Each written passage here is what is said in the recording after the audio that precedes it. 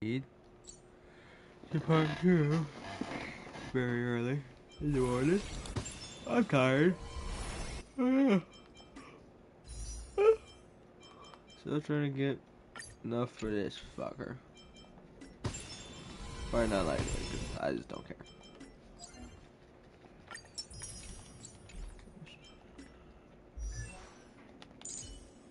Yeah, my bills are shit, so yeah, just ignore everything. Just ignore everything, please.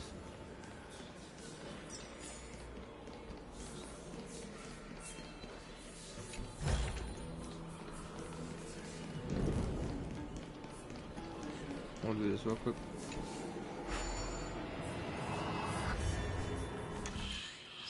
Alright, well, fuck.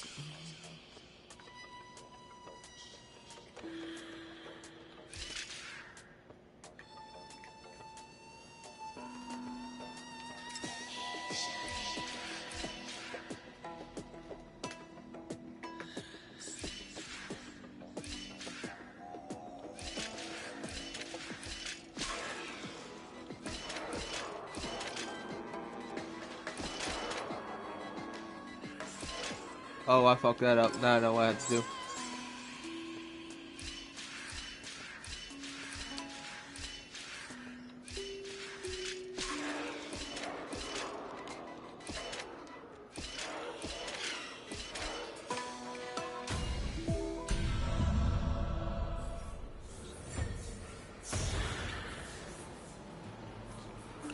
Fuck that out, but still got it. Okay.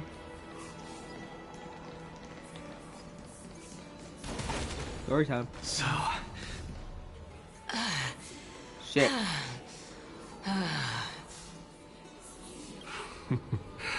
Can you keep going?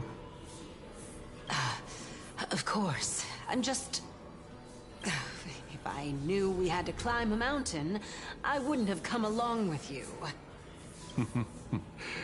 I guess this also counts as one aspect of the world-bearing burden. If Amphorius does have a next life, you may want to get your body in shape. Keep your sarcasm to yourself. I'm not getting anything of value from them. I would sooner throw myself off this cliff and hit rock bottom than exercise even a little. That's crazy, bruh. I am Calypso of the eminent Seven Sages, after all. Training would make me no different from those Helcalithist barbarians. Calypso. She's one of the Seven Sages. A member of the Grove? No, she can't be. I would know her name if she really were one of the Seven Sages. Hey, Circes. Does the name Calypso ring a bell? Circes? Daggone. Doesn't matter. I can do this myself. Looks like I'm nearly there now. The land of the dead. Bro, you are. I'm making you exercise. Let's pump these brakes. Shoot the gun. Yep. Pump them. Pump those veins. Move the blood. Let's go. Well, now we're gonna go for. Okay, that was a waste. Oh, beautiful old world. Where are you now? Oh, legendary era Chrysia. Return to the mortal realm. Splendid gods once walked the paths we walk. Alas, all that's left of that warmth is a hazy mirage. Why are you chanting that too? And are made the same.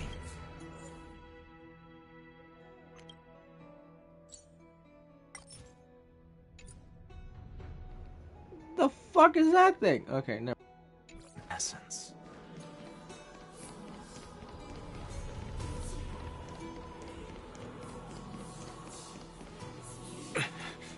We're here. Finally. So, I don't get to ask the Titan my question, but all of you make for a pleasant surprise, nonetheless. Very well then. Let me uncover the truth for myself. Did I still fail to make it in time? So, I'm back here again. I can hear it. I hear it from the depths of the tides, behind the closed doors of the void world. A voice ready to tell me something. This time, the voice is a lot clearer than before. Since we've come this far, let's just wait.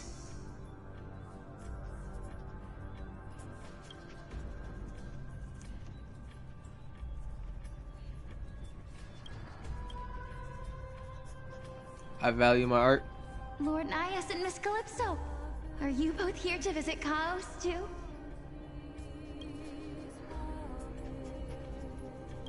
Yes, and we've been waiting for quite some time now. Regrettably, he hasn't answered us. Everything about he does not like you. The worst case scenario is that he's already been overwhelmed and crushed by the world-bearing burden. You're overthinking, Lord Nias. I can still sense Chaos' soul in the area. Is that little girl Thanatos? And besides, we both know Chaos' nature. A deliverer like him wouldn't fall so readily, much less give up on all that he holds dear. Isn't that so? She's 100% Thanatos. Or she's some type of god or some shit. Yes. I have faith in him. That reminds me. Why are you making this trip alone, Polixia? Just fucking wrong. I never got anything right. Dumb as shit. Oh, my sister needs more time to make sure the flowers are fine. Such a pity. Both of you have hearts kinder than anyone else. Yet you are born only to take over Thanatos' divinity. Everything that I see and hear this time has left me shaken to the core. What may seem like a mundane conversation is in truth a once-in-a-lifetime exchange that has revealed the ultimate answer to Cersei's question.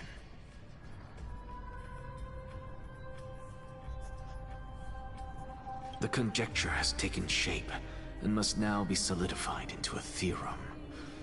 Next, I only need to seek verification from Kefali.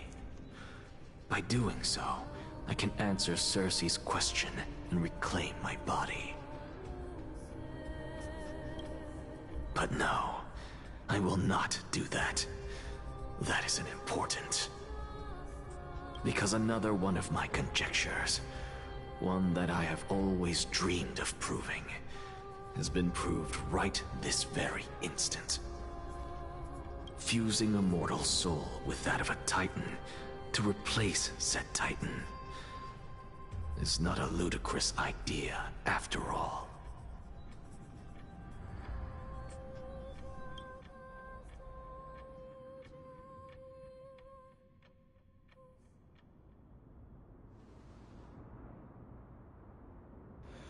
And we're reading. What are you thinking about?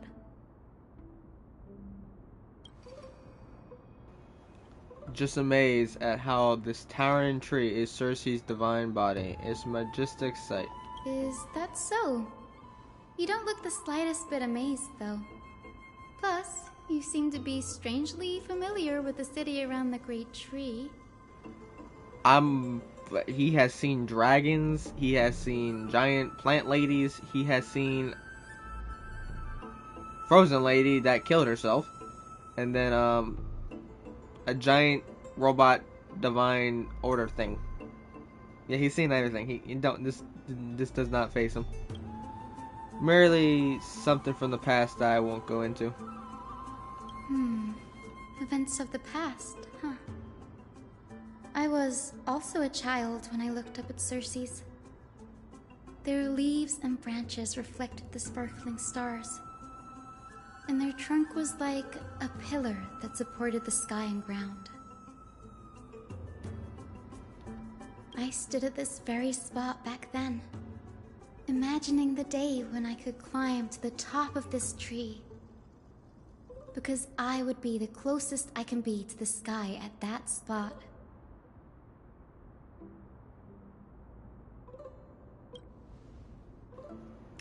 You're a sky priest, yet you study at a place that is home to the Reason Titan. That's rather counterintuitive. Yeah, no. Don't read too much into it. I mean, can mortals even hope to reach Aquala's realm? They're a strict and draconian god. Nothing like Circe's. Reason is willing to share what is theirs with others, but Sky only expects people to revere them. You get what I'm saying, right, Denny?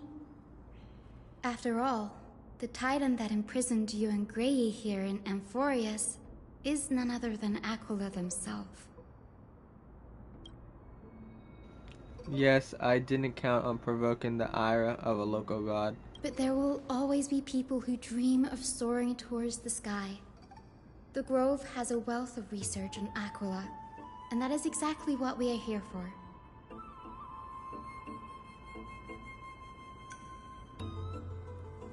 It's just, I never thought Grey would meet with something like that before we set off. As a physician, I should have been there by his side.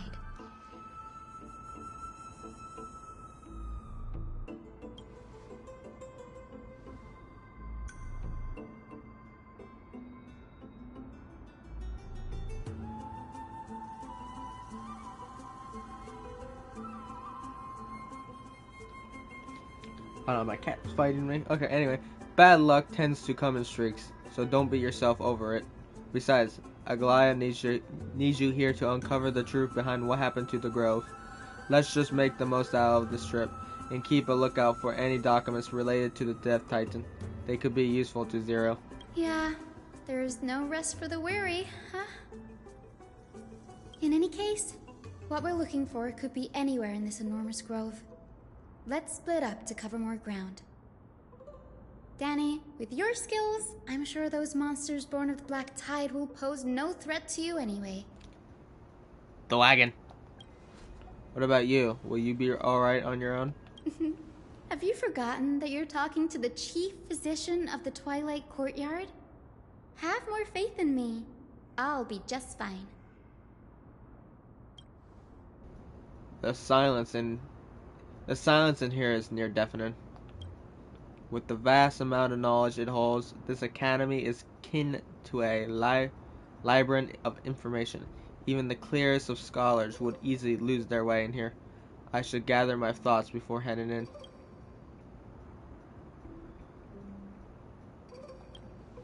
In the mist, Aquila the Titan, who reigns over the domain of skies, is a colossal bird that overlooks the world beneath them with 100 eyes. As long as they continue to soar above the clouds, the people in the forest will remain trapped on the ground. Barbara forebears where priests worship Aglaya. Nobody is more familiar with the taboos of the Sky Titan than herself. Seeing how Aglaya has sent her here as a guide, it is possible that she plans to have Barbara take on the trial in the future. My fucking reading. I don't know how to say her name, so I'm calling her Barbara. Don't get you. She looks like her. In the forest, Titans are a common topic of discussion. People create myths that turn in concede Titans. It is a tricky task to keep an objective view when among the people of a forest. Is there a way to step out of the situation and look at it from a different perspective? My mouth. Titans and Eons are two distinct classes of beings. Titans can communicate with us humans, and it's not impossible for us to overpower them. Upon their demise, we can take over their divinity. In this regard,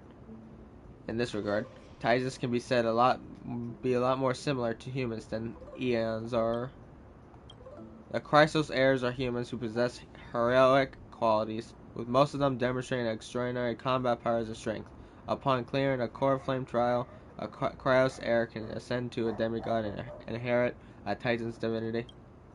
Wait, something about that feels off. Is this a selection process of some sort? Guided by the prophecy, the heroes are on a quest to reclaim the core flames and usher in the era nova.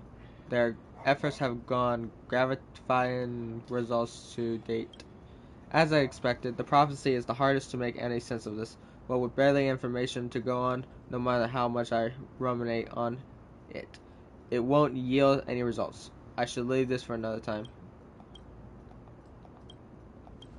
Nobody could ever imagine that Zero's life will be forfeited the moment we landed on Forest.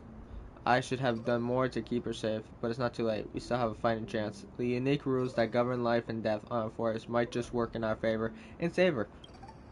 The Grove is a variety of library knowledge. Maybe they have records on a similar case. Please, there be one. The clock is ticking. I should search for more clues as I move. I hate reading. And I can summon now, I hope. Okay, here we go. Come on. Bring you home, you broken son of a bitch. That did not work. Okay, anyway, moving on. Moving on. Wait, there's a video? Hold on, what?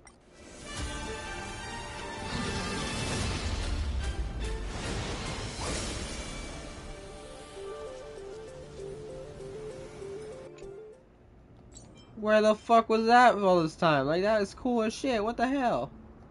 Anyway.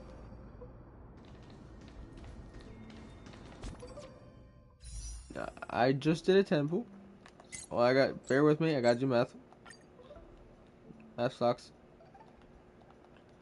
Alright, here we go. 5, 10, 15, 20, 25, 26, 27, 28. Okay, 28, so we're at 38 pity. Great. I'm at 38 pity. Well, I'm pretty sure most of you already had it.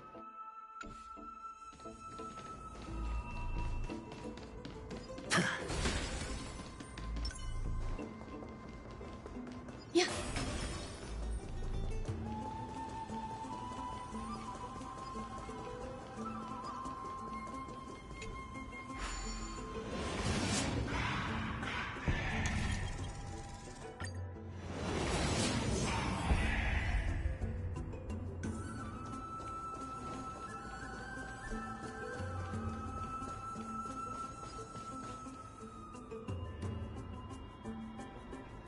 Black monsters are twisted in form, and their lives have turned to ash together with their souls. It's impossible to figure out what their forms were when they were still alive. These are the remains of a black tide monster. It does look different from the Titankin from up close. What's that underneath it? A scroll? I'm not reading that. As I expected, the Grove doesn't forbid discussions about the sky. It's a debate between two scholars about the sky ships. Aglaia also made a mention of the ships when she interrogated us, a memory I'd rather forgotten. I'll hold on to this for now. With any luck, this journey won't leave us empty-handed. Yay.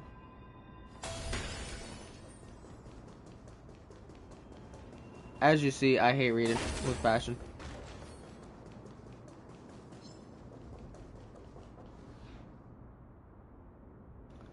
Lovely. That's a high sign. I just don't want to say Barbara anymore. I'm bored. That's high sign. I'm terrible. Why is she surrounded by so many monsters? As much faith as I have in her, it's probably a good idea to help her out. Really now? Oh. This is way more trouble than I could have asked for. Need a hand? Or you could sit back and watch. Can I watch? I can't tell if you're serious or not, but being hard to read isn't without its perks, I suppose. I'm kidding, Danny. Lend me a hand, pretty please. All right, now let's get him. Endo battle scene. How long is this gonna take? For an hour. There's more to life. That's crazy. I didn't get either fucking one of these fucking elements besides one. But he's, oh my god. Existence is unity. Alright, fish out these things. Yeah, my fish are shit.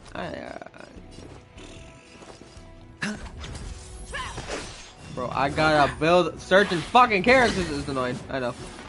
No dirty. Mighty, you will be my savior. Your head. The dice have been cast. Bust. Or maybe I'll take it all. I venture forth to forever. Triumphant!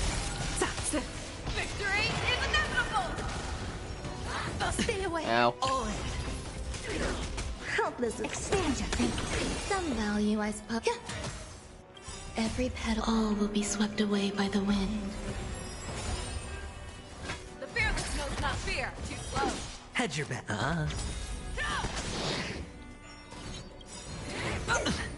Watch your head.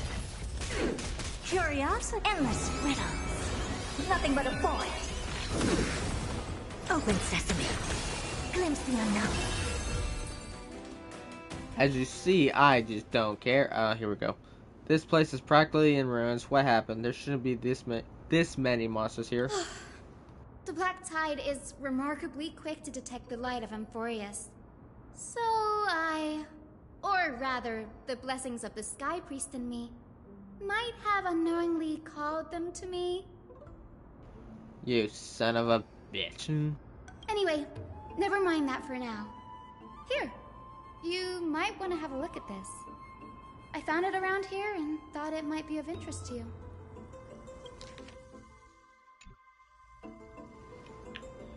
Axion grows, sees the scholar who views himself with the core flame of reason. I'm This tired. is new. I didn't know Professor Anaxa was researching the sky. He's never mentioned anything about it. Well, maybe he's very personal in his work. Maybe gotta stick to privacy. Ever heard of it? No? Didn't think so. Datheon said Axion might be opposed to the flame chase journey. Might is an understatement. Anaxa has never been one to venerate the gods, nor has he ever found it within himself to put any faith in the prophecy. People have come to think of him as a heretic, even in a place as liberal as the Grove.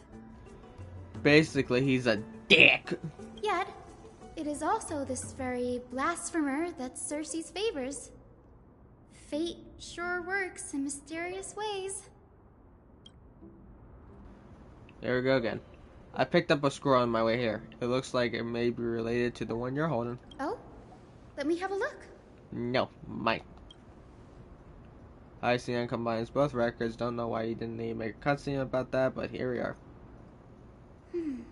By the looks of them, these scrolls are records of two conversations that took place in the same setting, one after the other.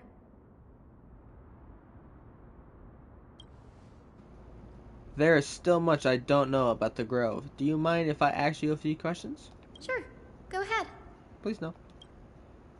The Grove of Epiphany is home to 7 schools of thought. While all 7 schools are founded on the ideologies of Thalesis, the first scholar, each is unique in its own way. Among them, the Venerationists revere and worship the Titans the most. As the sage of the Venerationists, Euthyphro has always been at loggerheads with Anaxa. If we were to place the 7 sages on the scales of Talanton, Anaxa and Euthyphro would be placed on opposite sides to achieve balance.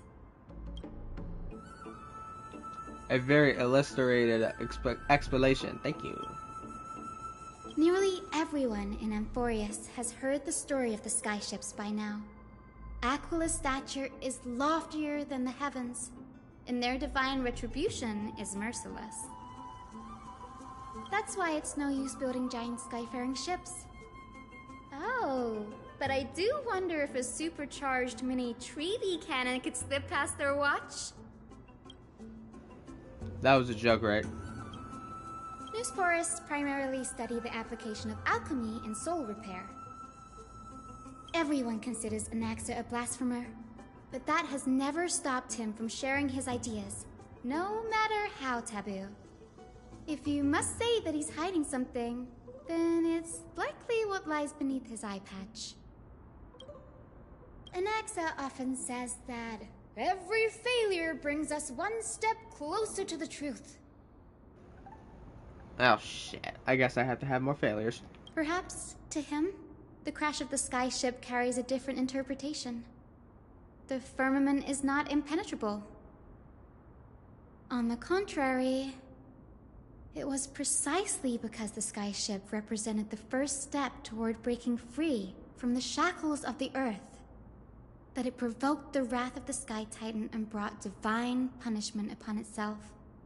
It's a shame that the majority of the Grove's research on Aquila was headed by the Venerationists, with sacrificial rituals making up a predominant part of their findings. Discourse about more esoteric subject matters in relation to Aquila dwindled even further after the sky ship incident. So much so that even this scroll is completely new to me.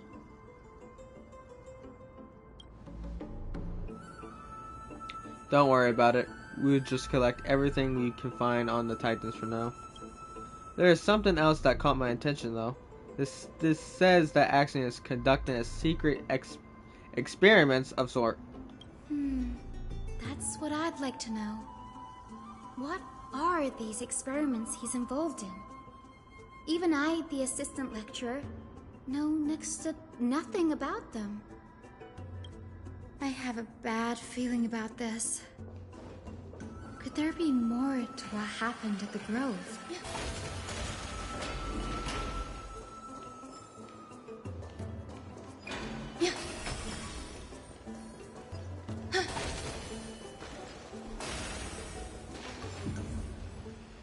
This is the Library of Philia, a place where the Grove stores its collection of tomes. Other than books written by the 7 schools, you can also find philosophical texts, ballads, and religious writings from the Outlands here.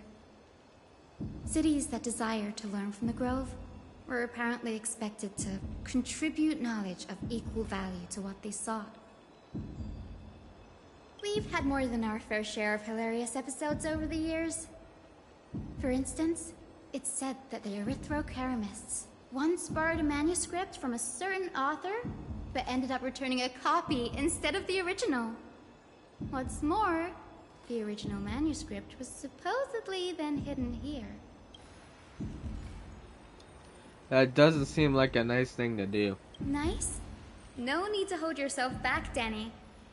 You can just tell it like it is. Their behavior was no different from bandits. Well, if you don't mind, did the Grove ever rob Castrum Cremdonians? You've got me there. Some said you couldn't even find a dictionary in Castrum Kremnos, so I guess they were spared. Fuck, I'm terrible at names. There are too many books in the Library of Philia. Flipping through them all will take too long. Why don't we use the Biblioslate to search for the texts we need? We can bring them back to Akuma for reading after that. Agreed. This place isn't safe. We should leave as soon as we're done. There's still several more scrolls just strewn all over this place. I'll gather them while you pull up those texts. This way, nothing will be overlooked. My god, I hate reading. Have I mentioned I hate fucking reading? Yeah.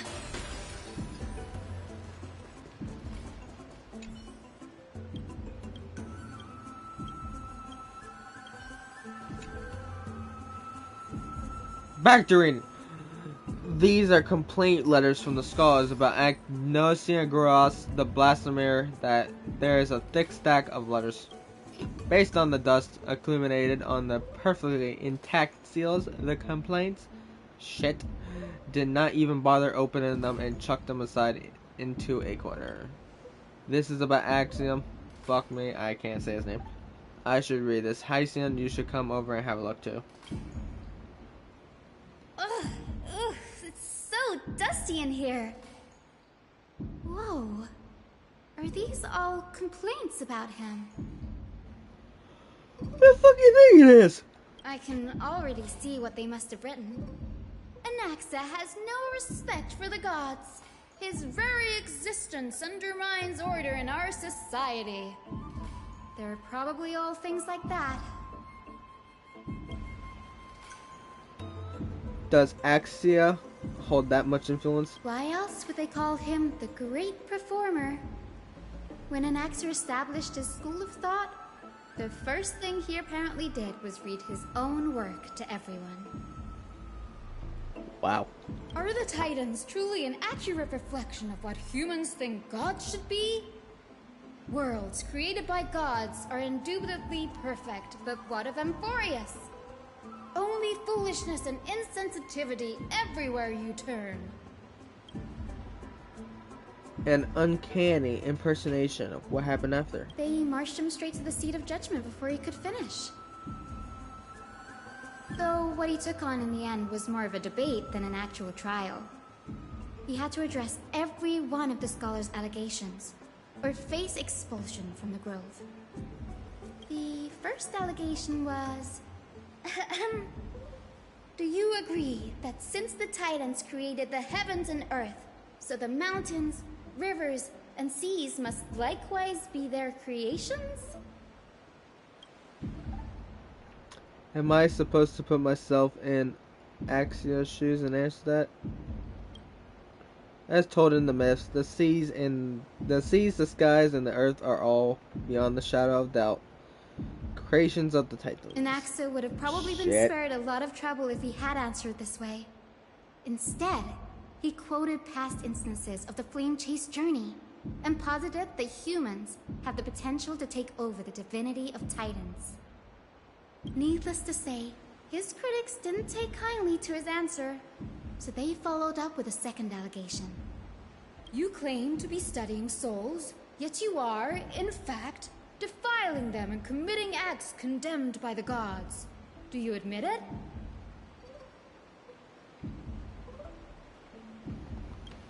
That's a serious allegation. Did he really do that? And Hsr always wears an eye patch, never removing it, even when alone. Some say he used one of his eyes as an alchemical ingredient. Every being in the world owes their safekeeping to Kithily, and this is even more so for the Chrysos heirs who have divine blood coursing through them. If he has really done something of that nature, then it'd indeed be sacrilegious. Thankfully, they had no way to prove it, so it amounted to nothing more than an allegation in the end. One by one, Hsr engaged in wars of words against those who would challenge him.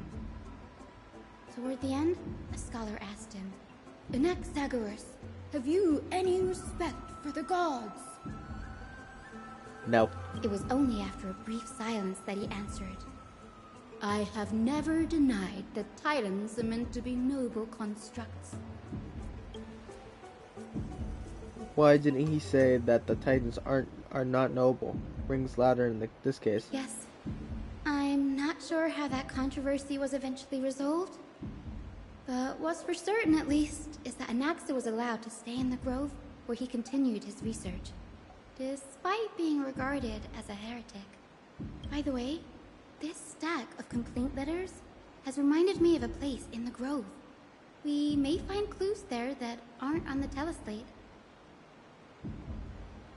I'm talking about Hsr's alchemy lab, hidden between the cornerstones. Given the Grove's approach to our achievement, could there really be such an oversight ring right under their noses? It's a well-kept secret.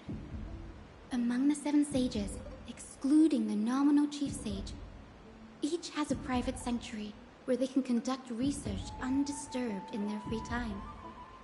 Even the administrators of the Library of Philia are restricted from accessing those places and documenting the sage's research. But with the Grove in this state, I'm sure Hsr won't be mad even if we sneak into the lab for a short while, right?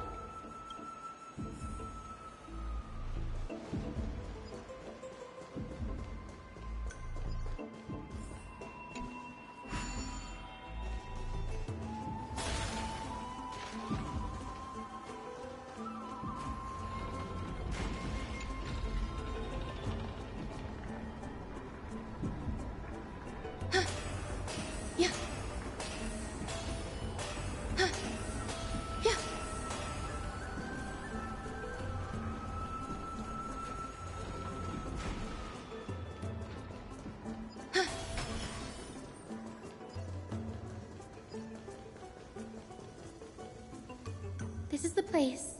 But where is everything? Do you think he's a dumbass?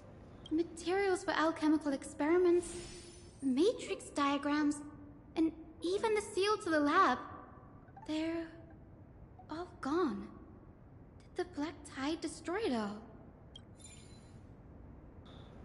No wonder why we didn't see any defense mechanism along the way. Have you ever been here before? No, not even close. Not only are alchemy experiments high-risk activities, but Professor Hsr also has a penchant for using bizarre materials. Students often saw him walk in looking right as rain, but come out covered in soot with his hair singed. Naturally, no one dared to come near this place. Huh? That bookshelf over there seems to be the only thing still intact.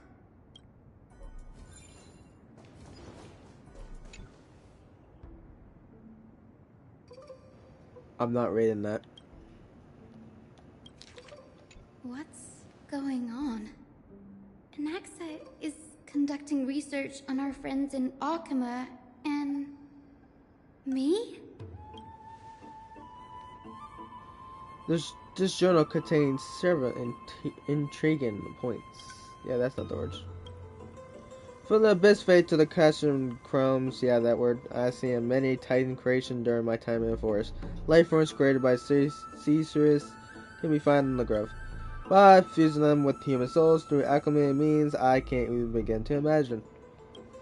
Axion seems to hold special interest in the divinity coursing through the Kyle's heir's veins and has even conducted a thorough investigation into the hero's backgrounds. It wouldn't have been so strange if he had focused only on Cassie, given her own curiosity about her origins. Plus, considering that the new Sporists have crafted omnipotent medicines capable of curing diseases, it also makes sense that he would conduct research on immortal Chrysos heirs.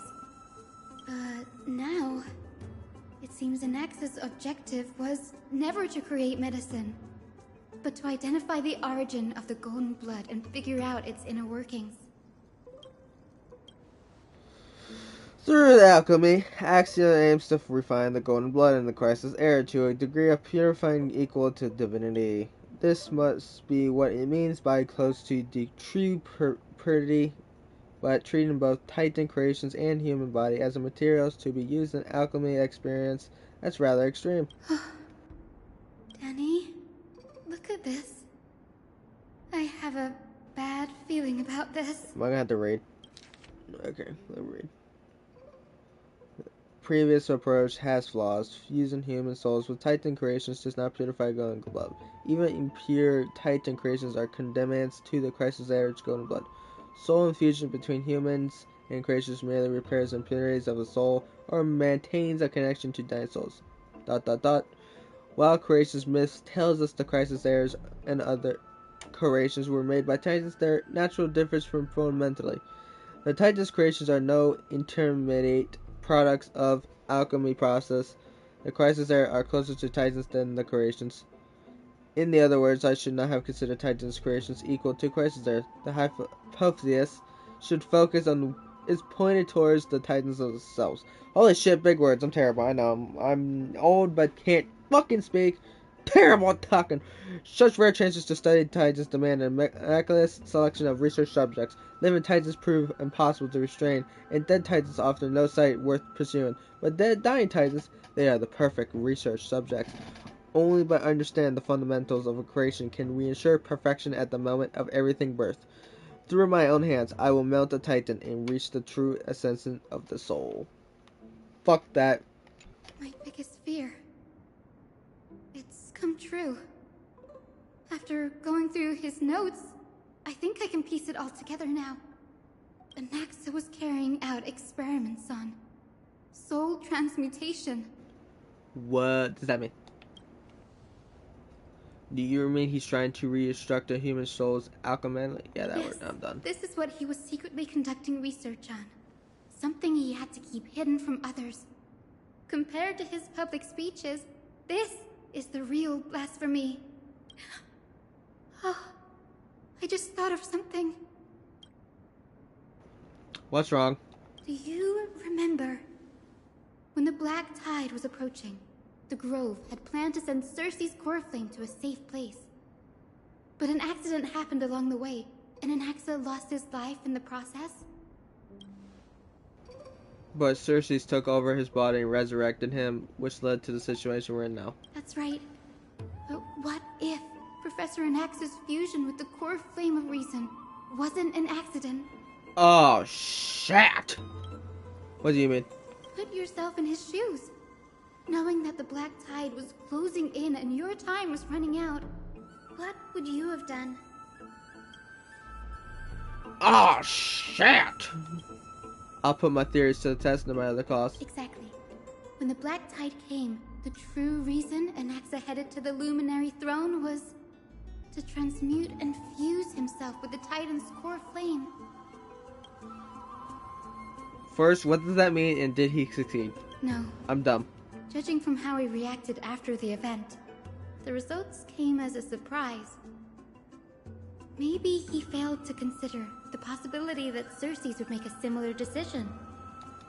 The manuscripts detailing all the alchemical formulae have been taken away. His research is still ongoing.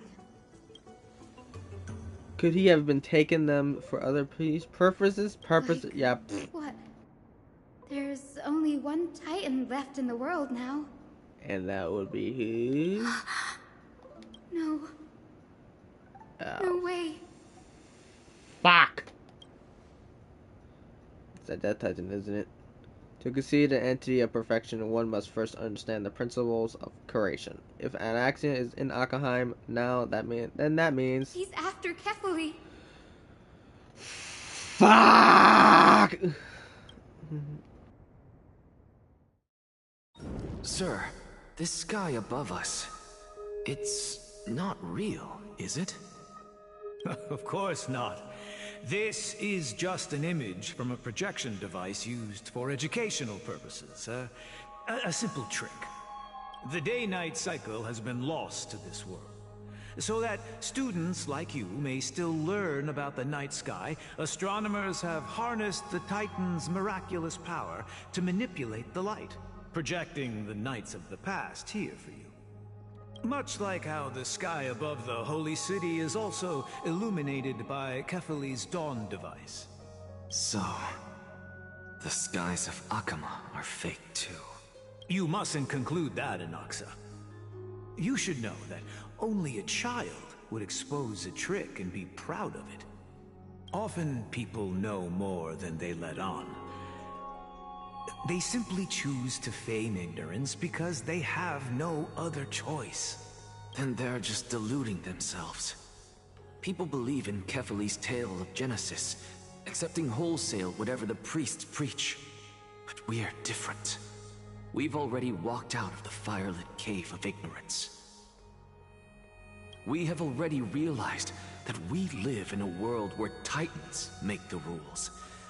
Even when we look at the sky, we're only seeing what they allow us to see. Rather than gazing at this mockery of a night sky fabricated by them for the rest of my life, why shouldn't I be the one to take control of the projection device instead? So much time has passed since you sowed the seeds of doubt in my heart, child. Many a night, I find myself penning down all my theories and wild ideas, only to burn them to ashes when I open my eyes in the day. Why? Because we'll face death by burning if word gets out? As a sage of the Venerationists, my soul has already become inextricably linked to the great tree. Every word I say and every move I make is certain to influence every leaf, every branch, even the tree itself. But above all else, my days are numbered. Instinctively, I have my doubts about the golden blood and the human soul, yet I have no means of verifying them. The golden blood in my veins is woefully thin, and I am loath to waste what little time I have left obsessing over a hypothesis that cannot even be proven in the first place. But can, sir. I can do it for us. The time is right. Give me all that I need, and I shall accomplish this grand feat on your behalf. You're right. I shall do just that. In the next meeting of the sages, I will spare no efforts fighting for the rights you deserve. Go. Establish your own school of thought. Find out what we are. Become the one who conquers the ultimate truths of the world. Child of humanity. You didn't go to such lengths for an audience with Kefali. Just ask him a few questions, did you? So, you figured it out. If I were as foolish as Adromus, perhaps I'd throw myself down and prostrate before their greatness, begging for the gods' prophetic wisdom. Well, sorry to disappoint, but I'm no Dromus. Alas, I am a human, standing tall on 2 feet, possessing both intellect and pride. Before such power, does it make any difference whether you're a human or a Dromus? I'm sure you're familiar with the story of the Styxians. When the raging waves threatened to swallow them, they didn't just give up and become sitting ducks. No. They constructed a dam that kept the roaring tide at bay, chaining down the mad Fagusa. They call me a blasphemer, Xerxes. But that doesn't mean I deny the existence of gods. I'm gonna make this It's just... my PlayStation background. As I see it, Titans are simply a force that mankind has yet to find a way to tame. Oh? If power that rivals the Titans is what you crave, why not conform to the prophecy and brave the trial? Gotta be muted for a second and pause the stream.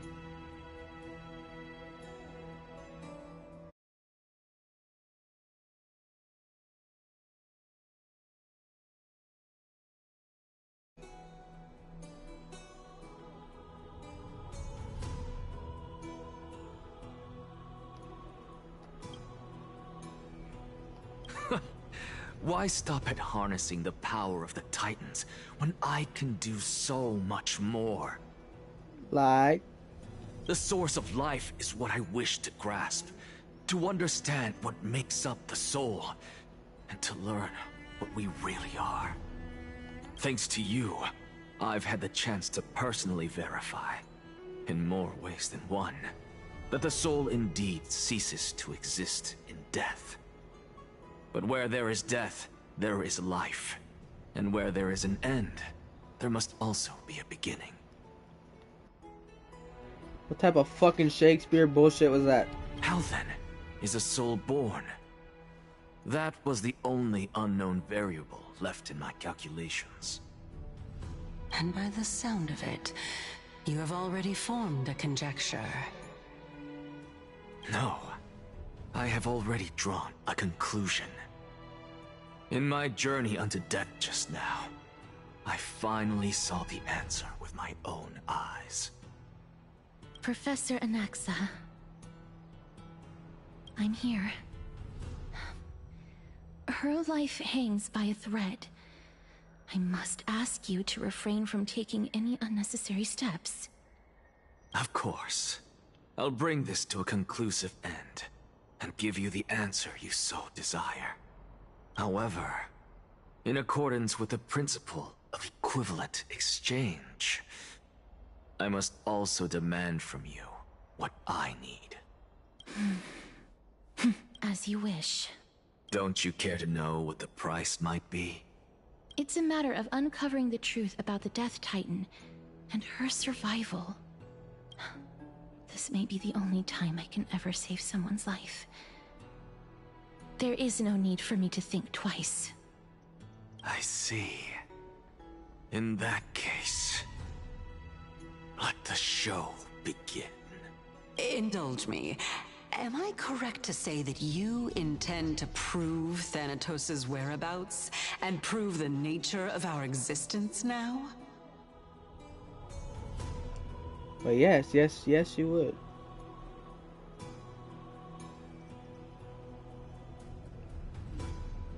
I'm bored. Before I begin, I must confess I had been stuck in a cognitive trap all this time. As unrelated as these two propositions may seem at first glance, they are in fact logical equivalents. They are. The reason I say this is, as I've mentioned earlier, the answer was hidden in my journey unto death. As unrelated as these two propositions may seem at first glance, they are in fact logical equivalents. They are merely two different ways of telling us about what the soul is at its core. Anaxa, you were in the Netherrealm? Yes, I am but a living dead man now, but that's not important. What truly matters is, I overheard a conversation between heroes. That's not all. Remember how I said you were a part of that conversation too, Circes? And I've told you that I have no recollection of such an event. That was likely just an illusion conjured up by the mind of a dying man. Of course you would remember. Because that wasn't you. That was Calypso. One of the 7 sages of the Grove. Calypso? Huh?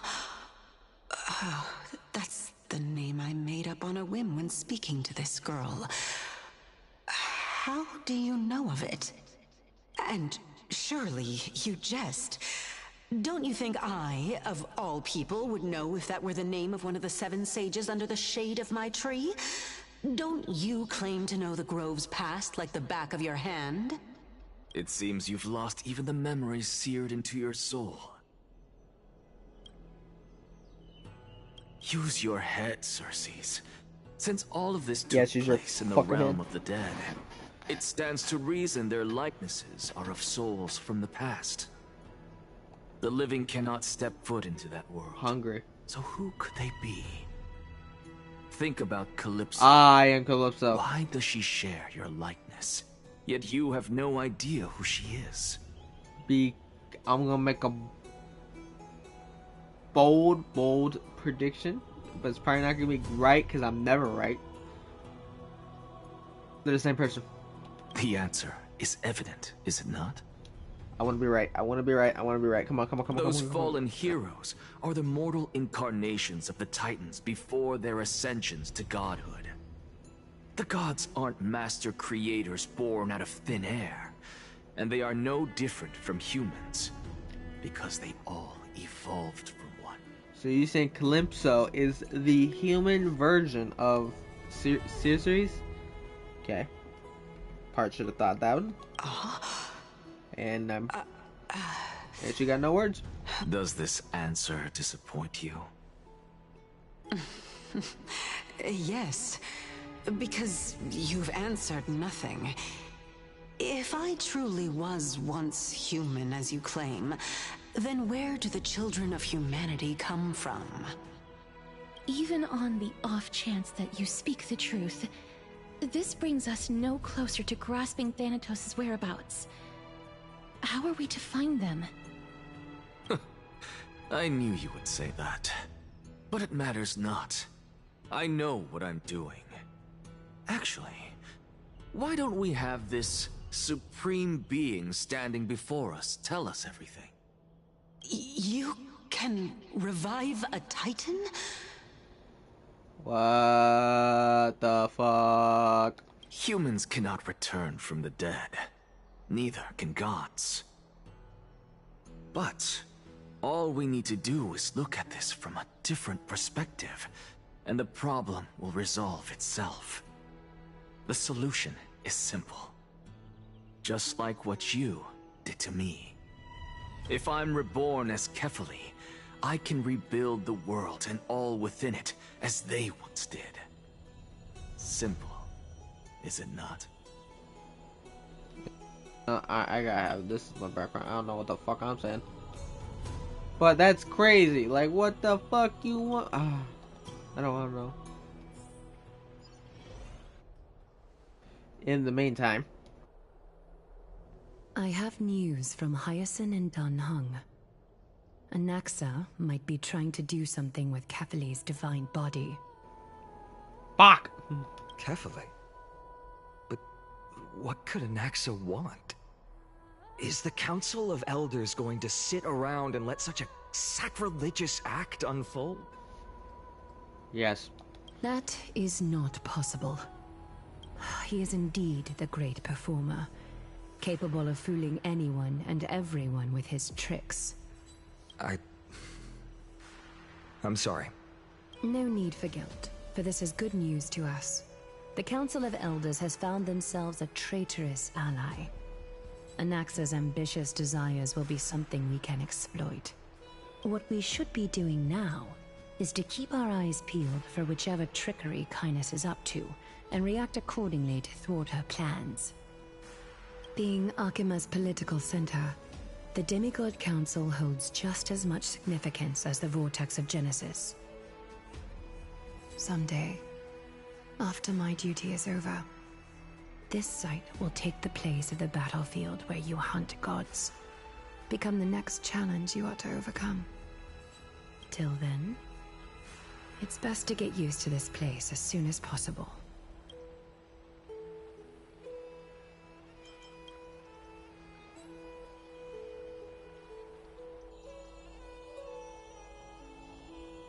Preposterous!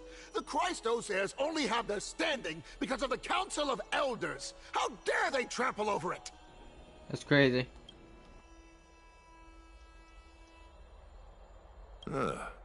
It's been a while. Kratos! What is that supposed to mean? Is this really the sort of person that the young lord praised as a ferocious warrior? It has indeed been some time, Lord Kratos. What brings you here in such haste?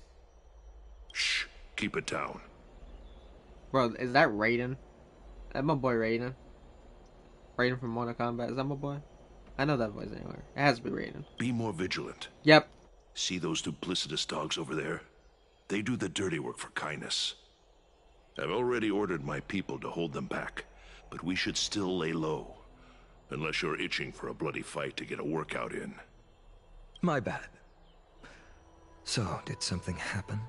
Did you hear thunderclaps last night? There we go. You heard it. Thunderclaps are beacon signals of strife. They are a message from the young lord. He threw a spear bearing several words at Akama. Watch out. The Flame Reaver is back. Fuck! Not that guy! Honkai Impact the Third. I guessed as much. We didn't actually kill them back at the Kremnos Arena. I figured this is something you would want to know. We Kremnoans never back down from a fight. So if you plan to take that thing down in a battle, reach out to me anytime. You have my gratitude. I will let Aglaya know about this right away. Remind her to be on her toes while you're at it. That vicious Kynus has been unusually active lately. Those lackeys she keeps under cover have been going in and out of the city a lot more frequently these days. Some even seem to be getting Kremnoans to defect to the Council.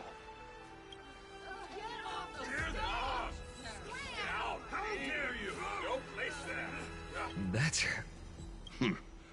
Looks like you can see it for yourself. We should get back. Thank you for the intel, Lord Kratos.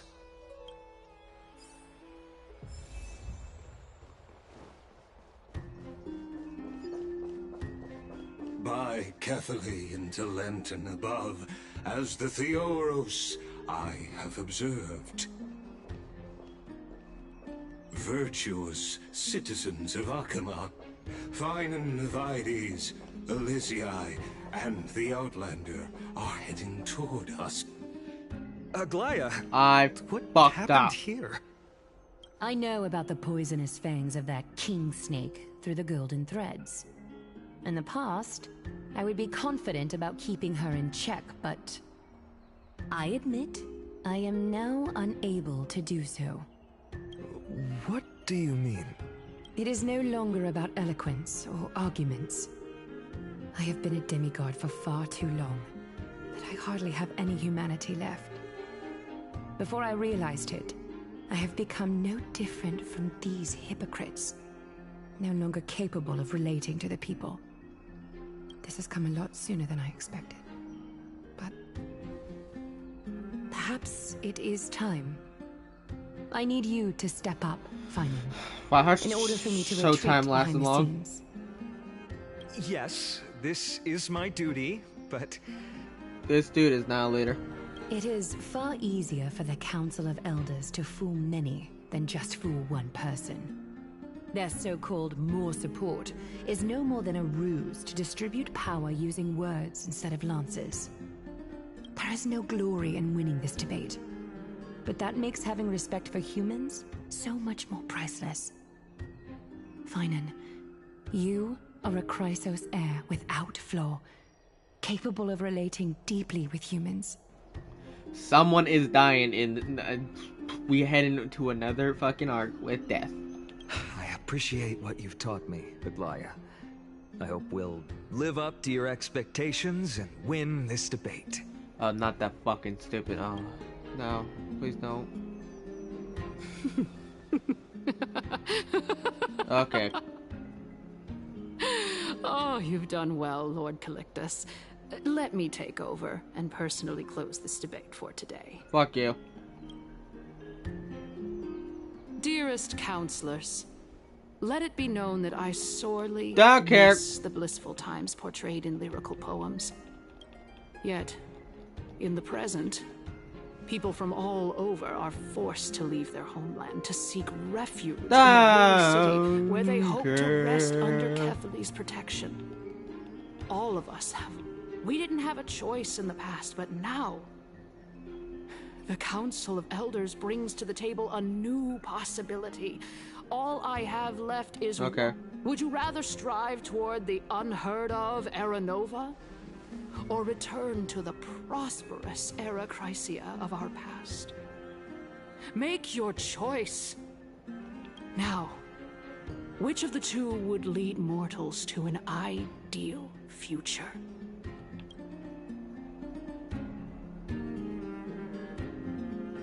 Oh shit. No, no, no, no, no, no, no, no, no, no, no, no, no, no. If it's possible. Fuck.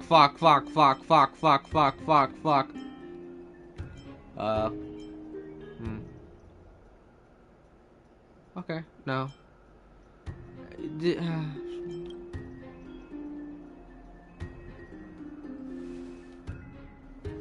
But how are we supposed to send a forest back to Era? We all know that Era Chrysia is a thing of the past, Lady Kindness. Please, enlighten me. How does the Council of Elders plan to turn back time? Let the three titans of calamity be born, and Era Chrysia is nevermore. But bring demise to those titans, and Era Chrysia will descend upon us again.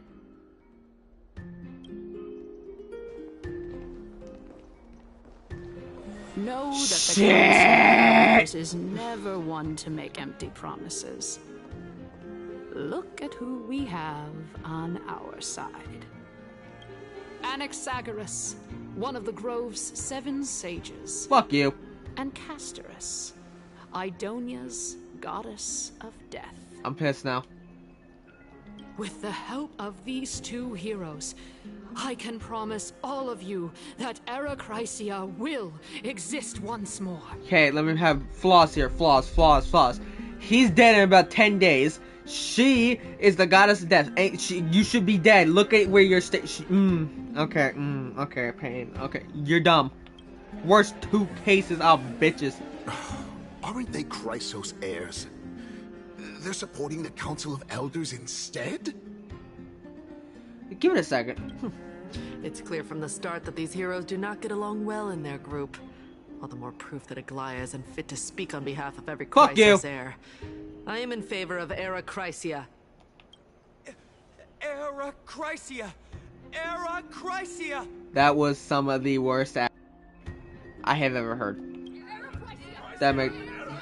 Yo, robot, save us! Robot! Robot! Castorus? Why are you standing over there? You finally arrived, Naxa. So have you, Cass. Don't worry, Aglaya. Well, I know that you have many queries. Could you continue to converse like how the citizens normally do? Tell me, dear citizens. I wanna like super kick him. No. I have defeated fucking Dr. Ratio in a fucking comment debate. Let me get the shit and let me do it! If we successfully retreat and return Thanatos' core flame without anyone passing the Death Titan's trial, what would happen next? War. The answer is simple. We will have a chance to rid the world of death and bring Amphorius back to an era when all beings live forever. We'll usher in a new future that will be entirely different from the flame chase journey. Okay, valid question. I have a valid question. What happens if your planet explodes? He's one of the 7 sages. Okay. Your proposal is much too idealistic. As long as the Black Tide still exists, how can we go back to the old days? We get... You know, that joke is dead. Remember what I previously said? Kefali's core flame is guarded by the secret power of the Council of Elders. Plus, Pagusa's water curtain will be able to block out any external perceptions. I am the MC, let me fucking do this debate! Tell me, dear citizens, have any of you ever seen even a glimpse of the threat that this person is talking about anywhere within the walls of this majestic holy city? I wanna like punch him in the mouth for him to cook, but I like him. But this place would be... There you go, right there, boom, right there. You fucking Mighty is the only one that could defeat this fucker. Oh. Could it be that you heard that from the Flame Reaver themselves? Bro, you got no nose. Like, what the fuck? Yeah. Citizens, let's loudly sing the blessed hymn. Oh, beautiful old world, where are you now? Oh, legendary Hsr Chrysia, return to the mortal realm. I fucking hope the Flame Reaver kills you. After the destruction of the 3 Titans of Calamity, the Flame Chase journey will have to end. Yeah, until the Flame Reaver comes out. This is bad. The masses are now totally riled up. Let the MC... Anaxa, pray tell. Everything that you've mentioned hinges on the premise that we can find Thanatos' existence, right? Thank you, Lady Aglaya, for still caring about this city. However, dear citizens, we are truly fortunate and blessed. For Castorus, Idonia's goddess of death, will surely find Thanatos under my guidance. Nice smirk. What? With that, I solemnly promise that the core flame Lady Castorus brings back will be personally managed by the Council of Elders. Thereafter, if we are able to garner the support of all of you at the Citizens' Assembly, we shall spare no effort in ensuring that the Hsr Chrysia will return. You guys can't see it, but I am flipping the fuck him off. I'm flipping them the fuck off. Like, fuck you. Like, DX signs, the... Fuck! With the balance shattered, the result is clear. By carefully into Lent and above, as the Theoros I have observed. Yeah, we lost. Akama has chosen her destiny. The issue up for discussion at this Citizens' Assembly shall be modified to the suspension of the Flame Chase journey. This resolution shall be put up on the Wall of Heroes, such that all citizens are aware of the city's way forward. Mm-hmm. Where the fuck is the Flame Reaver? Dear Aglaya, what has caused your Shut up. heart to... Wag your tongue as much as you like. Since the Flame Chase journey has been preordained by the prophecy, our failure has never been on the cards. Well then, I guess we'll find out if that's true at the Citizens' Assembly.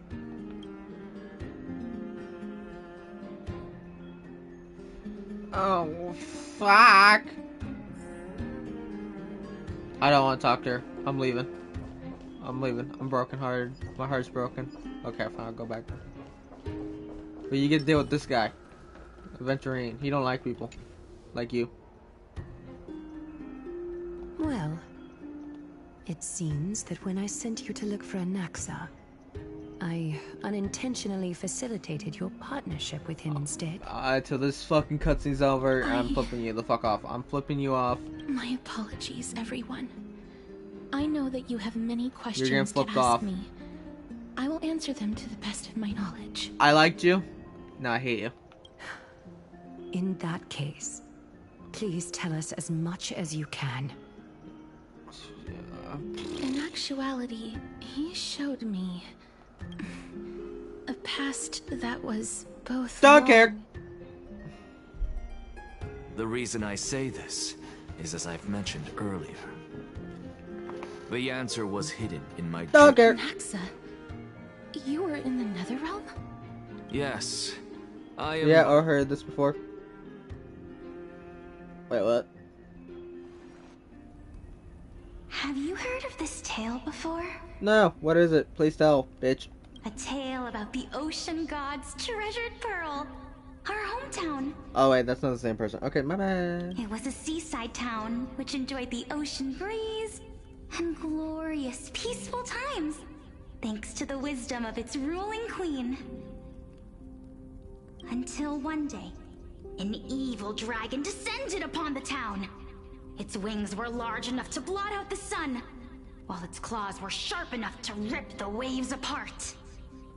It barged into the tall tower and devoured the queen's beloved daughter. It even settled itself in her bedroom, like a tyrant king. The queen assembled 300 warriors who managed to subdue the evil dragon by chaining it up. However, when the queen slit open the dragon's belly, she realized that the princess had long since been digested, and all that was left of her was a pile of bones. Devastated, the queen wept for several days. Oh, okay. Question: where is the? Why can you like? It's good art, but you can do other art. You don't have to show this one thing. Like, lazy ass bitches. It was then I'm sorry, that but I a like the art. devious, smooth-talking scholar arrived at the palace and suggested that the princess could be revived through the use of dragon bone and dragon blood.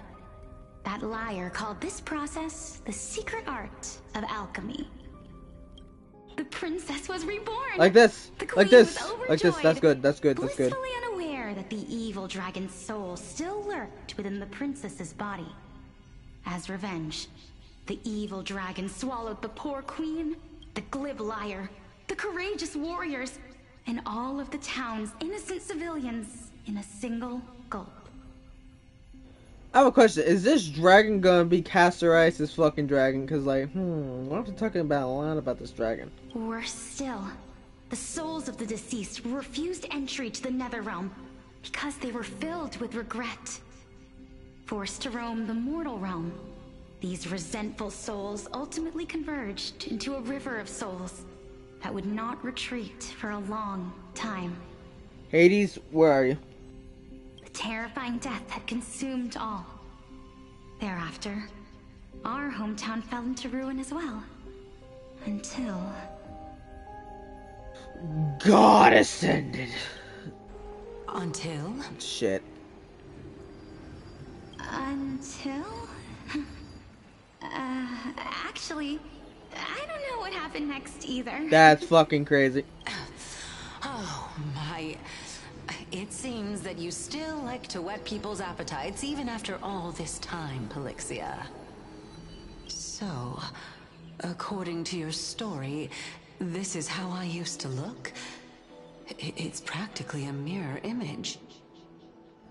I'm creating a meme with this picture right here. And yet, what exactly is this? You! Tree branch lady? A miracle that I created with alchemy. As for what it is and how I was able to accomplish it, I'll keep the answers to myself for now. Oh, my goodness. Is this cliffhanger really necessary? Yes! Yes, it is. And it's funny. But fuck you! Fuck these, fuck you green hair and fuck you purple hair. You're fine, blonde lady. Quiet, Titan.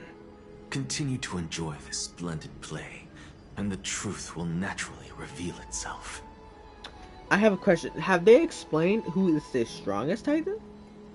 Like, if all the Titans were to fight, who would win? I got money on Strife. Dragon, huh? I've heard this legend before.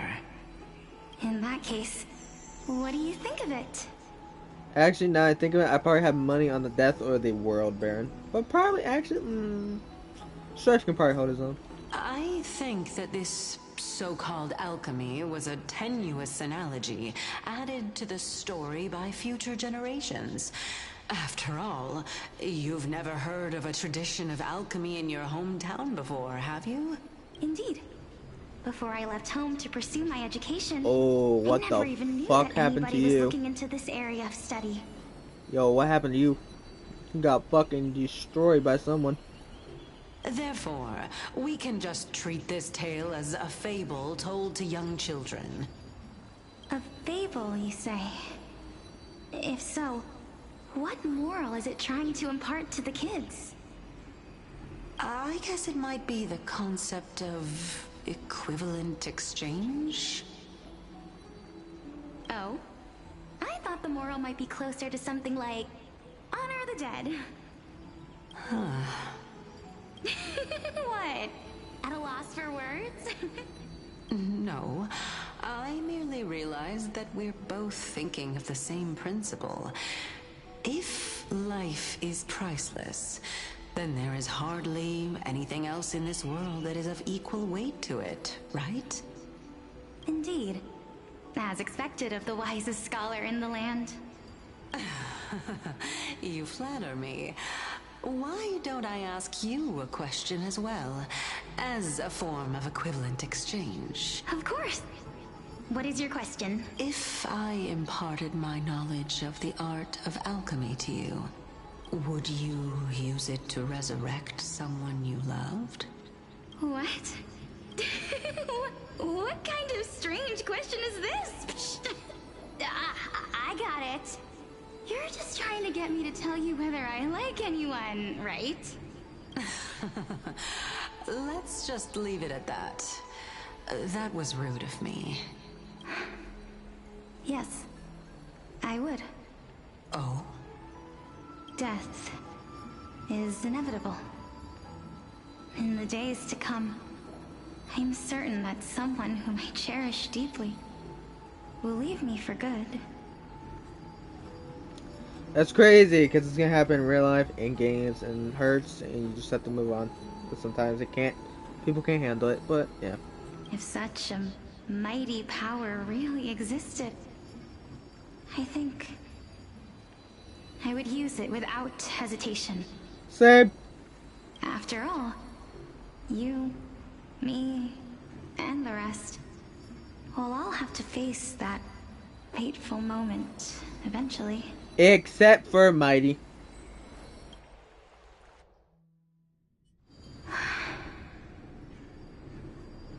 My time is finally here. However, perhaps because of my firm belief in the immeasurable value of life, I am unable to complete the trial.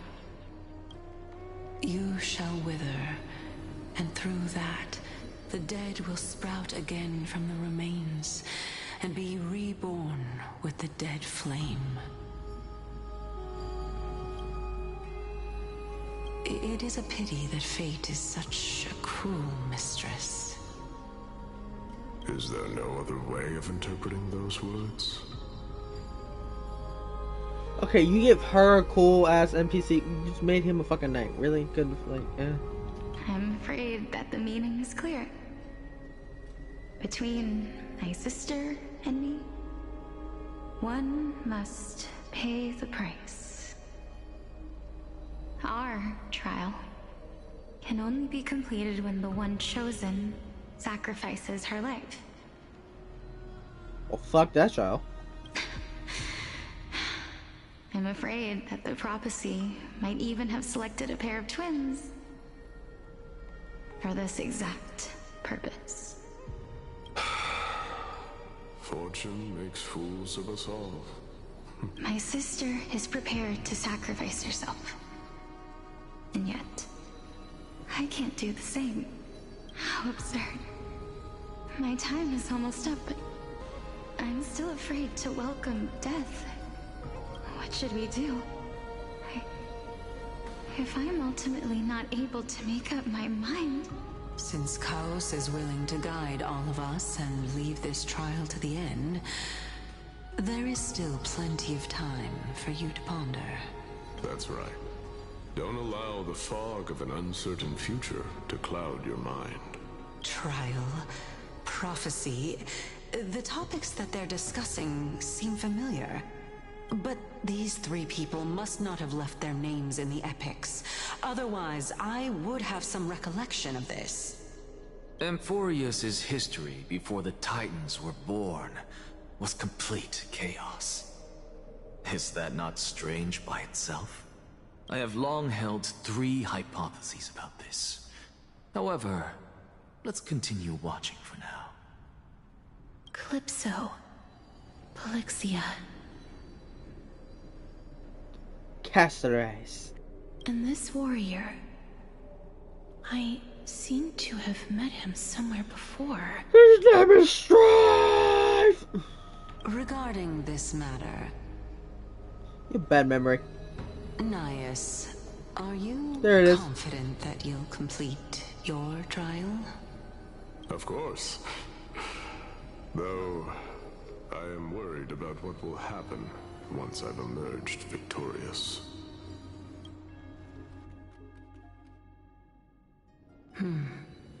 Looks like you have made up your mind. Yes, this is the safest course of action. That's crazy. Completely separating courage, honor, tenacity, sacrifice, and reason. You really know how to make things difficult.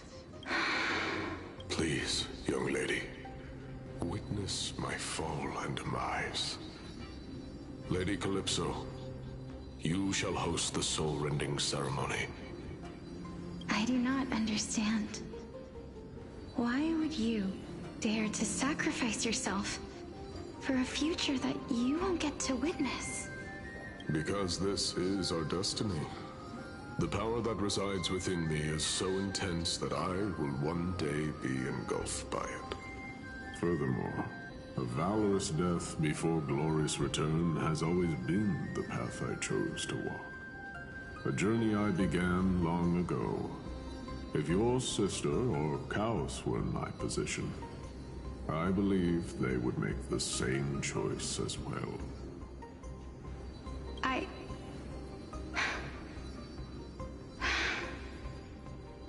I'm not that brave. I don't know how I'm supposed to face such a serious...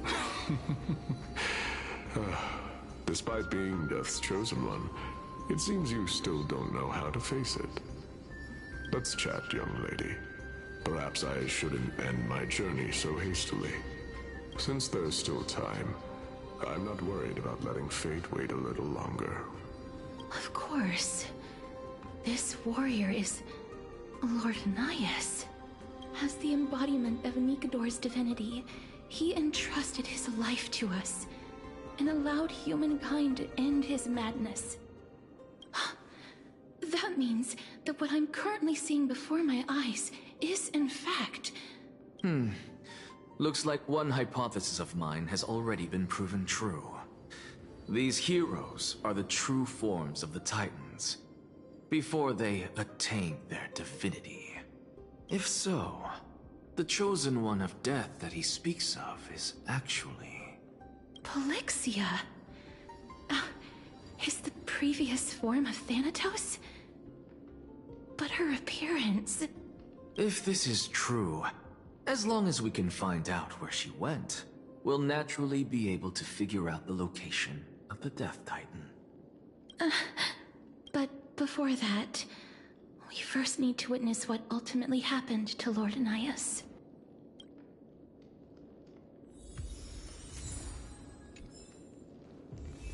Nikador's... I've heard that these... sealed within... They use their... Honor, courage, tenacity, sacrifice. And finally, the only thing that remains is reason. Cheer up, young lady. There is no need to shed tears over a glorious death. All farewells in this world are sorrowful, Lord Naias. No, young lady. As a warrior, I have witnessed too many bitter deaths. But now, all I feel is peace. I did not know until this moment that mortals could live their lives in such a way. Although only a sliver of your soul remains, you remain so optimistic. Or maybe the truth is that you aren't able to feel sorrow anymore. To be honest, I don't know either. But I am certain of one thing. This is not an acceptance of death nor apathy toward it. It's not even a feeling of despair. I am just enjoying what remains of my life to the fullest. Enjoying? Indeed. Along this journey that we've taken together, not only have I changed the world, I myself have also changed in the process. And now I have reached the journey's end. When I look back and see the grand epic that I've personally written, how could I not revel in that fact?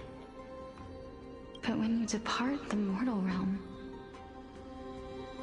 won't all of your accomplishments be reduced to nothing? Separation and death are two sides of the same coin. Reconciling this doesn't come easily for a mortal. Finally, let me recount to you a story of mine, young lady. The first time I returned from the battlefield, I felt extremely hollow. The calamity had devoured everybody on the battlefield but me. When I returned to the city alone, the citizens held a banquet for me that was far from pleasant. I felt as though I was still on the battlefield, and the person who had returned was nothing but an empty shell. It was late into the night by the time the banquet ended. My head still reeling, I returned alone to the barracks. On the way back, I encountered someone. It was a crazed scholar looking at the night sky and muttering to himself by the side of the road. Although I tripped over him and fell, I wasn't angry in the slightest. And maybe because I saw myself in him, I inexplicably asked him a question. Do you think that it'd be better if we just died on the roadside like a couple of stray dogs? To my surprise, he shrugged his shoulders and sighed. How does someone who is currently experiencing death, dying and living afford the same amount of bliss? Now please go away and don't block my starlight. Are you trying to say that there is no difference between living and dying? For they are both journeys that lead toward death? That's exactly what life is, and death is, but a scale to measure how valuable the journey was. Journeys and epics are only glorious and magnificent because all things eventually fade to dust. Therefore, young lady, don't detest your fate.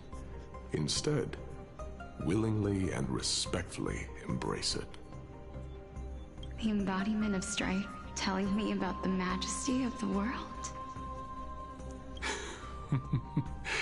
Indeed. I believe that when the fated moment eventually arrives, you will be able to understand my words. It is time for me to knock on death's door.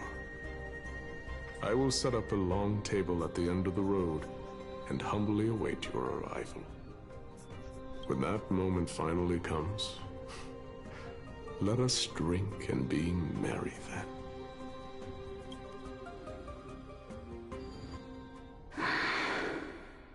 I knew this day would eventually come.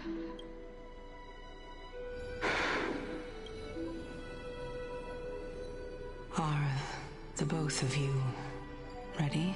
Mm-hmm. Polixia, I'm here. What the fuck? What? This... This is quite interesting indeed. Is this... Polixia's sister? Is it... me? Bro, you should be older, matured. It's time for us to fulfill our promises. Are you afraid? What are you afraid of? That I won't be able to do it. You shall wither, and through that, the dead will sprout again from the remains, and be reborn with the dead flame. As foretold in the prophecy, and according to our vows, once it all ends, we must face our fated moment head-on. Even if it was prophesied, do we have no say in the matter? It's so unfair. Why are we the only ones who are forced into mutual destruction? Let me do it, sister. Let me be death's sacrifice. I was never long for this world anyway. But you're different. I was the one who wasted your life after all. You're wrong, Polixia. I don't think that my life was wasted. Just the opposite.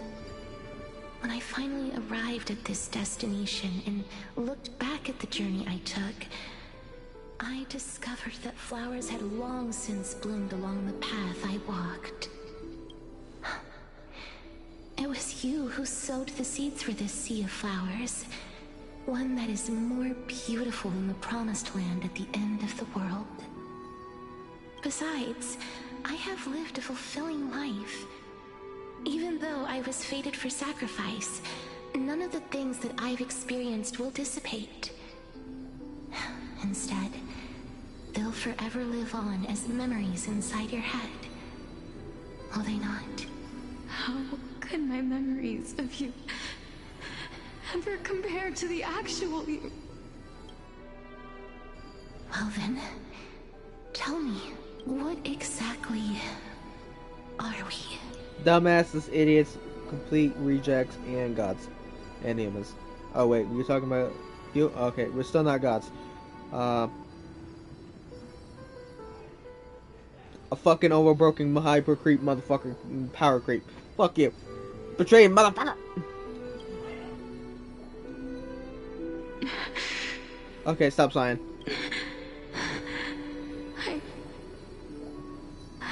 Moving on. I don't know either. But regardless of what the answer is, regardless of how we're shaped by others, or even by this world, ever since we were born, the fact that we existed was predestined, and nothing could erase it. This is why I will always, always be by your side. We're twins, after all. Crazy. All right, my dear Polixia. It's time to extract my heart and light the flame of death. After that, use it to plant the first bud in the prophesied new world.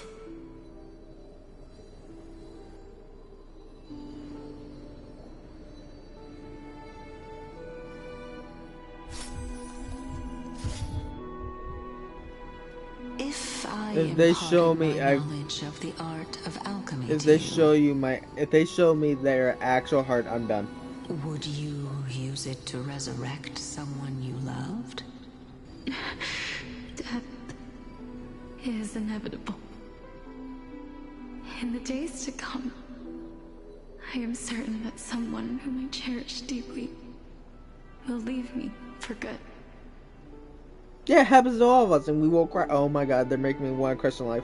If such a mighty power really existed, we were at this. Even now, this is why, sister.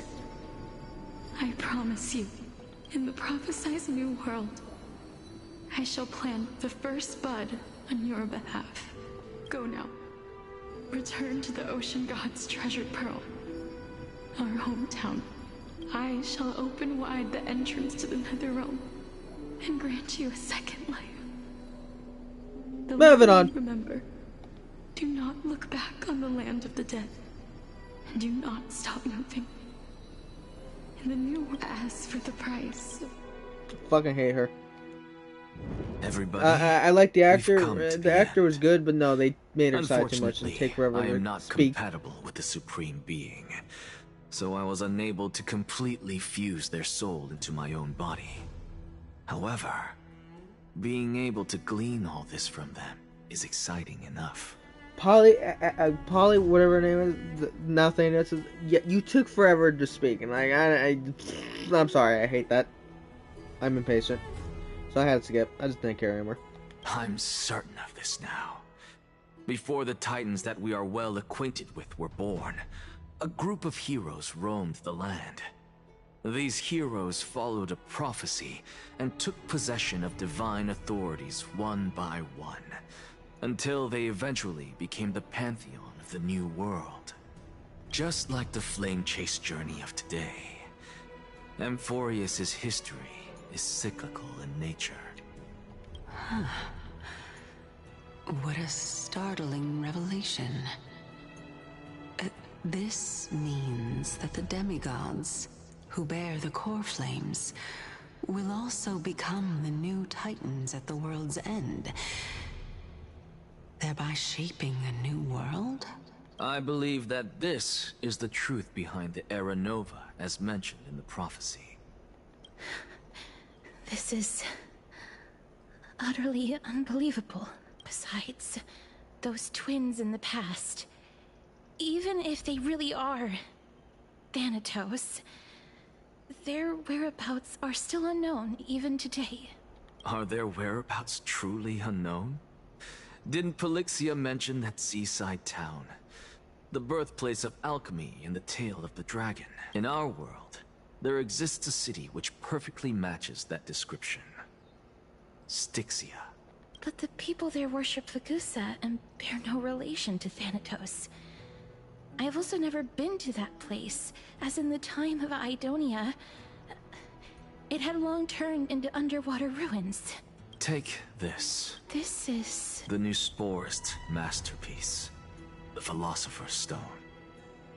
It was made by transmuting all of the sages' wisdom into a single entity, with their flesh and blood as its foundation. Remember, I've mentioned before that the art of alchemy is all about conversion, tempering, and ascension. think about the story of the dragon. I hate B. The fuck? This stone will Let me lead you circle. to your real hometown, allowing you to reform the door to the Netherrealm and discover Thanatos' fate. That bitch dead. You still look as confident in your victory as ever. But what if your conjecture is wrong? I am bitch slapping him into next week. Like, he will not see the end of those 10 days. He is getting bitch slapped to the end of his life. Simple. I shall merely admit to the entire world that my experiment was a failure. By bitch slapping you to the end of your life. Okay, good. However, my line of thinking will not fail, because I have already planted the seeds of doubt into the hearts of the masses. Actions speak louder than words, Castoris. With the assembly about to begin, don't forget the promise you've made. I've already searched for so long. I'm willing to try, but before I leave, I have another question. What exactly did we witness just now? A tape. That was the world imprinted in Kefali's soul. If we are to prove its existence, you must take the final step. Go. I want to uppercut this fucker. I want to just like, I'm a uppercut like Mike Tyson. I understand. I just want to bitch slap you. You're a woman. I can't hear you. I heard. I'm sorry. I regret. I'm sorry. Please don't cancel me. I'm sorry. Don't get antsy. I still remember the question you posed to me. As a scholar, I do not wish to offer up ambiguous conclusions. Let's discuss this topic again when she manages to find the evidence. No. I merely wanted to ask, was that stone transmuted from your heart? If so, rebirth is no longer an option for you. Oh, fuck. Not good. No, he will be Miss Starlight, but not really. I do not like him now, because he's an ass. Why not? When I was a child, I lost someone dear to me. When I was a teenager, I lost my faith. Okay. A while back, although you saved my life, I also lost my soul in the process. Wow, I am so sorry for your loss, you dumb fucking idiot. You should have not done this research. Now I'm merely forsaking my body. What's the big deal? You're dumb. Why are you always finding ways to die? Isn't it good to be alive? This is but a necessary sacrifice on my path to transform into the purest of them all. That's cap. Can someone who's dead even claim to be the purest of them all? Furthermore, if your hypothesis is proven correct, does it not just confirm that the myths are true, and thereby invalidate all your theories? No, it's just the opposite. If my hypothesis is correct, fucking punch you. It means that I can actually ascend to godhood and reshape this absurd world that you all have created. I'm killing you. Finally. Currently, bitch. That's a lot to take in at once. Lovely. Mama ain't happy with you. Doja. Lady Aglaya, please. You just explained. Go on. You know that the core flame of death has always been the greatest unknown regarding the Era Nova, which is why both you and Kynus desire to gain the power to control that core flame in the approaching Citizens' Assembly. Professor Anaxa has come to a consensus with Kynus. They want to suspend the trial once Thanatos' core flame is reclaimed, hoping thus to eradicate death from this world. If they're successful, then the flame chase journey will cease, and Akama can enjoy everlasting peace. But I know this runs counter to your wishes. So long as we do not usher in Era Nova, the Black Tide will never be eradicated. Even with Lord Mighty on the front line, and the Black Tide not posing an immediate risk, the danger nevertheless remains. Honestly, it's difficult for me to assess the pros and cons in this decision. But someone must bring the core flame before we can begin negotiations over it. The Titan could be very near. I cannot let this chance slip by. Besides, someone has to make this trip to bring back Mrs. Soul. I am a miss. Yes, I forgot I have chosen a female. I have not seen my character in probably 30 minutes, so I probably forgot. Well said. You already had every reason to seek an audience with Thanatos. It's that great performer who has weaponized your wishes and placed us in this difficult situation. A world without death. Do you desire that too? If fate dictates that my path must oppose yours, I will do all I can to resist it and protect what I aspire to achieve. Lord Mighty showed me that without taking the first step, all talk of what follows is moot. I have always hoped to hear you speak your mind, Cass. Yeah, it made you feel bad, and bitch. I'm glad to have heard your true thoughts. Styxia. I've visited that place in the past. Though it is now an island surrounded by the river of Soul's torrents, it's not hard to see its former splendor. Go. I will not stand in your way. As for you, you are someone who has cheated death. I believe you have more than enough reason to make the trip with Casterus and meet the god of death himself. That was goddess. Casterus, I too look forward to your journey. Same shit. I wonder what kinds of new interpretations your completed story will bring to the Flame Chase journey. There's no fucking other. Thank you, Lady Eclaya. My character will be a dick to Casterus now. I don't give a fuck. I hate to put a damper on this heartwarming moment, but you son of a bitch. If Styxia is now an island surrounded by the river of Soul's torrents, then how do we find a way in? Boat. The answer is quite simple. In the Mids, Zagreus once made the domain of the dead their treasure vault. That is to say, they could enter and leave the Nether Realm as they pleased. And if they could do that, then it follows that the demigod who inherited their divinity must be capable of the same. And that would be... I'll see you at Memorial Palace at Action Hour tomorrow. Cypher shall be your guide to finding that ancient city.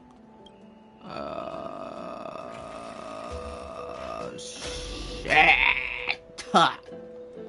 If I have to read Daehung, I'm gonna just get angry as fuck. Do I have enough to summon? No, I'm broke. Lovely. Did I not do my task? Did I not do my task? I did not, cause I'm dumb as shit. That's crazy. Yeah.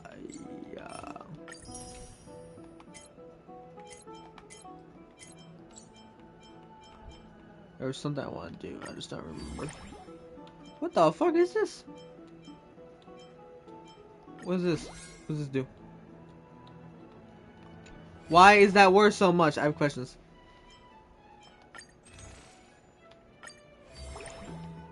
Okay, wait, we get here. Okay, yeah. What does this do? Oh, Lycons? Okay.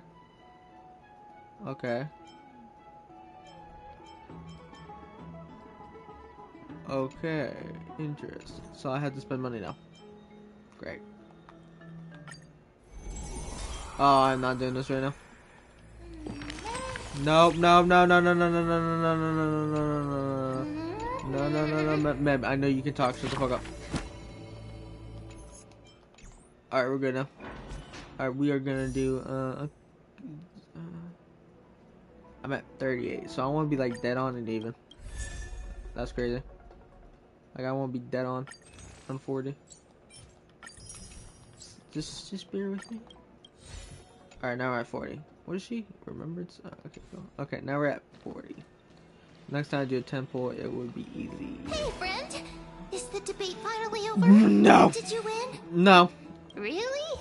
But the look What'd I say? on your face says otherwise. Shit. Well, moving on. I was hard at work even while you were at the debate. That's my partner in crime. That's my Pikachu. I borrowed a mountain But can of talk. books from Cass to see if Oh. I could find a way to solve your problem. Let's see. I still have only 32 books to go. Okay. Really? Oh, that's fantastic news. I knew it. Hard work always pays off. Especially if you're as diligent as Mem. You did nothing. I feel like a huge burden has finally been lifted off my shoulders. Make her a mainstay of this game. Make her the Paimon. Even though I hate Paimon right now. Ignore that. What I said. Why are my eyelids I never really liked so Paimon from the heavy? start of the game. Since All this of a first played. I sudden. didn't like the character. Just didn't like her. Not the voice actor's fault, but she's not making me like her now. Making hate her more. But I never like Paimon. But I do like Mem. She's good. Oh, you're right. Then I'll go Meanwhile, dogs. back to sleep. Like, I don't care what's going on in the voice actor controversy right now, but I'm just enjoying the games. If I like the character, I like the character. If I hate the character, I hate the character. Don't drag other people's bullshit into my life. I don't want it on my Twitter feed. Why am I rambling? I do not care. Let's get this out of my head, out of my thought. We're good now. Good night, ma'am. Good night, Alkaheim. I'm dead. Is it not time? Night? I don't know. It's always day. So you tell me it's later somewhere in Alkaheim. If I had to read fucking dang hung. Cat? Lady Treeby. Is something troubling you? I'm sorry. I just. No matter how breathed I hate this. Is that Sorry. Lady Treeby? My heart is with you. You Chiron, hardly Chai, ever talked of someone. your past. Shut up. We are just happy for you. Isn't it a little too But soon? you already know where tomorrow is, don't you? There's no need to, because we embrace. Thank you. This feeling. And go do it, Trian. So, what? Alright, we're good now. I can't sleep. Dark, knock. Oh, I wonder who it could be. Could it be my boyfriend named Dang Hung? Oh my god. Yes, I have.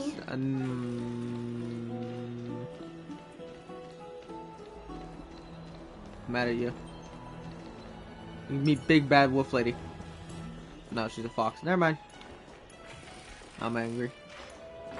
I dare not to face you. Okay, I face you. What you want? I hope I didn't wake you. No, I was just I'm just mumbling about bullshit. Huh? No. I'm here because of private matters, actually. If it isn't too much to ask, I'd really like it if you could come along with me to retrieve something. I want to say no right now.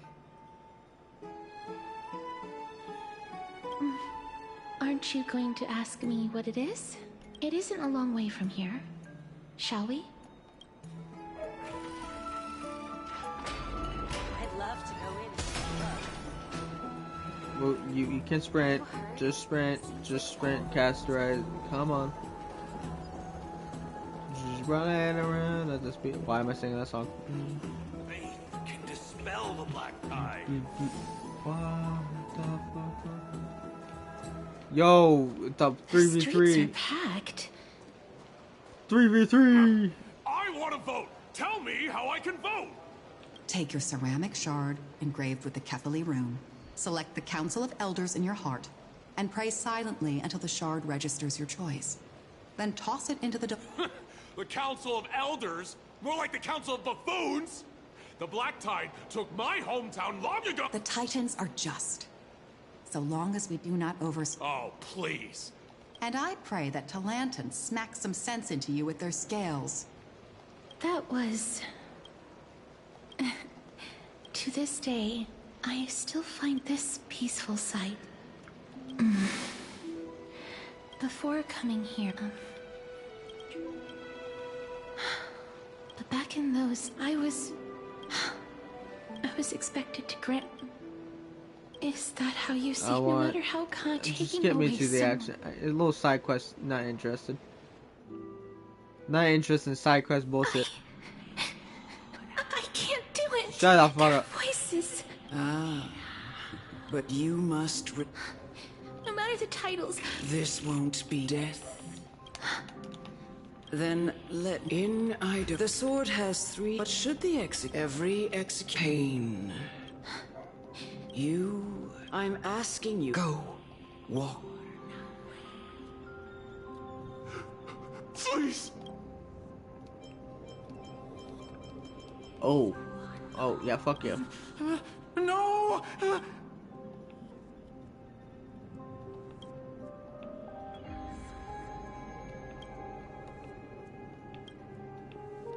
May you gain some insight. No, this is just the You executioner!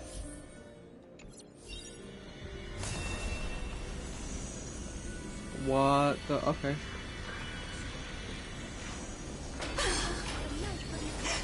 Holy maiden! Go. Wow, that's actually kind of cool. Okay, maybe I like her now, but I don't like her story. Lore Rice. Lore Rice, your ass.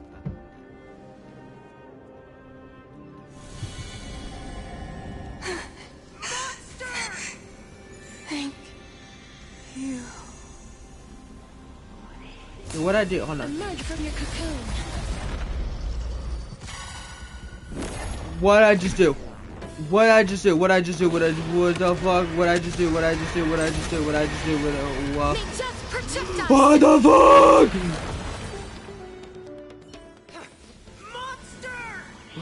Who did I kill? Do it then, executioner.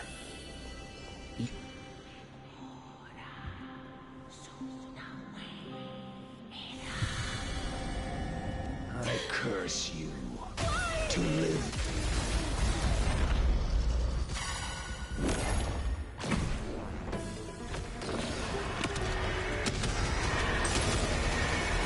May death protect us!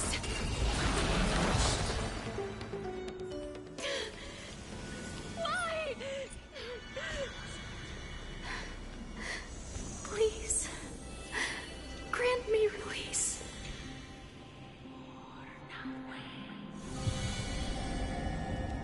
When will this ever end? You murderer!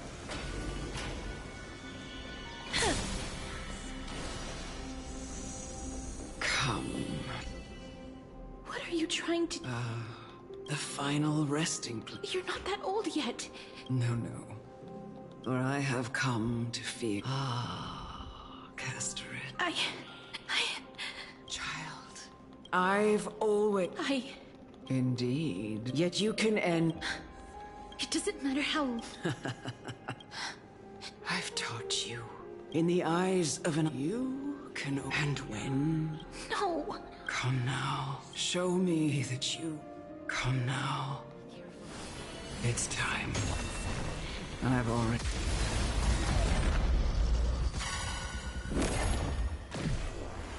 You know what? This fucking dragon, it fucking spoils the goddamn story!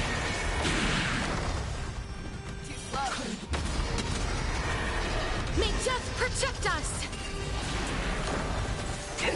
Ow. Wiltier. The fearless knows not fear. I venture forth forever. Triumphant! Victory is inevitable! Oh, I won't do. the dice have been bust. Or maybe I'll take it all.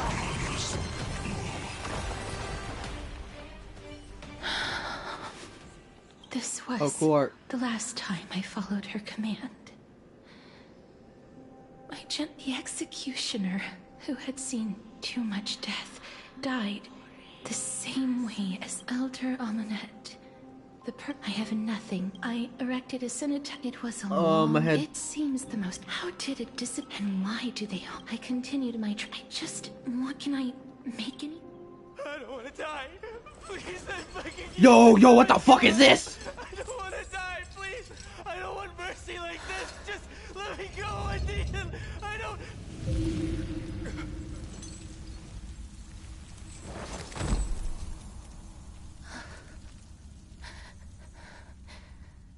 I hate these icy hands.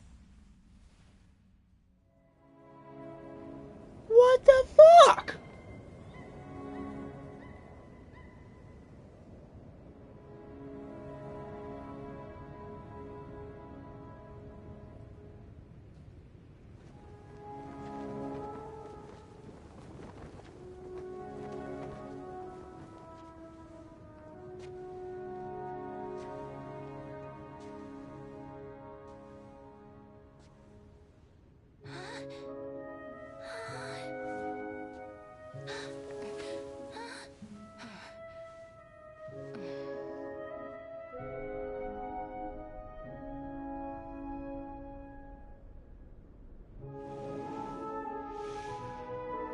Get it over with. End its suffering.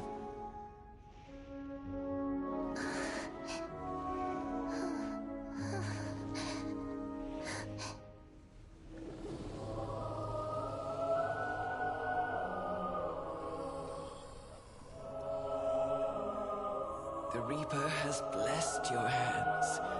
Only you can grant them peace.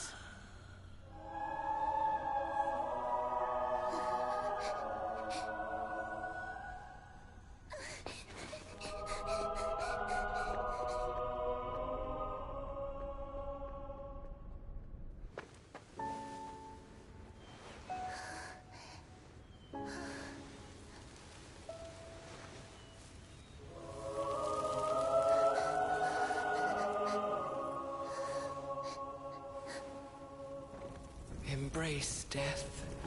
Walk alongside it.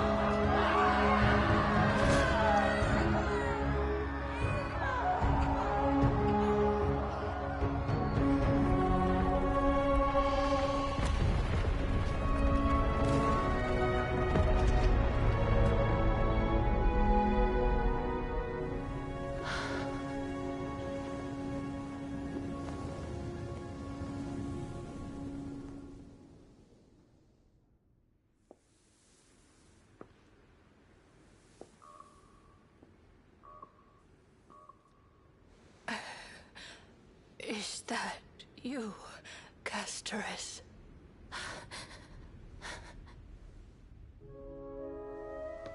All of them have gone, heeding death's summon, crossing into their domain. I must go too. I don't fear it, just I have some regrets.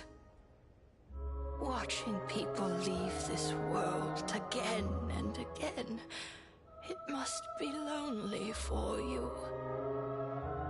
You must want to desperately embrace them before they go. I can't. These hands, they're too cold.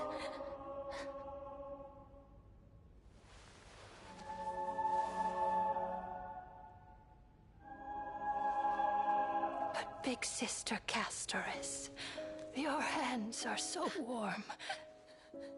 Just like anyone else's. So go on. Don't hold back. Give me a warm hug.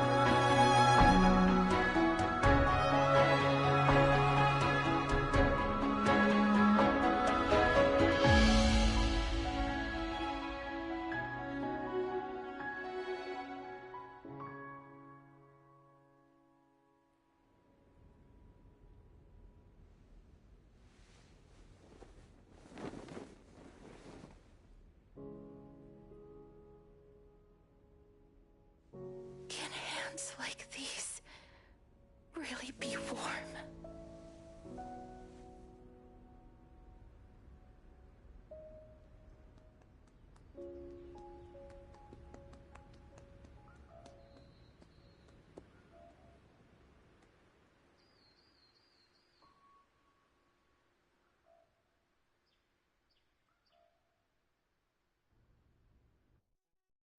On the day that Oryx's trial ended, you must have had many questions. 5 fucking questions right now, what the fuck? Bro gave me a full fucking anime scene, just a fucking one, holy fuck, like, I didn't even know there was a, is that on YouTube or some shit? Is that the video they posted? Cause I didn't watch it. But they just basically fireflied our asses again. I felt just as confused. Why, as someone from beyond the sky, I better not get copyrighted. So cruelly dragged into Amphorius's fate. I wished I could take action, but no matter how hard I try, I cannot simply interact with the living as ordinary people do. Even when we brushed against each other unintentionally in the grove. And it was obvious that nothing had happened. When an almost unattainable hope finally welled up in my heart. When I thought that perhaps my touch would know fate declared to me. It wasn't that the curse of death had finally been lifted, but that your soul no longer belonged to this world. And there was nothing left for my hands to take. And did I really think this time would be any different? It's not that I don't understand this reality. Just that I'm unwilling to accept it. Having walked such a long road, I am still unable to find the answer to life and death. I am resigned to eternal despair. Anything I wish to hold on to, death will inevitably wrest from my grasp. From that moment on, I lacked the courage to confirm it again. Until Oryx laid bare the cruel truth before us.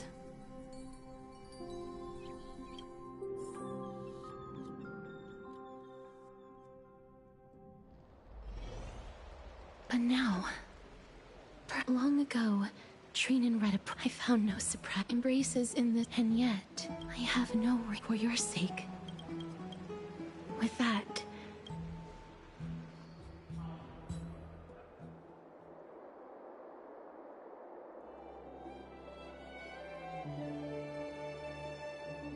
let's put that aside for them. I want to retrieve the journey to seek an audience. No, it is. Look, it's right there. Huh? Where... What's going on? This is the coin of Zagreus and a slate. It's a lady's cipher, the demigod of Zagreus whom Lady Aglaia... so many years have passed, yet she's still announcing herself. Let's just do as the slate says.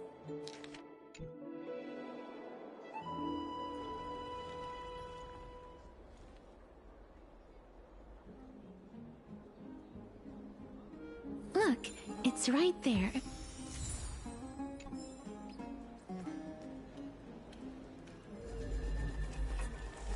We must pursue her.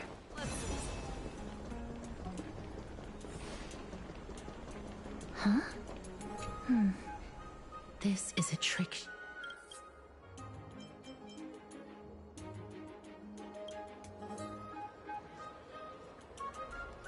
I was not rated.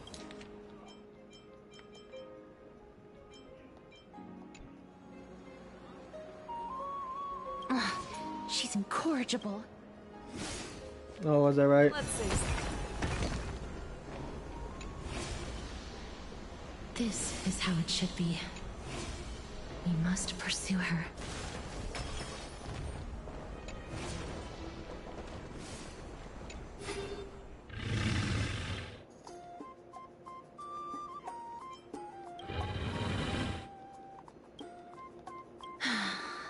Lady Cipher, please come on out. You're still careless as ever. Shouldn't you keep such a precious gift near your bosom?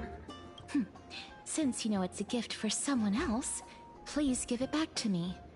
Stop hiding among the people and letting the wind carry your voice. Now, since I know it's a gift, that just means I need to milk its worth. The children of the wind never stay for long in one place. Name your price. Oh? Why don't you two come over to my place? Piece of cake. All right, I'll see you there. Everyone cool with me collecting?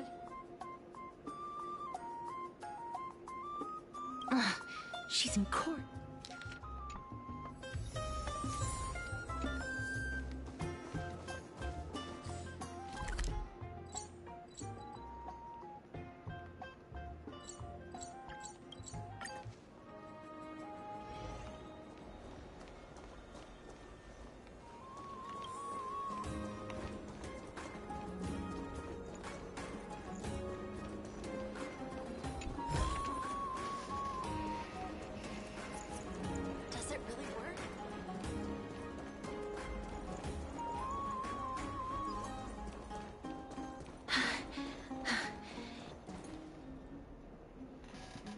Over here!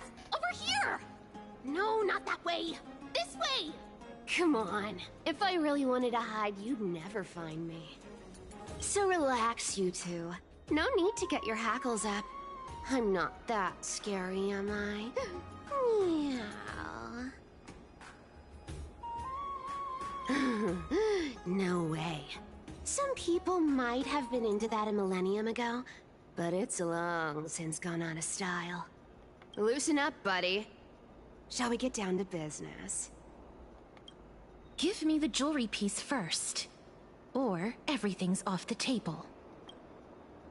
Oh, come now. Don't be so upset. Relax. Relax. Look, isn't the view here just great? You can see what everyone is doing and where they're going, and they won't even know you're here.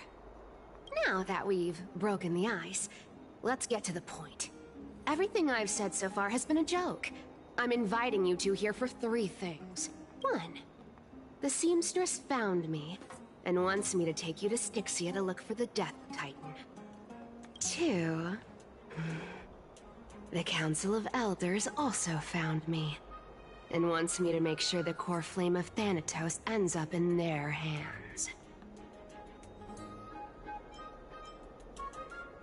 And last, but not least, I'm telling you that I'm not interested in doing either of those things. Don't go look for the Death Titan. The end.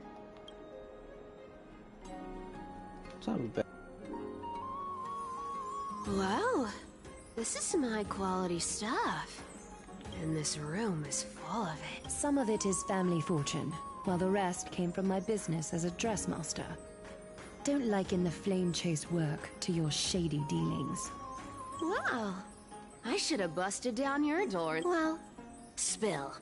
Payment for doing work. Did you forget my stance to all that? You wish to run away.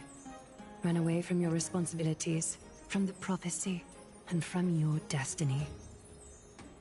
You shall walk with greed and die over petty change. I understand this prophecy weighs on you immensely. That is what, but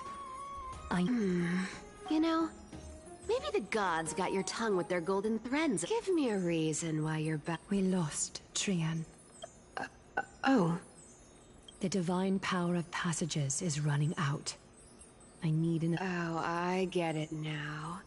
This is Castorus's... She brought this up herself? You're not pulling my leg. She's also made up her mind to leave her confused past behind. As will you, Cypher. Don't be so sure. Time is hard and she can always turn back before the end, you know? Maybe she'll remember Tree. Tell you what. Go on. I bet she'll change her mind and turn back. Now, if I lose, I'll do what you want me to do. Return this deposit to you. You sound like you have all the In that case, let's make a pact with those conditions. In conclusion, I want to win. So I hope you two can give up on going to Styxia. I'll give all the treasures in that room to you. What do you think? Tim. I decline. If we don't find the Death Titan, I can't go into the details. Princess, homebuddy, you keep talking about needing to find Thanatos, but did you ever live for your own pleasure? What are you trying? I'm saying, contrary to your beliefs, Aglaia didn't take you in just so you can die for her. The flame chase journey walks hand in hand with sacrifices. Fine. Never mind. We all have our own problems. I ain't gonna say anything anymore. It's not like I was gonna honor that bet anyway. You son of a bitch! But listen to me. Styxia is no tourist destination. Sure, the treasures buried in there are 10, no, 50 times richer than Aglaia's vault.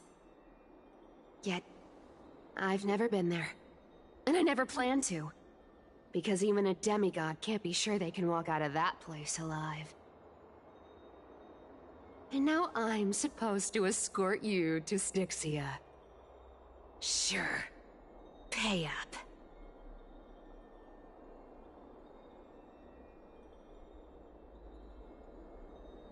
Me too. I have lived a longer life than most people. Though I'm not as good at doing business as Lady Aglaia, I still have some savings. I can give them all to you. Then how are you going to live the rest of your life? Then I'll give you 90. No, 80%. Well, don't mind if I do. 80% of Castrus's savings and a bottle of dew of divine blood. Not a bad trade.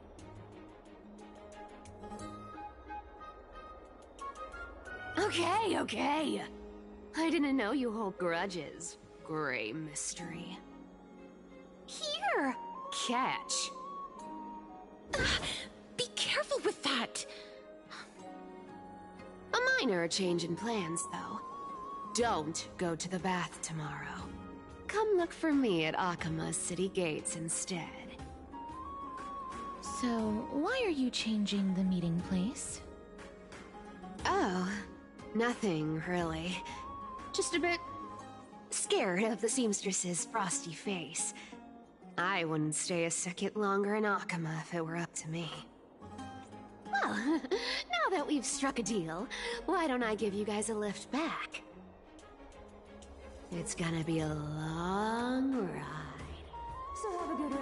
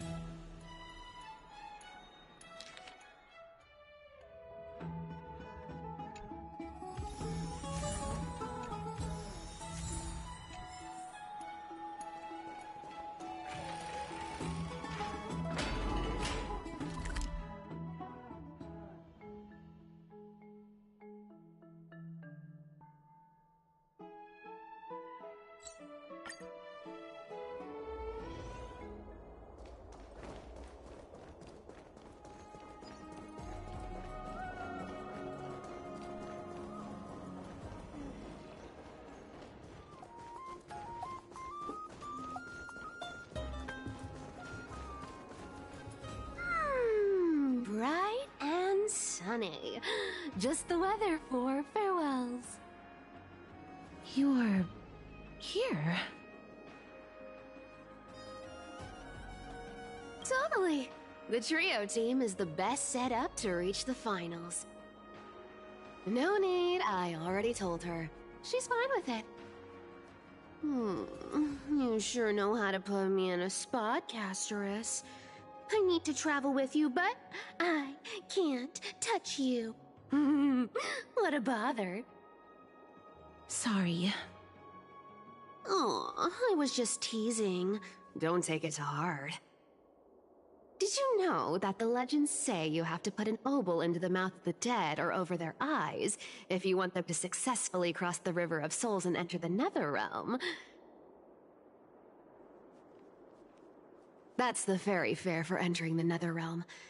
However, I honestly won't ask you to pay this time. I'll pay. And then we'll just have to go through the motions. Hey!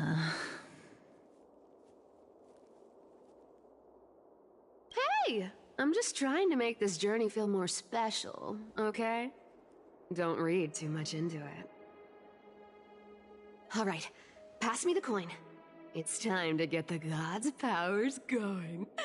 A fleet-footed trip to the Netherrealm, here we come. Oh, one last thing before we go. I gotta give you this piece of advice.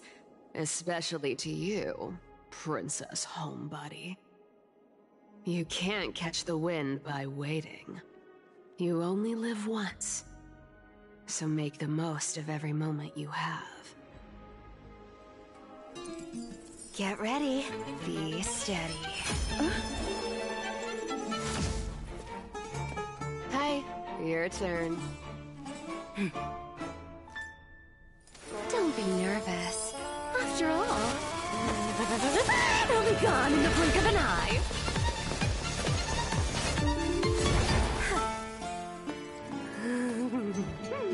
All done.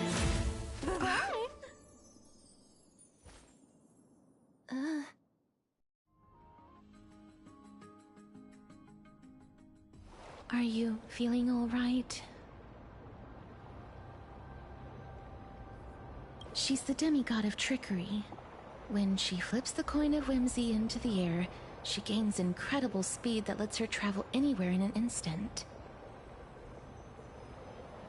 Just like how she clearly had no intention of lingering here for even a second longer.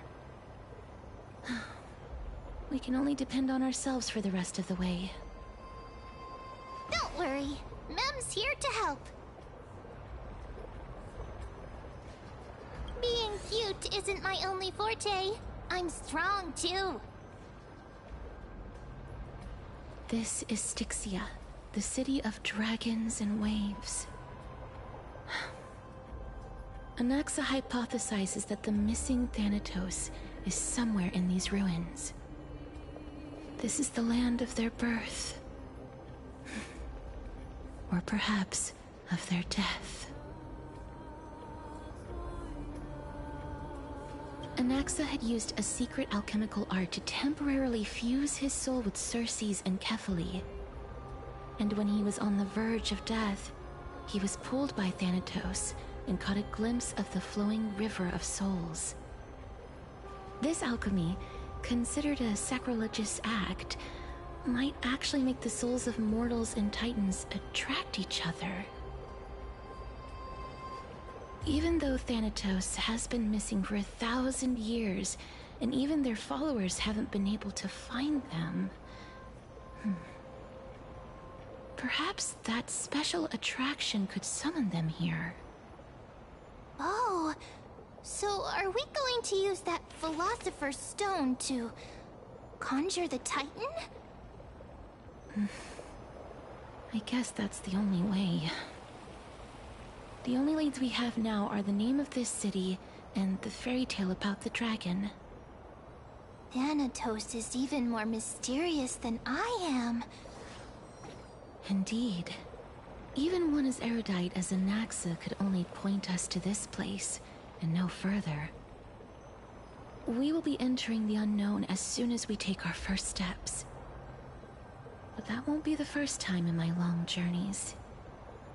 I believe that, rather than standing still, taking action is by far the better option. Perhaps fate might take pity on us today and show some compassion.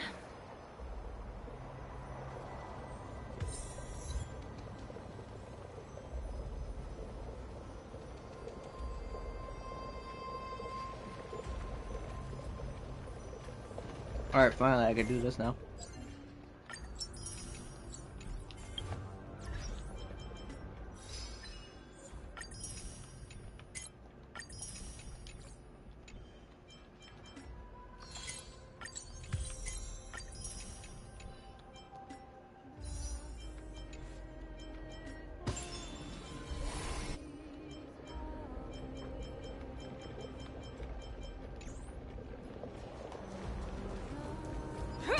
Go back whence you came.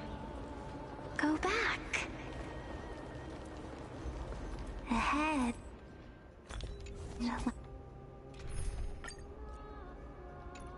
Lies the realm of the dead.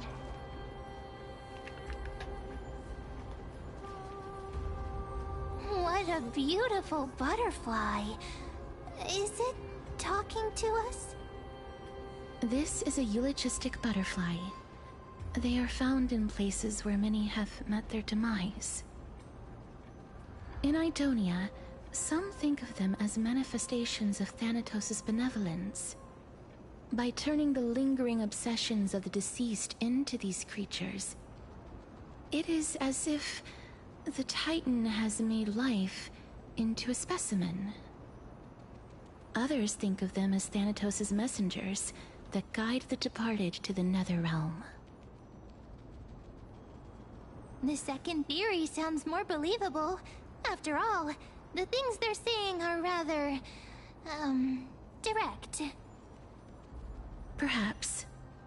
But the fact that we're able to hear their whispers proves that we're fast approaching the realm of the dead.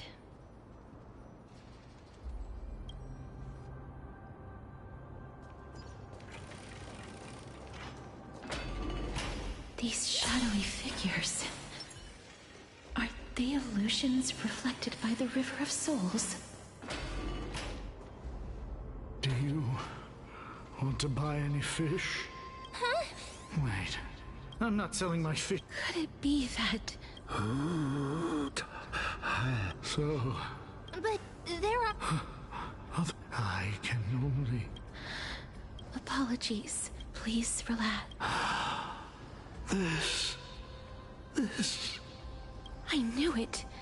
These people, they're supposed to read it. Thanatos reject... I have no idea. Hang on. Didn't he say more living people? So that means he's seen other members of the living apart from us? Could it be that these souls are stuck here due to someone's deceit?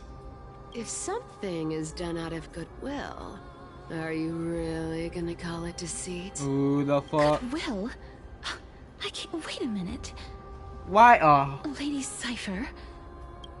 That's me. Could it be that... I couldn't take their behavior anymore. So I stole some things here and made up some lies there.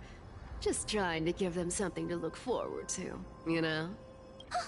It's because of vile living creatures like you that we're being misunderstood by all of them. What else am I supposed to do? You can see the mess this place is in. These poor souls are denied by the Netherrealm. So now they're stuck in a few brief moments of their life. Unable to move forward or back. Did you see those two blacksmiths on the way? They've been here for as long as the sun's been around, wailing over and over about casting a shield. Styxia is so freaky. Then why have you come back, Lady Cypher? Hey, I'm not here to aid your adventure. I hate water more than anything else in this world. Especially that stinky river of souls. And she's a true cat. But, I just discovered some stuff before I left. And I reckon you should know about it. It's about that boy who defied death. I found traces of him here. Lord Mighty? Oh, right! That's his name. Well, now you know. As for whether that info is actually useful, that's for you lot to figure out. So long, Princess Homebody. So long, Grey Mystery. Huh? She disappeared? Lady Cypher has always been a... free spirit. In any case, she has brought us some valuable information. If Lord Mighty is also somewhere along the river shoals right now, then he will certainly become our signpost. After all, he's different from those wandering souls. He will find his way, even in the realm of the dead. Don't worry, it's time for me to shine. Ornyx's Rune of Recollection is nearby. Use prayers to return the river to before it got flooded.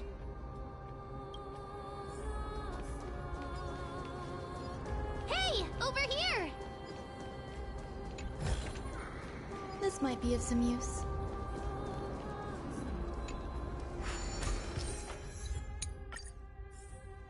Ornyx's miracle has appeared. Amazing! It's like we're inside a giant bubble. Even the river got parted.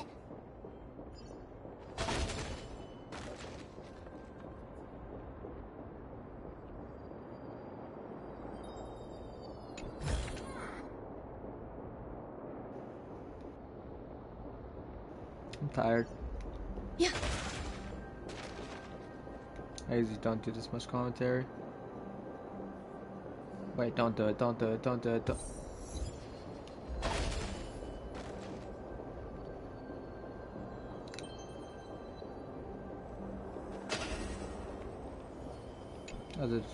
I need to get out the coins.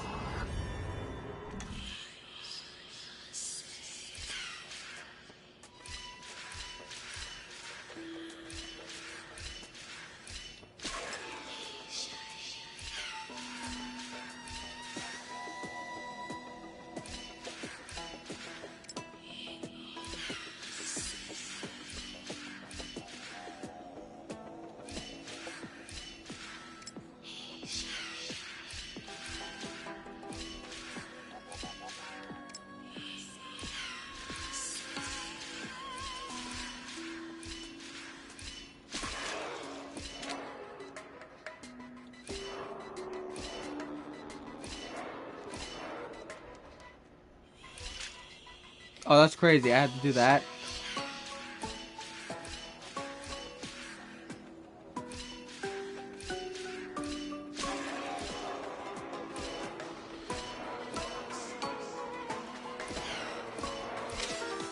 What?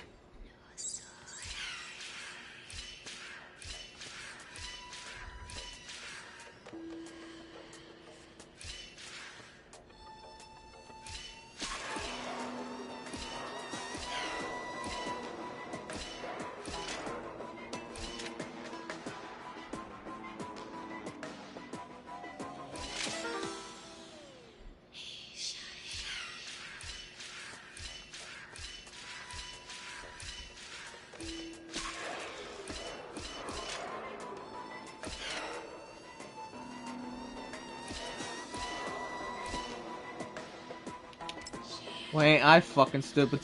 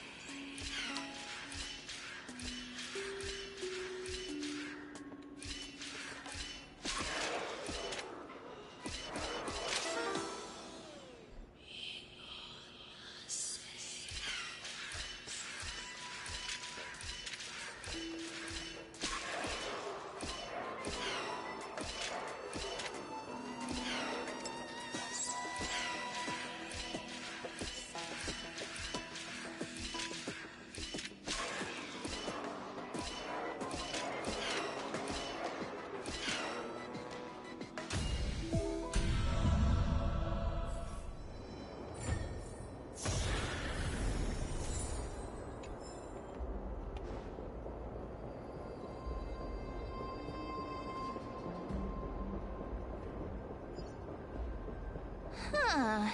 So this path actually didn't exist back then?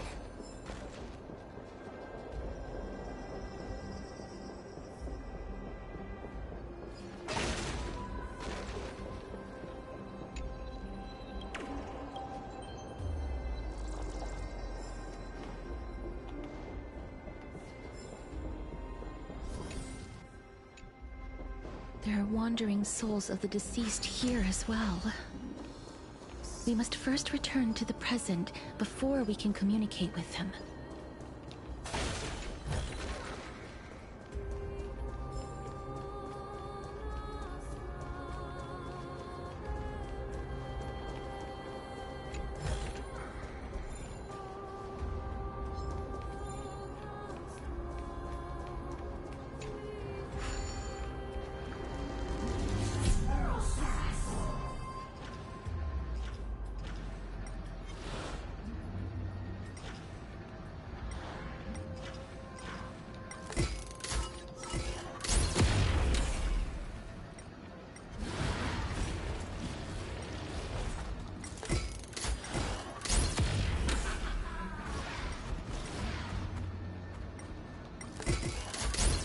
You lucky fucks.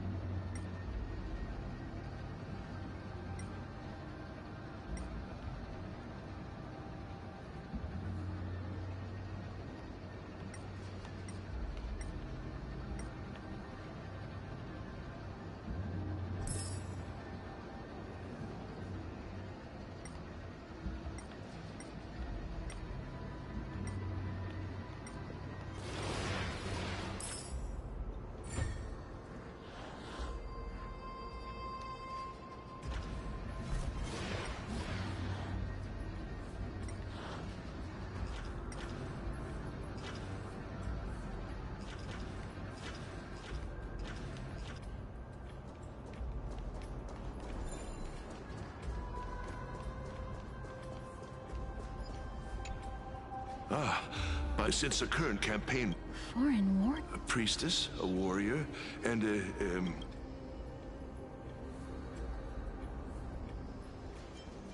What? A campaign? Nobody knows. Of the scouts that went ahead, only one has managed to return. He says that the land ahead is a forbidden land that should not be approached, as it is the doorway between the netherworld and the mortal realm. As for the rest of the scouts, they've completely lost their souls and are decaying by the day. While there is still dissension within the city, the scholars agree that this calamity was so unprecedented that it needed to be given a new designation. An unprecedented calamity. Could it... It seems that you have indeed heard about this. Well, death is just one of the possibilities. It's too early to come to a definitive conclusion. A world that has never seen death. Looks like these people lived in the era Chrysia before the Calamity Titans descended upon the land. May I ask, where is the scout who managed to come back? So he returned to Styxia. He only had enough left in him to last no more than half a day. However, it was his intel that convinced us to rally together. He said that he witnessed the demonic specter of an evil dragon at that treacherous land. Styxia. An evil dragon that brings death. It all sounds rather familiar. Birdish. Wait, wasn't this part of that fable? Sir, could I ask how the Queen and Princess are doing? The Queen? Oh, it's the same line. Leave it to me. Sir? Styxia.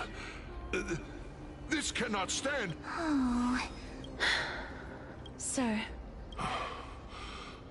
Maiden of... Don't worry. Cass. Is this...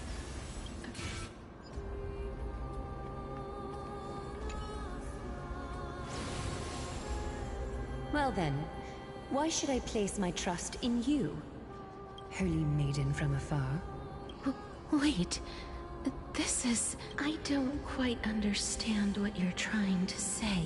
Since the prophecy has already pronounced your name as Chrysos' heir of death, Akima ought to treat you as an esteemed guest. However, you seem to have no intentions of concealing your involvement with the Council of Elders, while most likely being aware of my issues against them. I cannot deny your claim. It was the Council that offered this room to me, and they had only one request. They want the curse of death to be completely subjugated to your will. I was agreeable to that request. But why? I am unable to rid myself of this innate curse. However, from this day onward, I shall use it according to your will.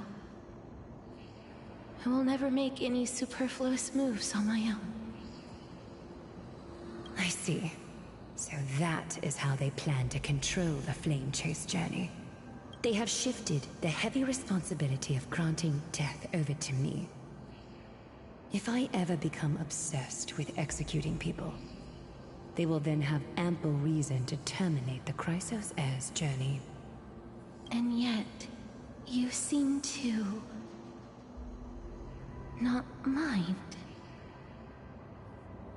This is quite surprising to me.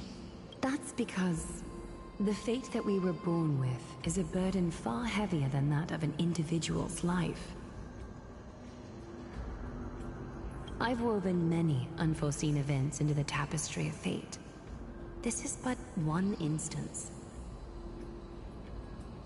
Tidy up your precious garments and come with me. Akima welcomes you, Castoris.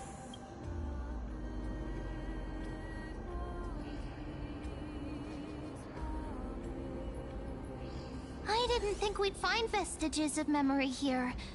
Maybe they've got something to do with Orynyx's rune? Perhaps, but I do not need a reminder from them. This memory is one that I will never forget.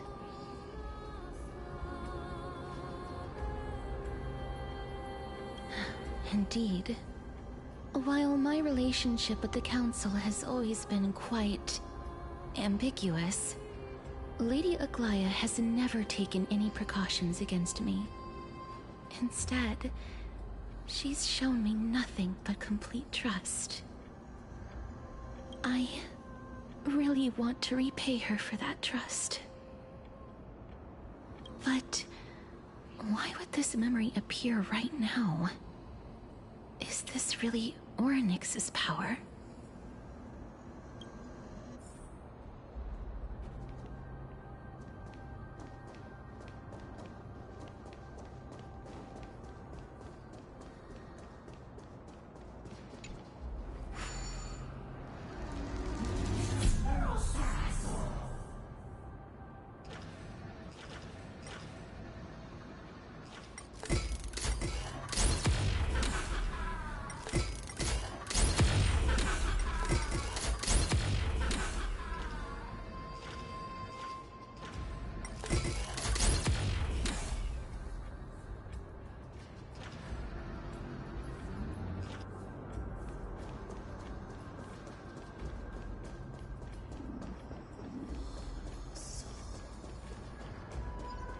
Could these dead monsters actually be...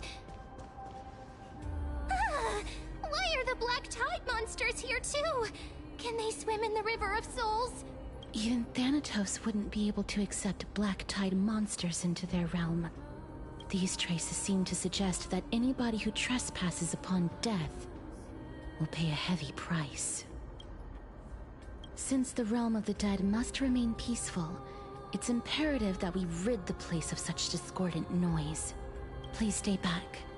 Let me deal with these enemies. Some value, I suppose. Eternal.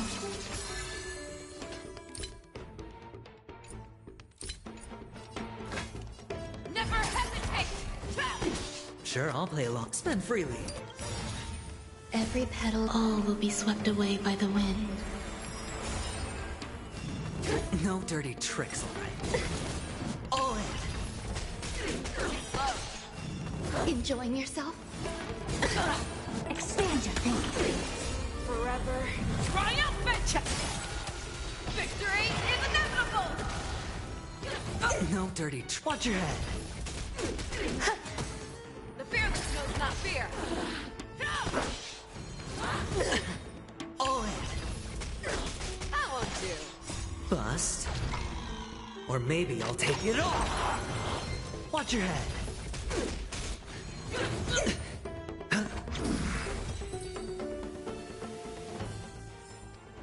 Life. A true marvel.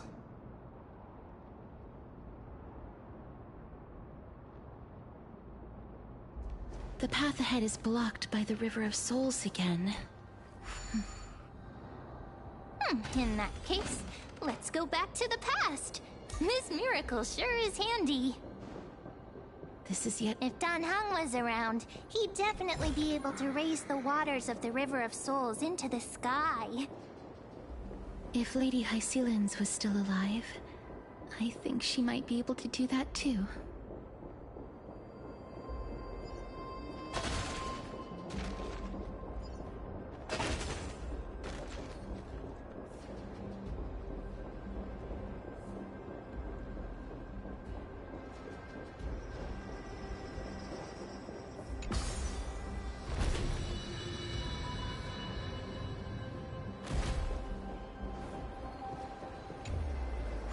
You seem to be able to discern both the past and the future.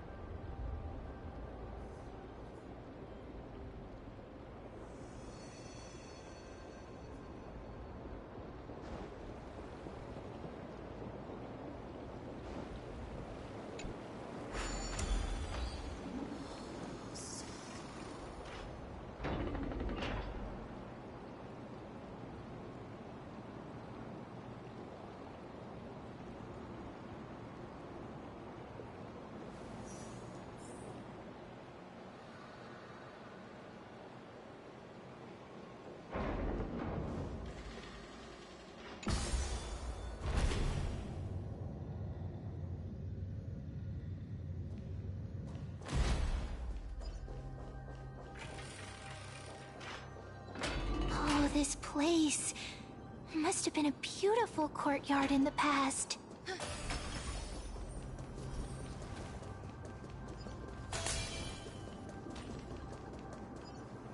Please excuse me. I am but a scholar from a distant land who had the misfortune of falling into the River of Souls and turned into a member of the dead. Huh? This one seems to know that she's already dead. Oh, I was merely speculating. But it seems I was right. And you... I recognize you. You're the Holy Maiden of Death from Idonia, right? I'm sorry. I cannot bring you back to life. However, should you desire it, I can end your prolonged limbo. I'm well aware of that. Even if you were able to revive me, I would never choose that option. That's because I didn't fall into the River of Souls by accident. Instead, I leaped into it to seek my death. Why?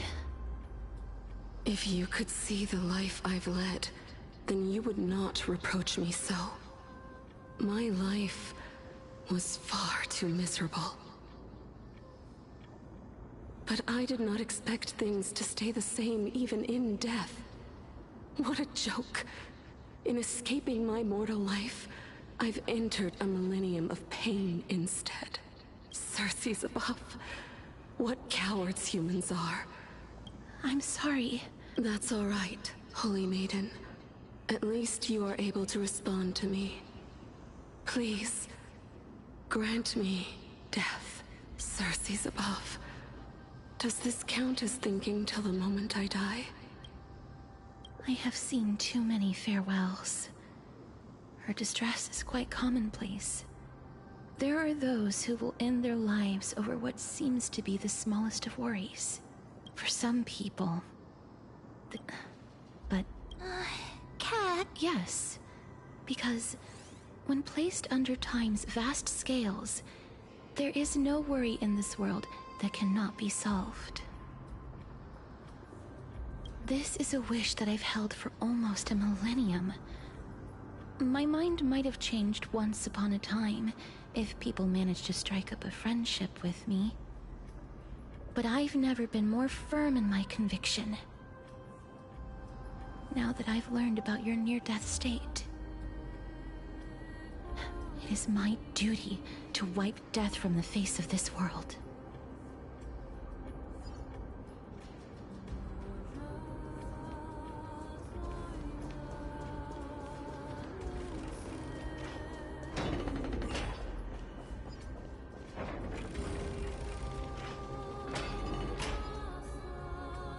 Wow! This place is so spacious. Is this the kingdom's vault? That's fine and all, but we need to lay down some rules. We're not gonna return to the past to steal things. Do we need to enter that doorway to climb even higher? There seems to be a person. Oh, more like a soul guarding it. But how should we get up there?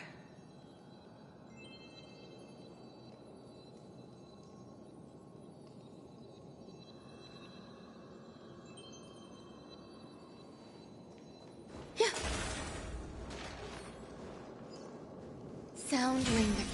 Feeling lucky. Feeling lucky. Take a look. This is beautiful. The path is blocked yet again. Oryx's 8 always appeared.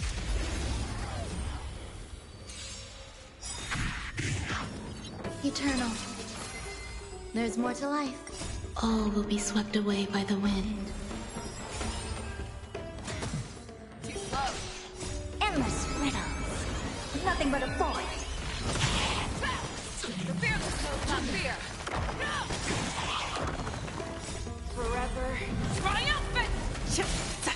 Victory is inevitable! Life. A true marvel.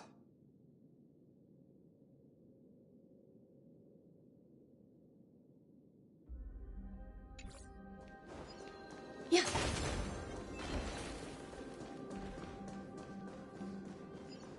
Look! There's even a platform lift over there!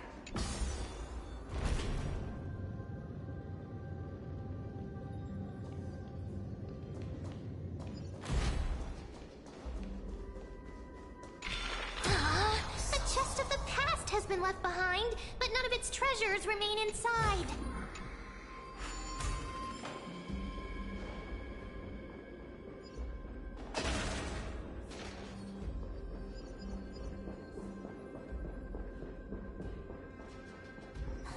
Wait, what if the miracle suddenly loses its effect?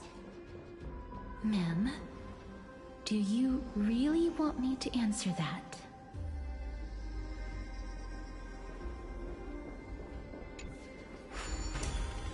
Stay back.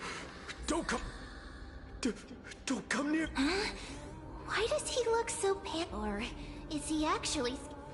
There's no need to be alarmed. You have a point. While this might once have been the royal vault, it's since been plundered empty. So please go away right this instant. You've misunderstood us. We simply heard your shout. My goodness. Did I really yell out loud? How rude of me. I'm sorry to have bothered you. I merely saw a warrior. While that spirit didn't harm me, his blows really packed a hefty punch. A warrior? Wait a minute. You seem to be quite... It's a long... Thanatos? Is it possible that he's also living in the era before death descended? Death? Could it be... Pollux. Is that... According to the warriors under the Centurion's command, that evil dragon has been dead for quite a while. The curse that condemns people to death didn't originate from it. But they saw a girl within the dragon's embrace, and she is the true Reaper. Pray tell, where... I've heard that the Queen spared no effort in bringing her back to the castle. Her Majesty intends to control all of Amphorius with this unprecedented power. As for whether this rumor is true, well, no one knows. You have my thanks for the invaluable insight that you've given us.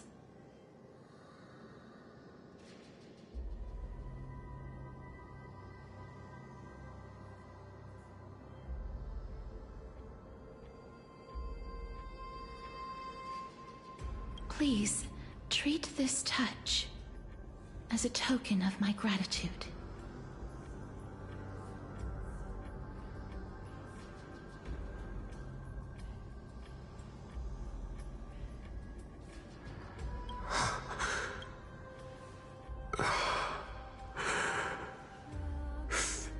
This is his...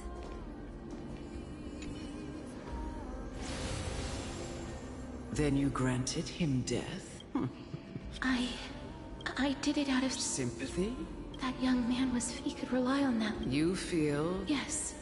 That's why he approached... You are... I've seen the people. They had such perhaps death's authority. I won't refute. It's a fairy tale. A tale told. What? Wait a minute.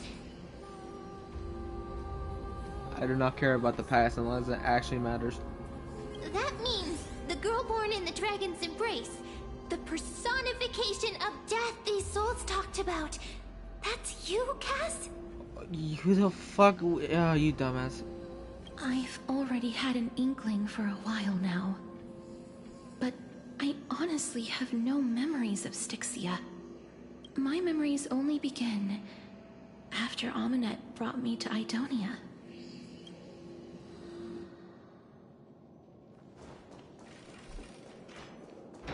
Don't look back. Keep moving forward. Always. It's yet another eulogistic butterfly. Are we getting closer to the Netherrealm? A few decorative designs wouldn't go amiss.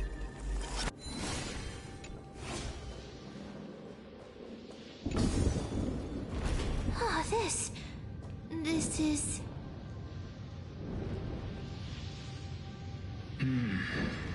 Living ones?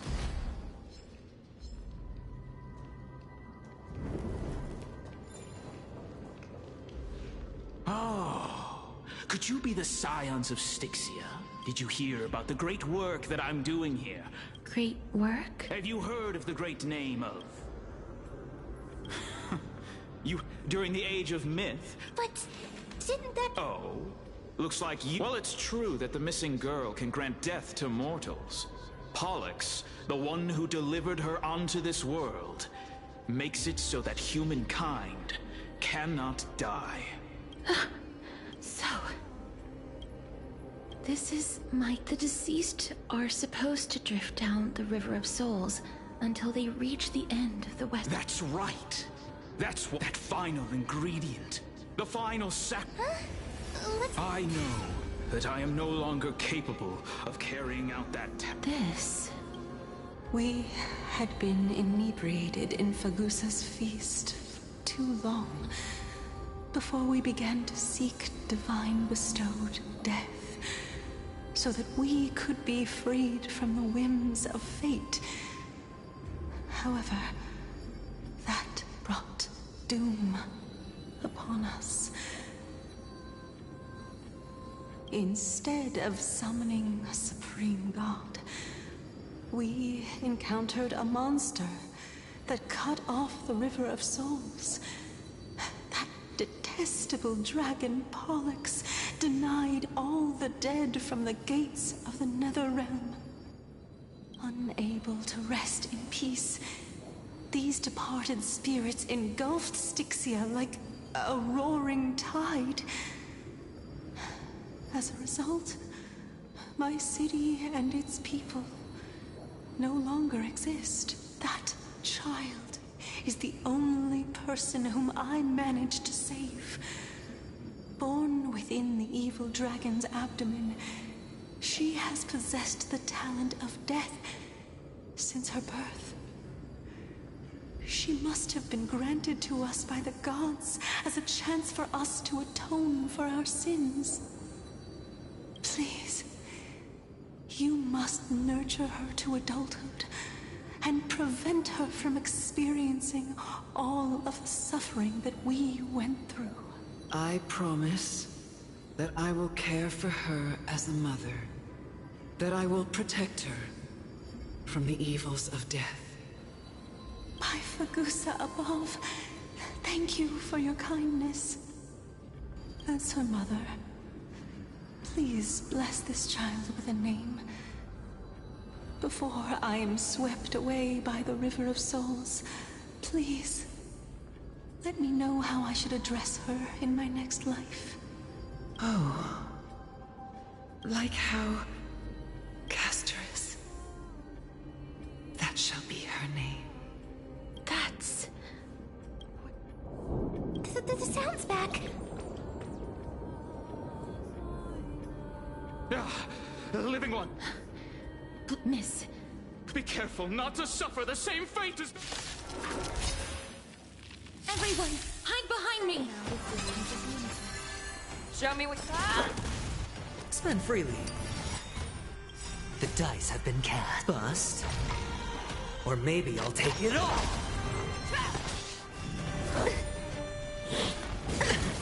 All in. Expand your thinking. Forever triumphant! Victory is inevitable! Watch your head. All will be swept away by the wind. Never hesitate! Too slow. That won't do. All in. Open sesame. Oh, there's so many of them. How are we holding up? Bust. Or maybe I'll take it all! Watch your head. Endless riddles. Nothing but a void. Expand your thinking. Glimpse the unknown. Forever triumphant! Victory is inevitable! All in. Here. For the Feast of Strife. Upon their triumphant return.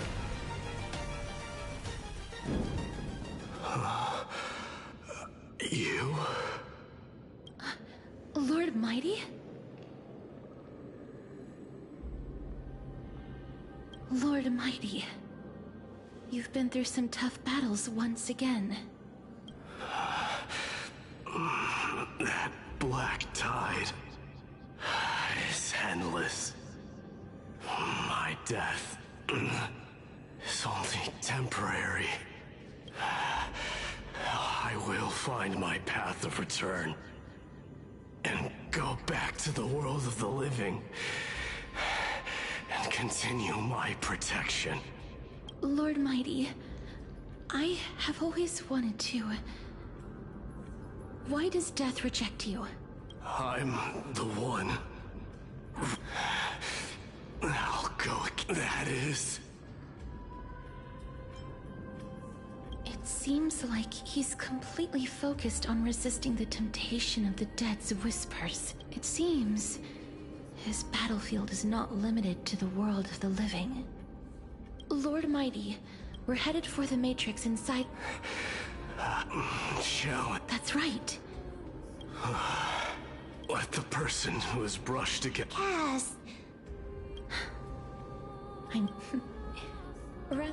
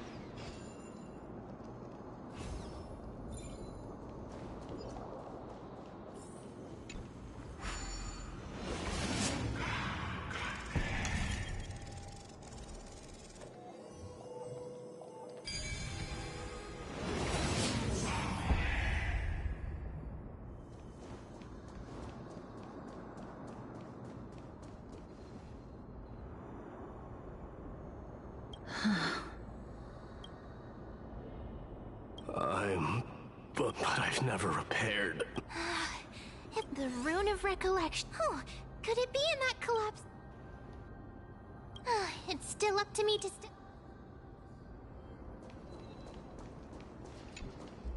Just shout for me when you... Got it! Just leave...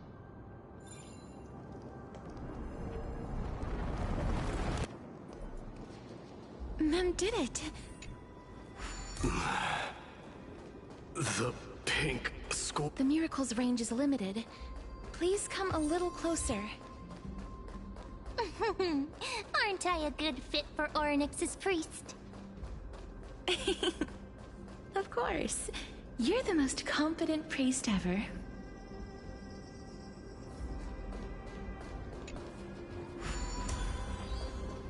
The alchemical matrix should be behind this door. Is that...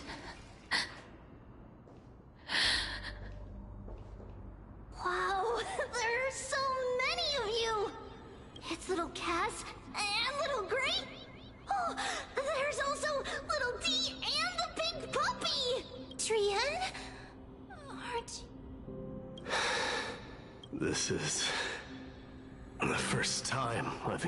It really... just like the other departed spirits we've encountered along the way. I'm also unable to sense the aura of the living on Lady Trian. Yup, you're right.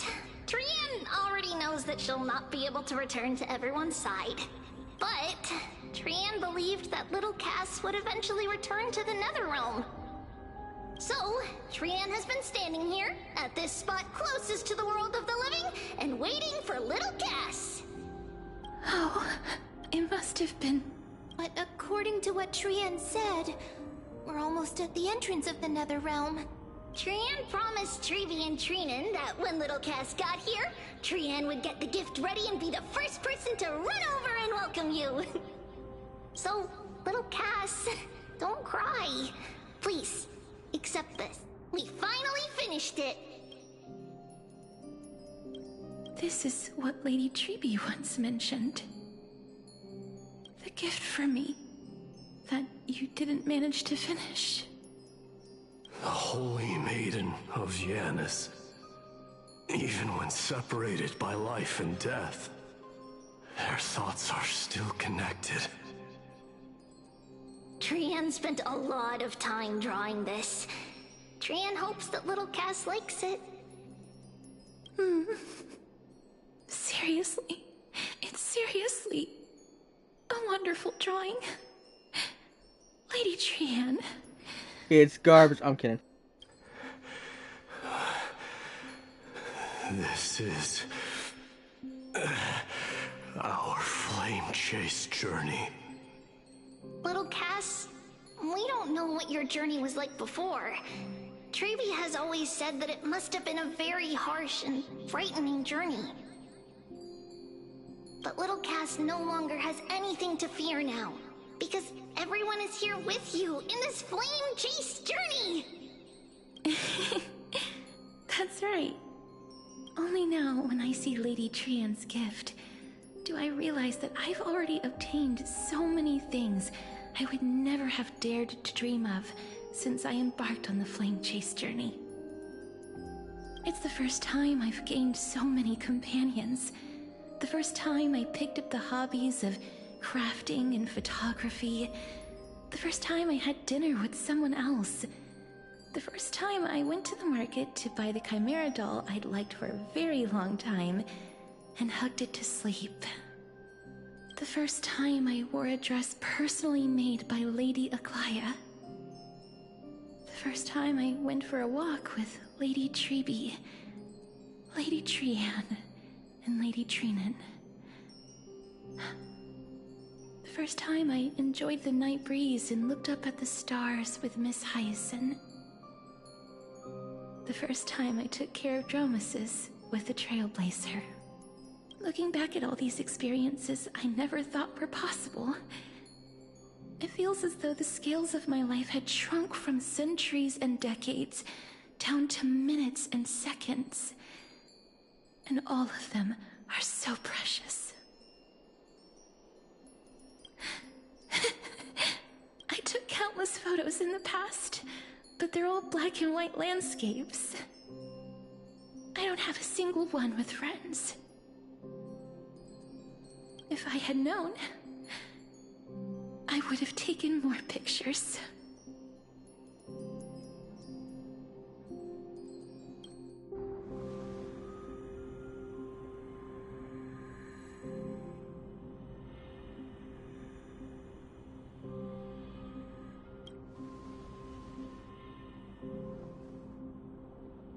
Trian says yes! Trian likes little Cass and would love to take a picture with little Cass. Sadly, being departed souls, our images cannot be captured in the world of the living.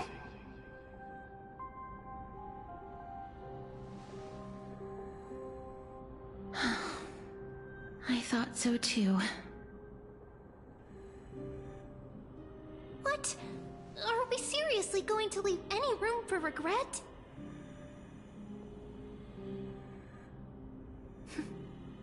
There won't be any regrets. This vivid drawing surpasses any photograph from the world of the living.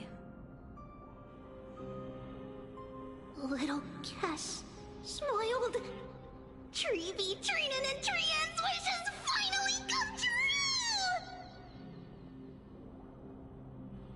I remember you once said that fate is not the flowers that bloom at the end of the road, but where people tread beyond the gate. Now, the path that belongs to me is about to reach the end. Thank you for bringing me the final key. Key? Little Cass, why are you talking in riddles all of a sudden?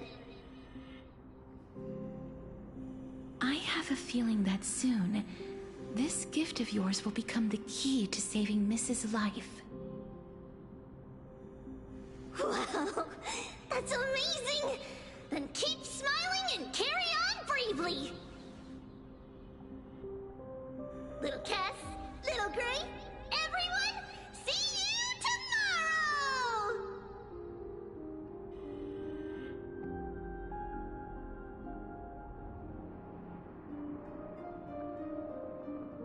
Lady Trian. The aura of this place. We have indeed reached the end of the stream of souls. If I go any further, I might lose myself. I must leave now, for the Black Tide still wreaks havoc in the realm of the living.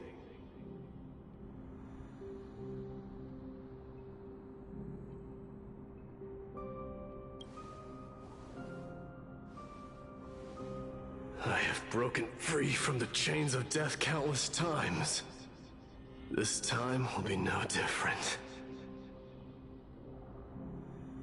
Castorus, will you fulfill your duty for the flame chase? I have yet to make my decision, Lord Mighty.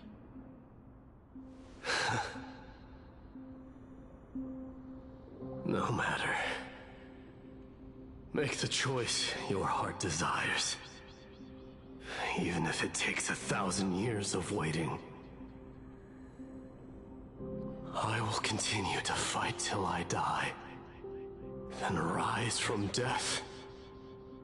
Till the miracle descends.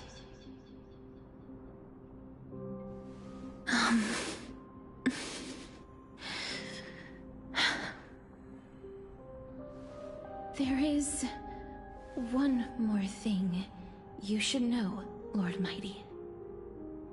What is it?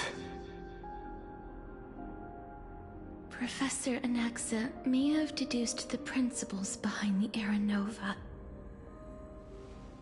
You and I may be reincarnated as strife and death in the next cycle, becoming calamities wreaking havoc upon the world. I see.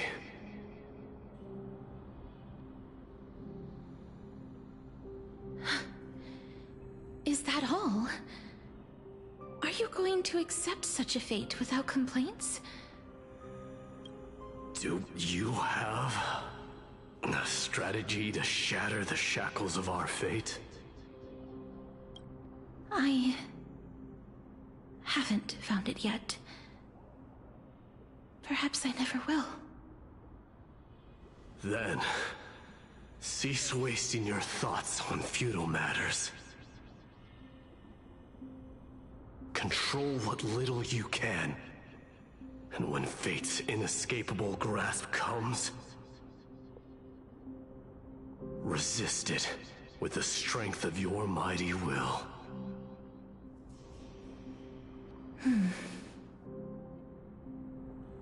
Thank you, Lord Mighty. I will find the right decision.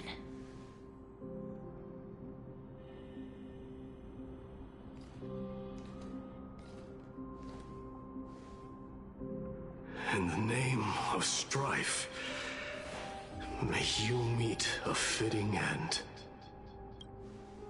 This must be the alchemical matrix the spirit mentioned. Let's see. We need to insert Aquila's sky, Georios' earth, Kethali's fire, Fagusa's ocean, and Nestia's love. It seems our sweet Princess Homebody has made up her mind. In that case, seamstress, I suppose I no longer need to deliver your message. My time is rather precious after all. Whether you wish to break free from death or not, please, follow your heart. By the promise you once made, I ask that you fulfill your duty one final time. Castorus, please, live as a human, and die as one. According to that alchemist, however, he is not privy to the past, and therefore cannot see the full picture. The past? I saw the twins of death in Kethali's memory, And now I am certain that I was one of them. The trial of the Hand of Shadow demanded taking the life of your family. I died during that trial, falling before the gate to the new world. And my sister, whom I never met, became the Titan Thanatos of this cycle. She was consumed with regret over my death, so she used the Titan's authority to reforge my soul. Yet, it also means she has never revealed herself to anyone, hidden away from the entire world. That's because the Titan she became already fell at the start of everything. They died for me, and now lie in slumber in the River of Souls. You mean... Pollux? That's right. The River of Souls is no material river. It cannot be blocked by ordinary means. Only a divine corpse can prevent the dead from reaching the next world. And that's why... we have to awaken Pollux from death before we can retrieve the core flame of death. We have to reforge its body with the power of alchemy. But Cass, if that alchemist speaks the truth, does that mean you're also part of the dragon body? According to those departed spirits, I was indeed born as the dragon's twin. But before we talk about that, have you heard the sighs?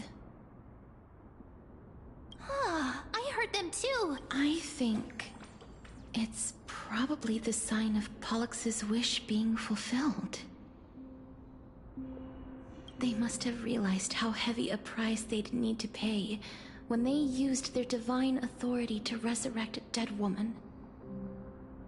That's why they exerted every ounce of their strength to send me to Styxia, a city that called for death, a land where none is hostile to death. They never saw their wish fulfilled and fell so prematurely, all because they wanted to give me a new life.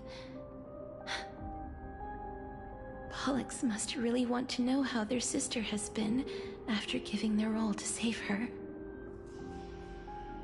That wish is the reason Pollux's soul still lingers in the mortal realm even after their fall, quietly watching and documenting every detail of their sister's life.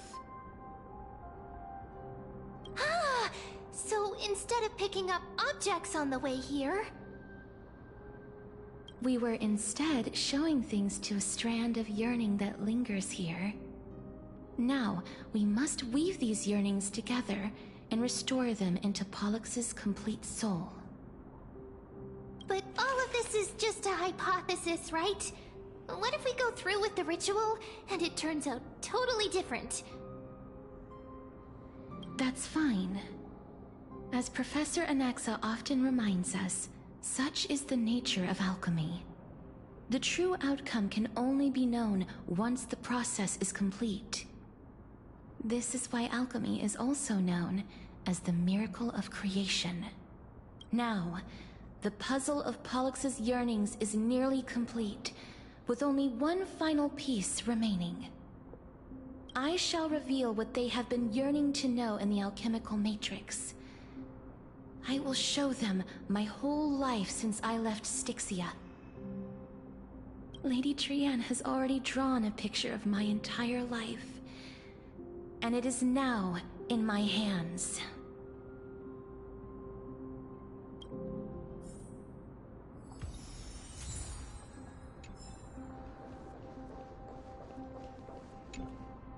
Then, let the ritual begin.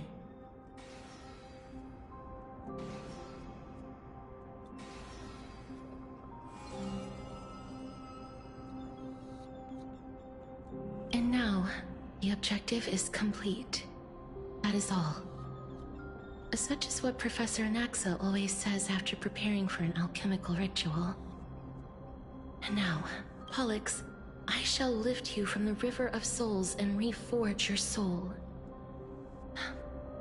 Perhaps you will be disturbed by this, and your body may become horrifying to behold. But if even the slightest trace of your soul remains, the soul that once ferried me to this side of the shore, then please, look at me. I wish to thank you in person. I have obtained everything you sacrificed your divinity for. Lady Almanette. Did she recognize you? I'm afraid she is just another spirit. Please, go on. Yes. There's no need to worry, Elder. The world? I understand that, but you no longer need to hide. Oh, well... Styxia. The pearl of the ocean. Plagued by unwarranted calamity and ravaged by death in the fairy tale. It was the first city-state to shift their faith towards death, even before Idonia did.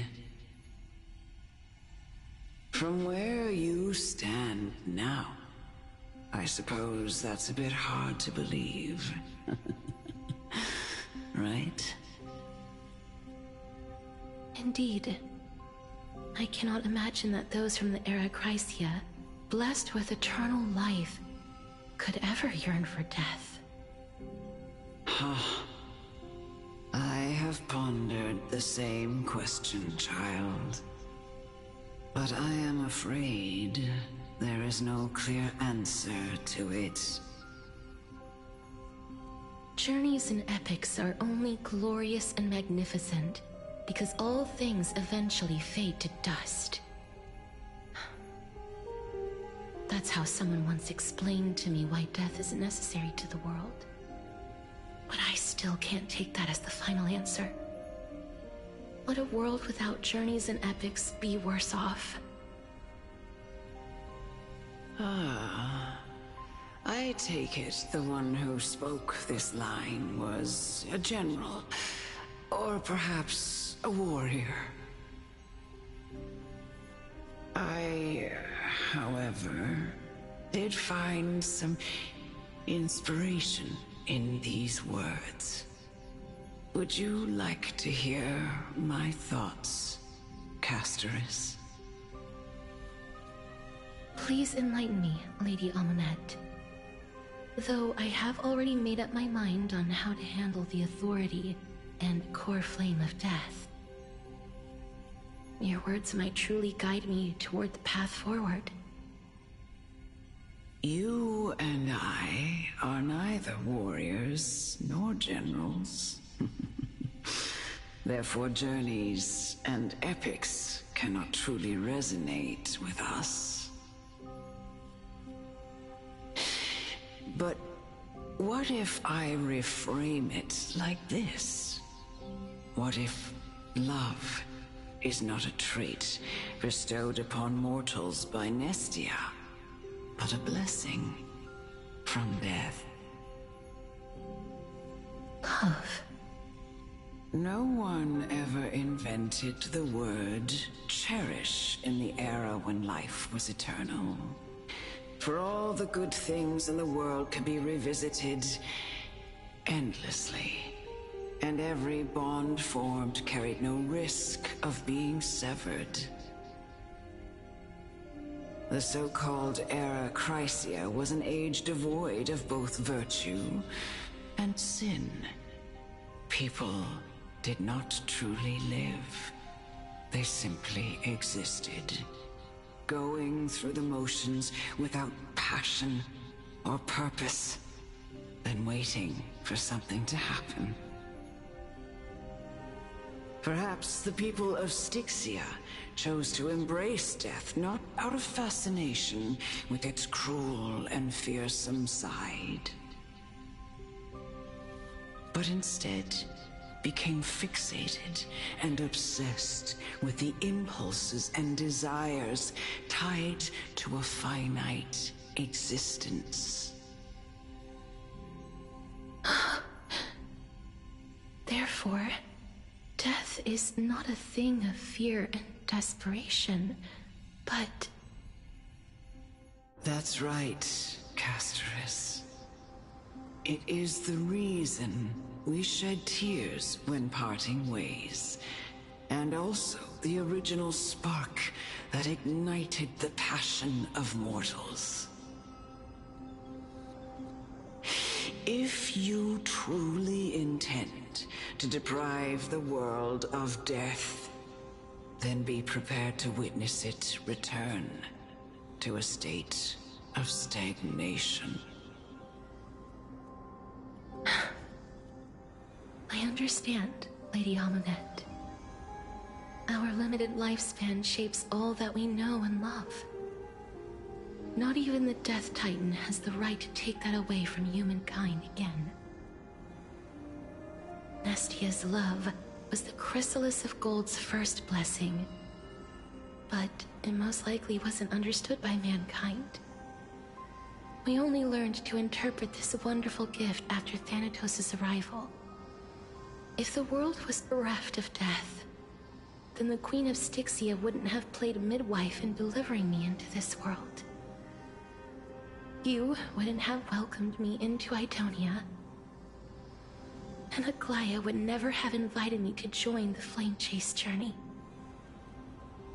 None of these stories would ever have happened, and I would never have lived, let alone found happiness. Thank you, Mother.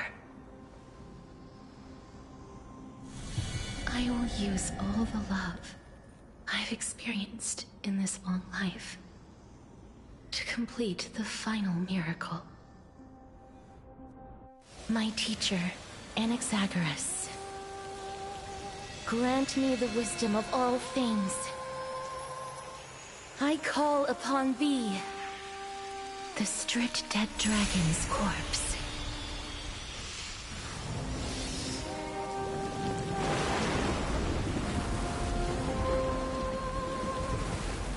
Rises from the earth, falls from the sky. As above, so below. This is the greatest power of all powers.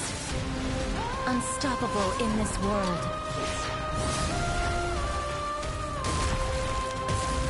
The great work that commands all death. I shall grant you embrace.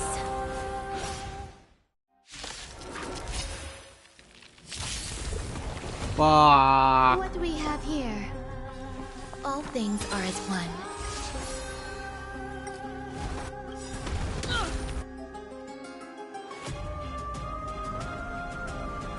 Every petal, all will be swept away by the wind. Stay away. Is the girl Oh, that's who once fucked. saved That's my fucked. life That's fucked. That's fucked. That's truly fucked. That's gone? fucked. That's fucked. That's fucked. That's fucked. That's fucked. Or will you show Yo, I ain't doing yourself again? damage. Once we What the arrive fuck? at hatred and regret. Yeah, I'm a dumbass. Expand your thinking. I venture forever. Triumphant! Wow. Victory is inevitable! Watch your head.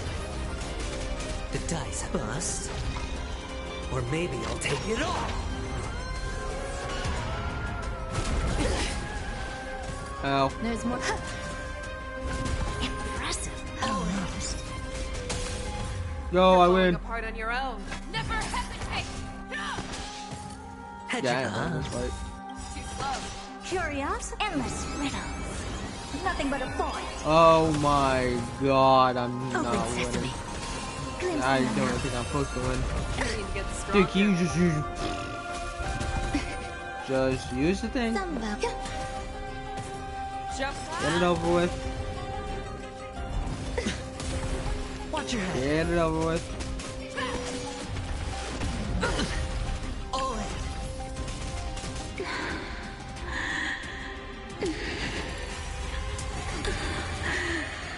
And I know you're anxious. Shh. Sure, I'll play along. Don't be afraid. Victory is inevitable!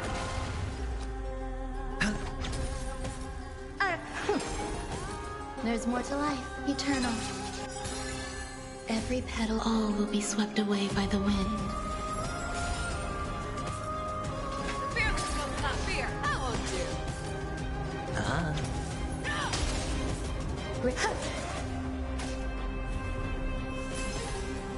Expand your thinking. I venture for forever. Triumphant! Victory is inevitable! Never hesitate! Too slow.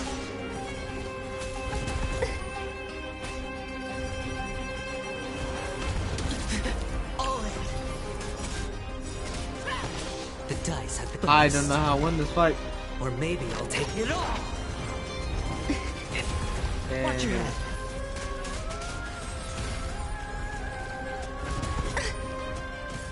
Hedge your bets. Spend freely. Curious, endless riddles. Nothing but a void. Open sesame. Glimpse the unknown. There's no more need to weep in grief. I will grant you peace.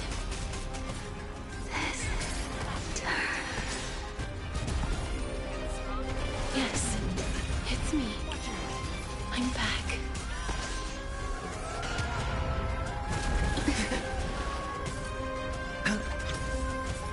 Some value, I suppose. Show me what you... Never seen her. All in. Watch your head. Be careful. They may be moving by instinct, but there is fury welling up within them. Or maybe I'll take it all. All in. I venture for forever. Triumphant! Victory is inevitable! Sure, I'll play along. Oh, there's other things. It's on me. I venture forth to hunt. Forever. Triumphant! Victory is inevitable! Never hesitate! Too slow. Expand your thinking. How will do? Watch your head.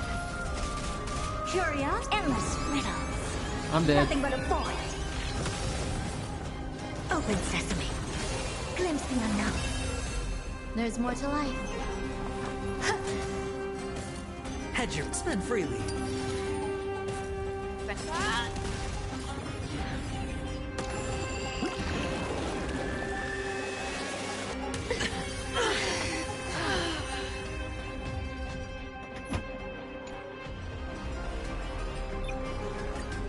Ooh, so okay. So you want me to use my die? Oh, I'm not gonna win. Oh.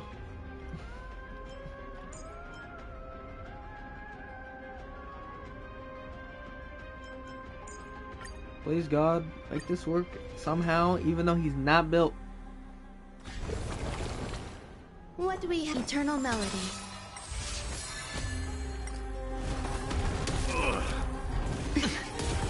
Is the girl who once saved my life truly gone?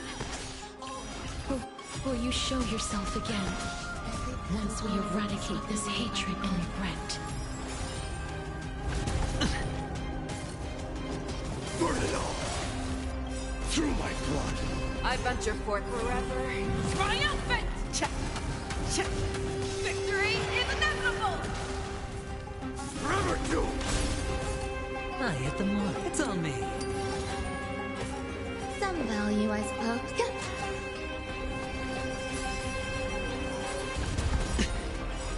The dice have been cast. Bust. Or maybe I'll take it all. Watch your head. Show me what you can do. Never hesitate.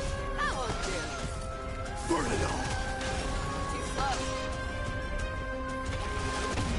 No dirty all in.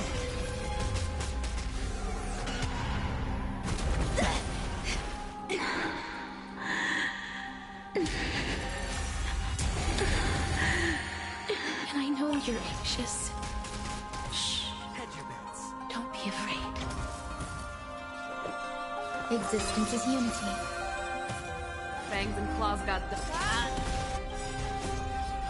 Forever. Triumph!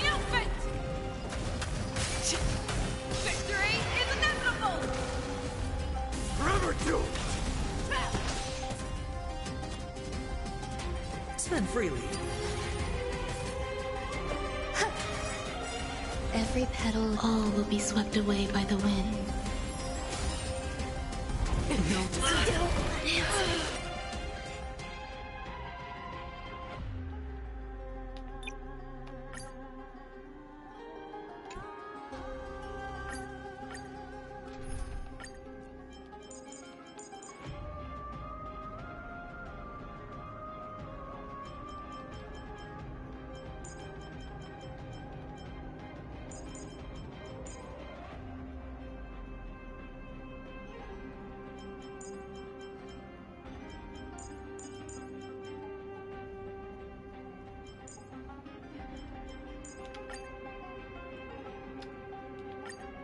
There's no way this is working.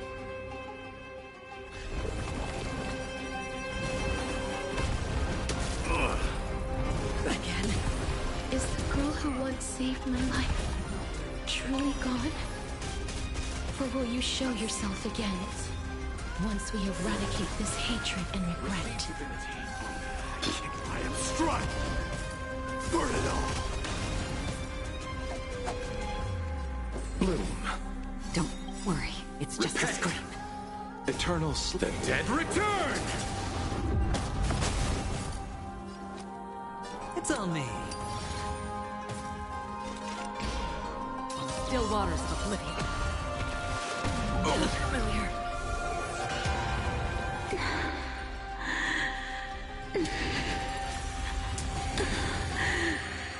And I know you're anxious. Shh. I weep for the heart. Don't be afraid. It too shall fall. Forever do!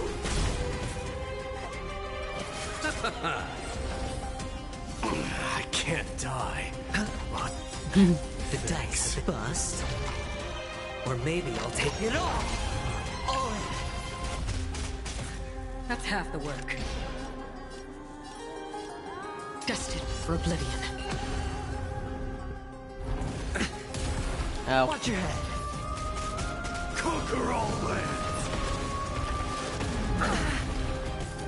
Burn it all! Dykes, I'll accept your punishment. I'll see you off.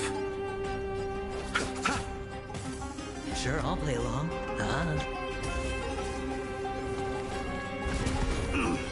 All in. Again? Fury upon you! So feeble. There's no more need to weep in grief. I weep for the departed. Will grant you peace.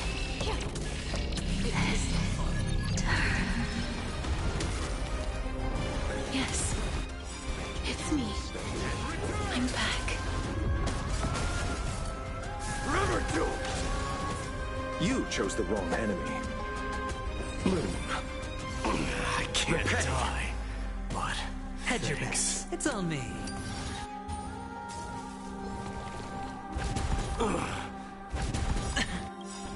All in. The dice have been cast. Bust. Or maybe I'll take it all. I underestimated you. Receive divinity. I can't Watch your die. But thanks. All in. Be careful. They may be moving by instinct, but there is fury welling up within them. Destined for oblivion. Bloom. I can't Eternal die. the dead return! Thanks. Sure, I'll play along.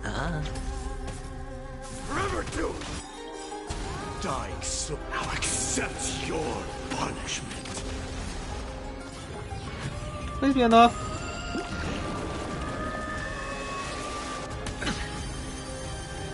Watch your head. Thank you, God.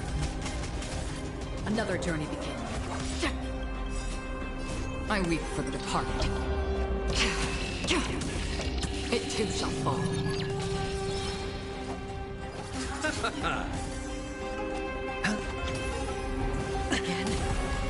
Receive divinity. I can't die, but fury upon you. Burn it all. That actually worked, holy shit. Don't turn back to the Netherrealm.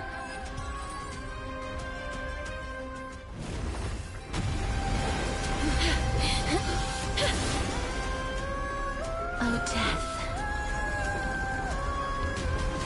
Sleep in peace.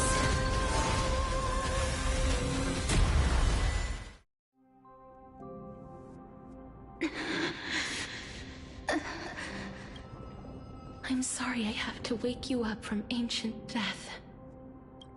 And I know you're anxious. Shh. Don't be afraid. Do you remember me? I'm the girl you once carried across the Sea of Souls. I'm sorry I wasn't able to remember you, but with the help of many people, I was finally able to pick up these broken fragments of my past. I'm back, Pollux.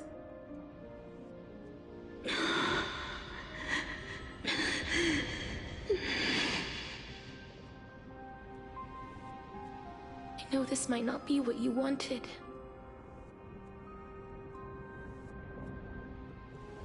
But I have to do this.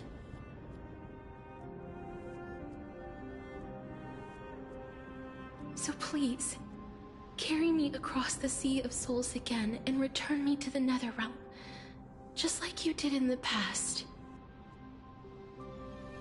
Please take me to where the core flame of death rests.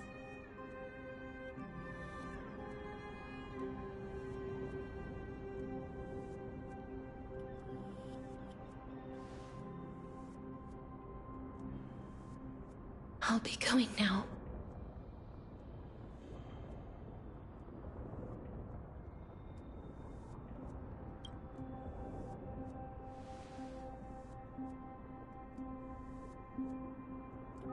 They may look scary, but as long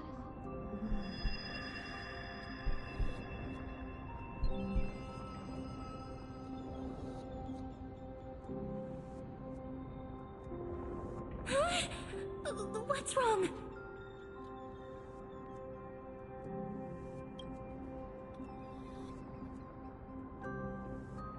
Are you... What's wrong with her? Her time is almost up. If I don't go now, I'm afraid her soul will return to Thanatos' embrace before me. What? Oh no! Is there anything we can do? Don't worry. I promised I would ask Thanatos for the Trailblazers' right to roam the Earth again. Mem, stay here and keep a close watch until I return, all right?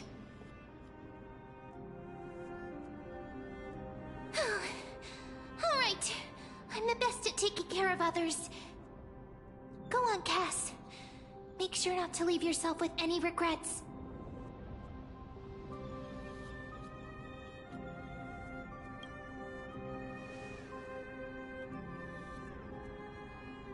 It's a deal then.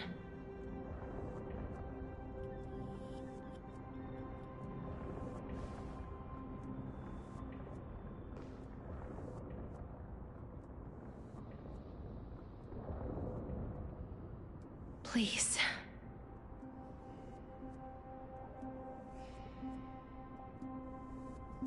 Wait for me.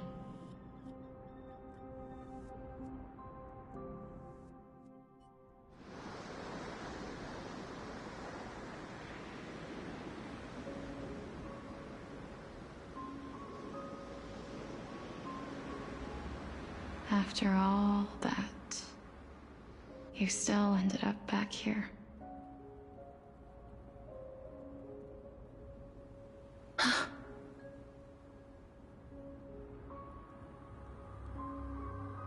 So the legends were true. The Netherrealm really is a sea of flowers. Yes. Just like the flower fields we tended to back then.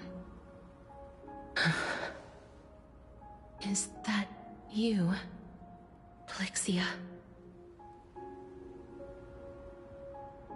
Do you remember me? I don't have the memories from that time, but I've seen you before during an experiment. I see. Call me Thanatos, then. It'll be easier.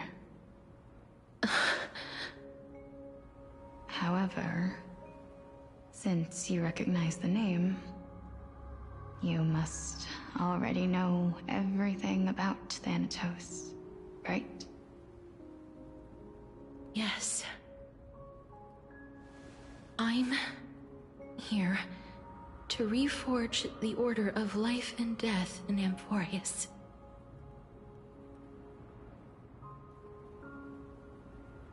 You know, my sister was a sympathetic, but rather sensitive person. Whenever she didn't want to say what was on her mind, she would avoid eye contact and look off into the distance. Just like what you are doing now. Can you tell me about the last Era Nova? What did you do, Plixia?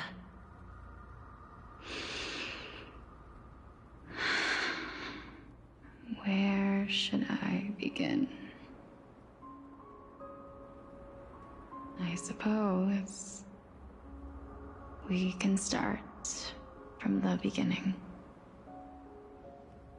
A long, long time ago, there were a pair of like-minded twins. As foretold in the prophecy, they were chosen to be successors to the god of death. But fate was cruel. The price of attaining divinity was to take the life of a family member with our own hands. That trial was indeed recorded in that memory. Then you should already know that my sister voluntarily gave up her own life, so that I could ascend as the demigod of death. But I couldn't accept that. Why did we have to kill each other for a future she'd never see herself? That's not fair. So, while weaving the laws of the new world, I shattered the forbidden bottom line for life and death. I reshaped my sister's soul and took the form of the great dragon Pollux to carry her up the River of Souls and back into the mortal realm. But our fates were already decided and manifested in unexpected ways in response to my futile actions. Aging is an unbreakable law of nature laid upon humankind, created at the same time as death. When the living die, their souls will meet Thanatos, who would determine where every soul goes. If the Reaper raises their left hand, the soul is granted death and allowed to enter the Netherrealm to await reincarnation. If they raise their right hand, the soul is rejected by the Netherrealm and returned to the mortal realm to continue walking the earth.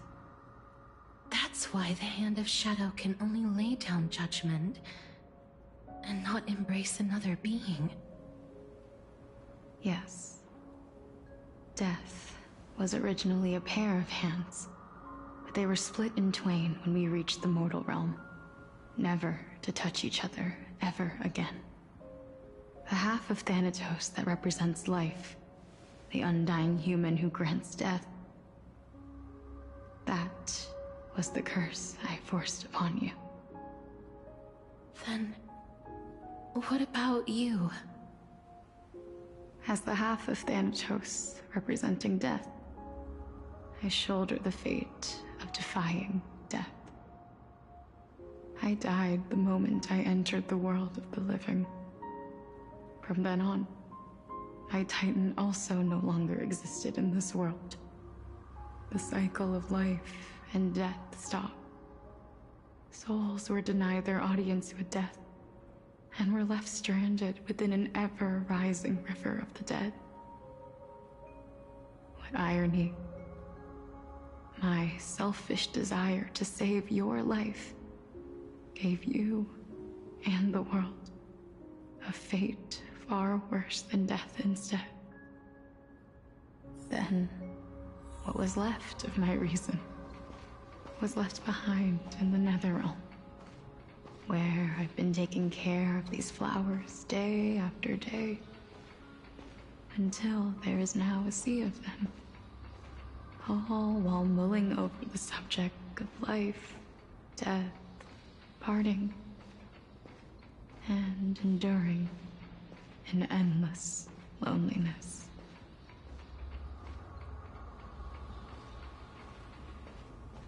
Fate is absurd indeed. Our lives were a mirrored image of one another, like a pair of hands.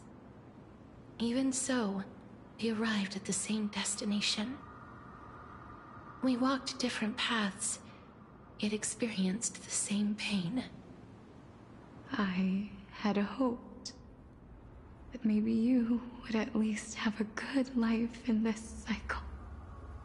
I'm sorry. I lived my life well.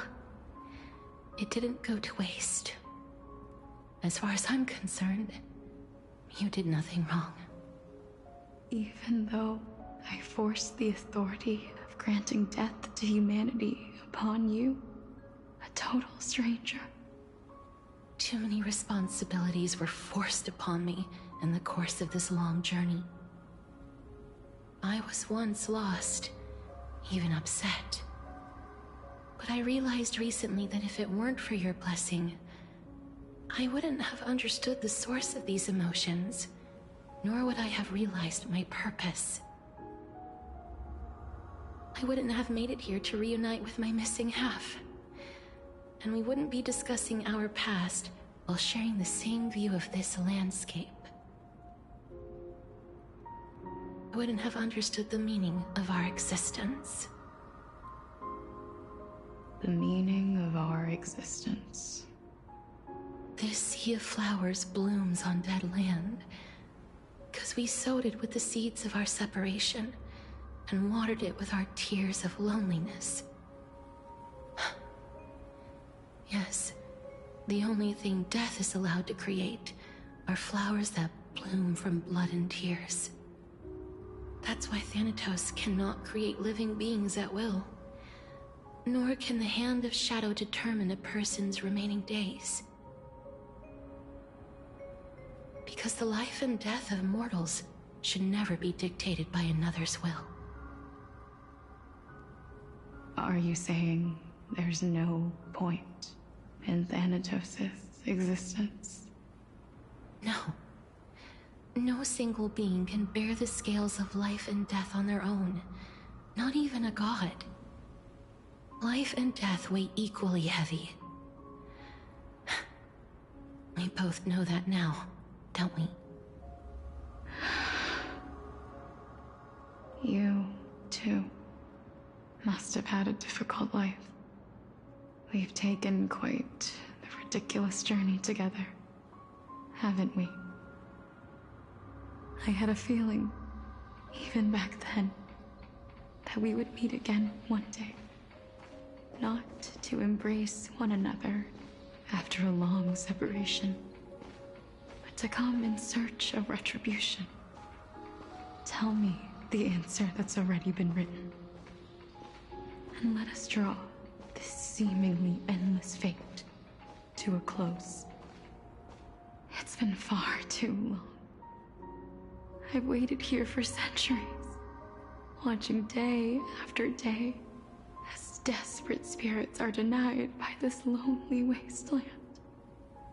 I always hoped I would see you among them, I was also afraid of seeing you. I didn't know how I could possibly face you again. But more than anything, I was afraid that you might have forgotten all about me. I know. But don't you see, Polixia? I made it back anyway. You don't have to shoulder death's authority on your own anymore. It was always meant to be held in two hands anyway. So, let's give our core flame to her, and have her take it back to the mortal realm. Give humanity back their cycle of life and death. Our responsibility as Thanatos was never about picking out favorite souls. We were only meant to watch over life. Let's tend the field together, and create a warm sea of flowers for all the souls to come.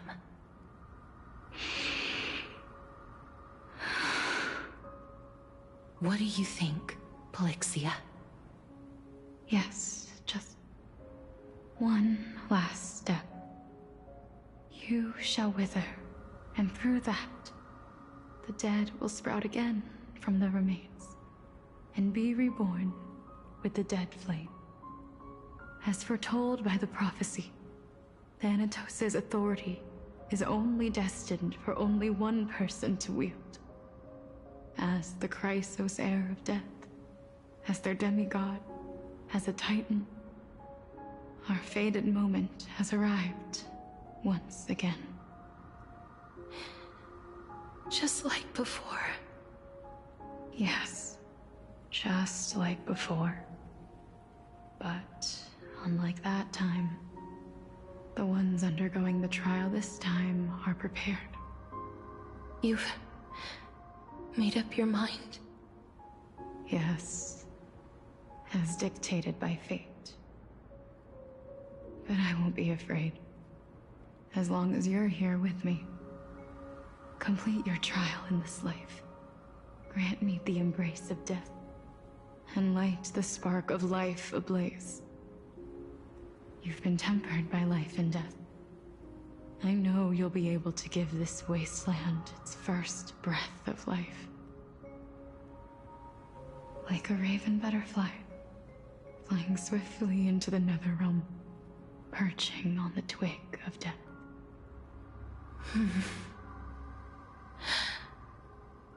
I will. After this, I will remain permanently in the Netherrealm. The River of Souls shall return here and rain down from the sky, scattering souls across the earth. The cycle of life and death will flow once again. This sea of flowers you sowed shall bear countless joyous or sorrowful souls, and bloom evermore.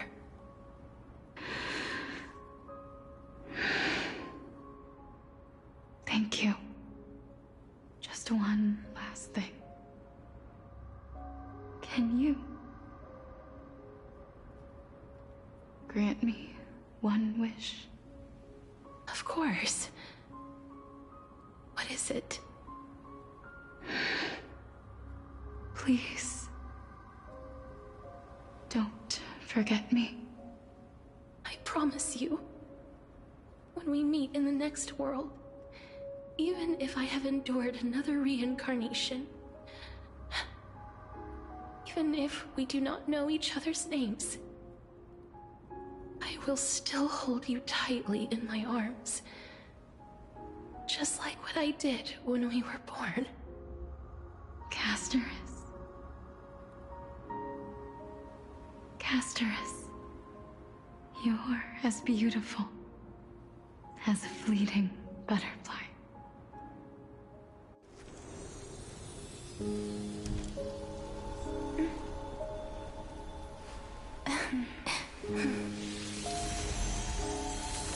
I will bring rest to death. And from now on, stagnant life will once again flow.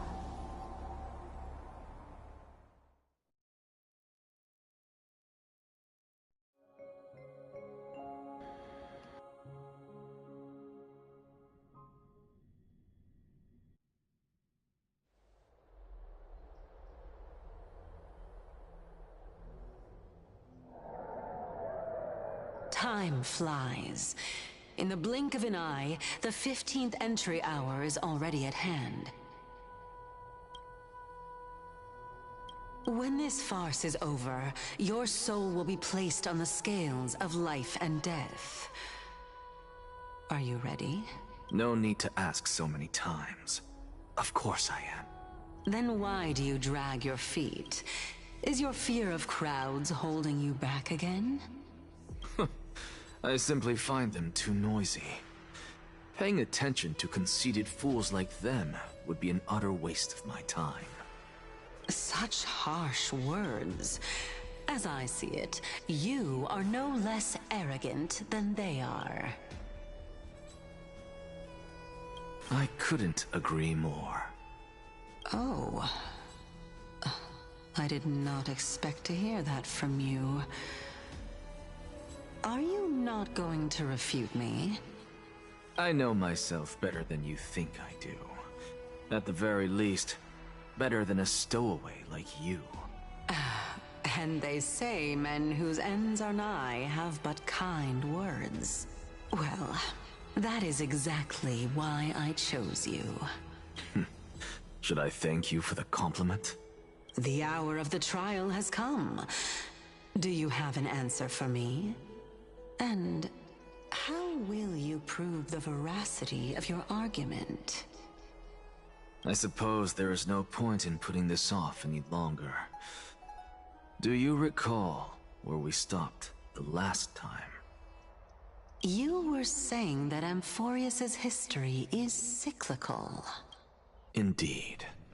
The demigods that bear the core flames eventually become the new titans at the world's end. Remember what happened on the Holy Mountain? Calypso, Naias. As their destined ends approached, one by one they left this world, leaving only the twins, who are fated to succeed death.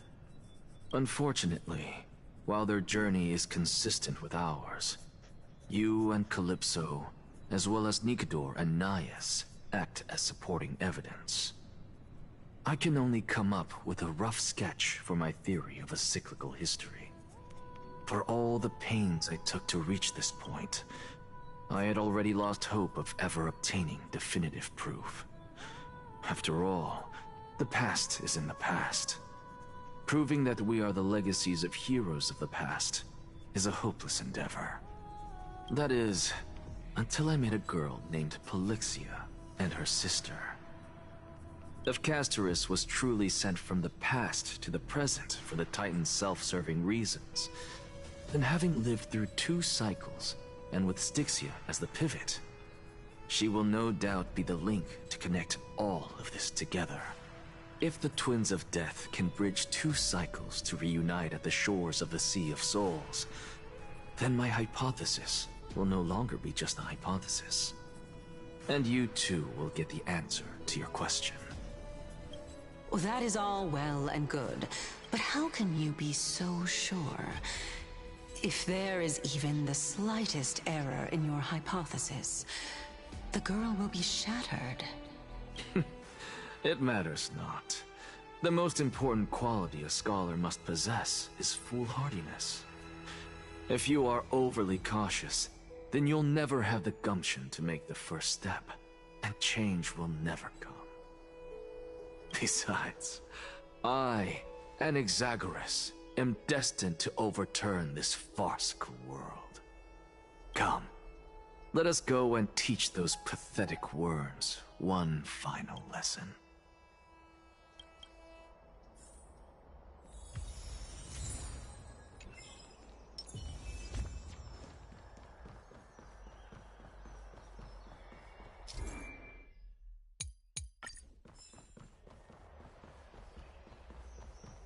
Fine. So they are leaving the final debate to him.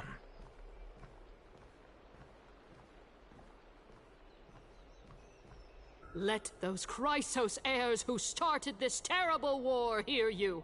Let them hear the voice. As always, that woman... Professor Anaxa. Everyone must cast their vote. Or this is... Prof. Do you truly think it's wise to entrust the fate of the world to an assembly like this? Akuma has stood strong under this system for 1,000 years. It stands to reason that there is purpose in its existence. But that is not what you're asking, is it? What you really want to know is Aglaya making the right decision in entrusting the fate of the world to you? Nothing ever escapes you. I didn't spend all those years teaching you for nothing. Most people only take 4 years to graduate, if I recall. To tell the truth, I feel like I'm on my way to an execution chamber instead of a podium. So, do you have an answer to that question? No, I don't. I thought so. Because that question is not yours to ask in the first place. Is Aglaya entrusting the world to you the right decision? Don't make me laugh. That is a question that woman must answer herself. Why are you fretting about this on her behalf? Or have you been seeing yourself as her pawn all this time? Listen up. I'll say this only once. Flip your perspective around and ask yourself this instead. What should I do to ensure that the world doesn't stray from the correct path? That is what you should be thinking about. You still have time, so give it some thought. Oh, and don't bother telling me the answer. Tell it to those begging for salvation from the gods. Got it. Thank you, Professor Anaxa. That's Anaxagoras to you. Who will you be voting for? That'll depend on how well you perform. May Circe safeguard your thoughts.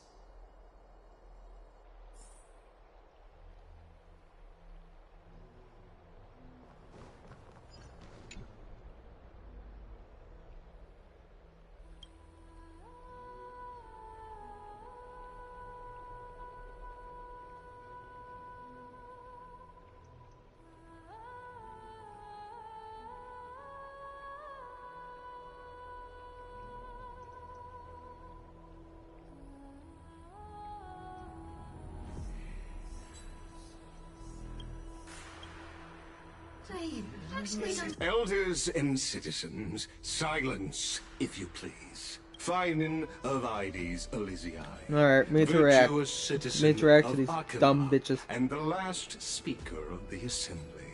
Much obliged, Lord Lycus. Okay, you see, I'm gonna lose my shit. Sorry. He's the penniless lad working for Aglaya. That's crazy, what does that mean? Where's Lady Goldweaver? Why is she sending this guy to give the last speech? Is this really the end of the Flame Chase journey? Can this dude really face down kindness? Nope. By Kefali above. Dear citizens of Akuma. As you look upon me, so too do I see you. I see your fear and misgivings, your apprehension about the discord between the Chrysos heirs and the Council of Elders, and your uneasiness about the future of the Holy City. Yet, before you contemplate something as grand as the fate of the world, I ask that you look closer. Look beyond the horizon illuminated by Kefali, at the crisis threatening to overwhelm us. What? Ides Elysiae, my beloved hometown, is a village forgotten by time. It is a place with the most invigorating breeze and wheat fields that spread all the way to the sea. I once thought that there I would enjoy a lifetime of peace and quiet with my friends and family. How I wish I could invite all of you to that paradise, far from the noise and chatter of the world. Alas, I can't. Because she, and all that she nurtured, all that I loved, they have long been devoured by the black tide. My beloved home is no more.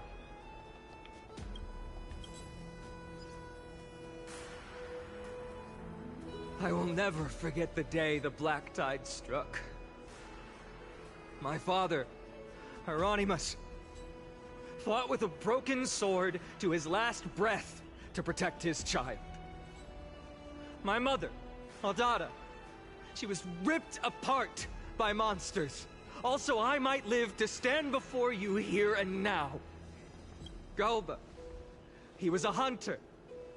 But in the end, those arms that once drew a bow instead embraced Piso, his beloved son, as they both breathed their last.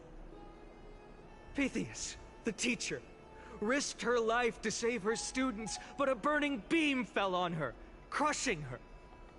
And what of Livia, her daughter? Did she make it out alive? No, she didn't. Livia, Piso, and so many other children. My childhood friends. They were all swallowed by the black tide and turned into monsters. They kept saying the same thing over and over. Even up until the final moment, I finally steeled my heart and granted them eternal peace with my sword. Why, Finan? Aren't we the best of friends?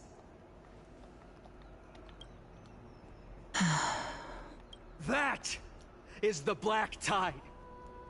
A looming threat that can bring Akuma to its knees any time. Kindness may have promised that with the 3 Titans of Calamity Con, Akuma will return to an era Chrysia once more. But much as it pains me, I must disappoint you. While the demigod of strife has done everything in his power to hold them back, they are still coming. By now, the name of that black-robed swordmaster, the Flame Reaper, has likely echoed throughout the city already. The roaring thunder is a message from the strife demigod. The Flame Reaper has risen from death, and they hunger for the core flames of the gods. I do like the Flame Reaper though. He's cool. I hope they show their face. Watch it be like Cappuccino or Firefly. Lies! If such a powerful There enemy it is. indeed approaching, why is Akuma still a picture of peace? That's what you sound. Exactly! The city of Akuma shows no signs of pandemonium or chaos. And why is that? I beg you, spare a moment to think about this. Are we able to stand here and hold this assembly in peace today because the danger has passed? Nope. No! This peace we enjoy is no gift of fate. We are able to stand here today only because the Chrysos heirs have stepped up and shielded Akuma from calamity. With her golden threads, Aglaya has preserved and continues to preserve these idyllic days that all of you hold dear. The Council of Elders claims that Aglaya will one day forsake the people because her divinity is eroding her body and soul. But ask yourselves this. Rather than offering her aid and support, why do they choose to watch and push Akuma away from the Flame Chase journey? The answer that no one can bring themselves to speak of. A truth stained in blood and buried in greed, fear, and vanity. Allow me to lay it bare before you. It is because the Council of Elders, which bears Akuma's history and honor, along with this citizens' assembly we once took so much pride in, are now infested with vermin. Damn! Holy shit, this guy's better. I'm pulling. I'm pulling him now. He's getting pulled. Bro's getting pulled. You insolent whelp! How dare you! Bro is getting pulled. It is true that Aglaya has reached her limit. Why? Because she has been working tirelessly to weave the defenses of our holy city against the encroaching evil. All while these vermin are making up baseless accusations about her and scheming in the shadows. E6, S5, I'm kidding. But you know what I mean, this guy is getting pulled. Frame fucking 1. Day 1, first fucking hour, he's getting pulled. Bruh, badass. I love him. I love him to the core. Whenever he comes out, I'm pulling. Not once has she ever failed Akuma. Yet these vermin attempt to tear her apart, tarnishing her name with unfounded allegations. She may have been blessed by divinity, but hasn't her heart always stayed true to humanity? Yes, it has. They attempt to mislead you and reduce this assembly to a crude standoff between gods and humans, but citizens of Akuma. Once more, I implore you to open your eyes and look at those around you.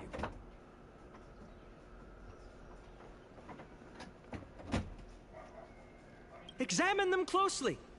Beneath all that finery, do you see the good heart of a human or the poisonous glands of a pest?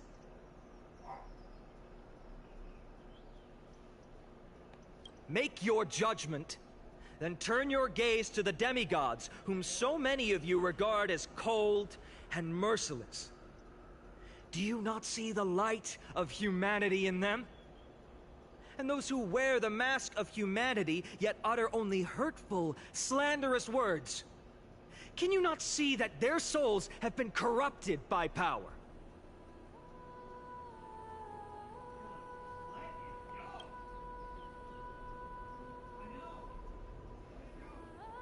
Yet, no matter what your answer is, and no matter who your vote goes to, rest assured that you have nothing to fear.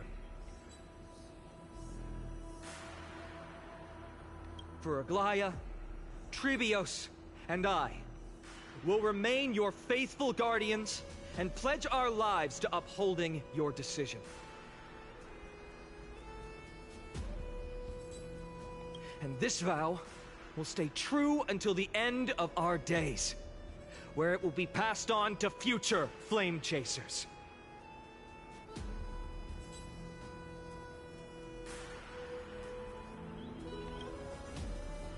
A steadfast and unwavering promise that shall endure through the ages. Damn. Absolutely right. This crisis is only our best interests in mind. I still don't understand. I will never believe our Stepups are always have to end.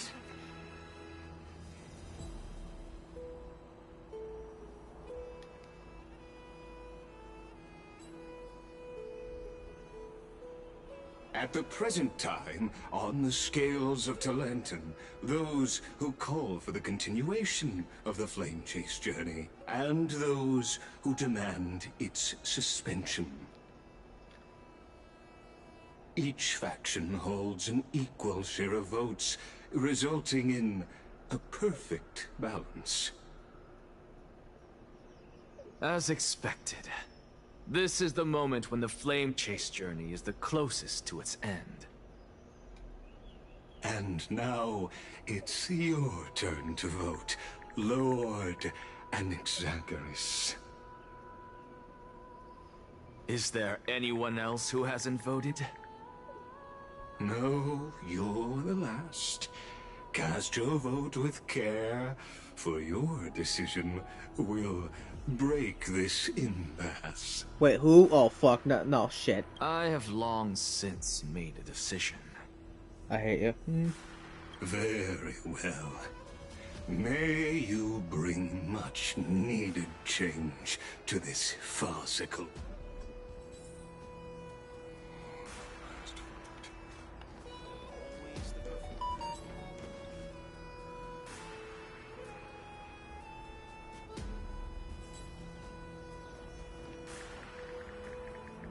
You've done well, Finan.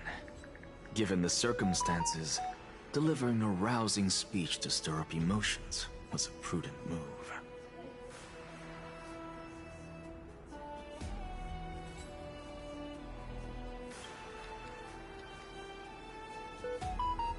Thank you all for your patience. On behalf of the 7 sages of the Grove of Epiphany and the scholars of Amphorius, I, Anaxagoras, am ready to cast my vote. Fuck you, Ag. But before that, in the interest of fairness, Lady Goldweaver, I pose a question to you before all who are gathered here. I said Madagascar. I was the reason of choice. Will you, as Finan has promised, stand by the decision made in the assembly, Shit. regardless of outcome? Yeah, this is something I posted to my family. In the interest of fairness, I make no promises, lest it should influence your decision. Very well. I thank you for your honesty.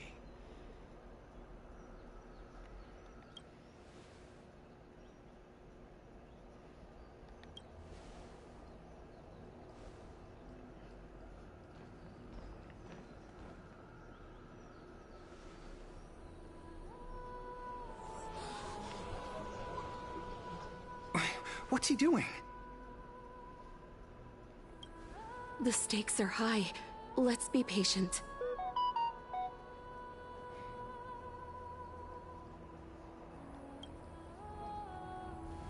Cut the act! Who do you think you are wasting our time like this?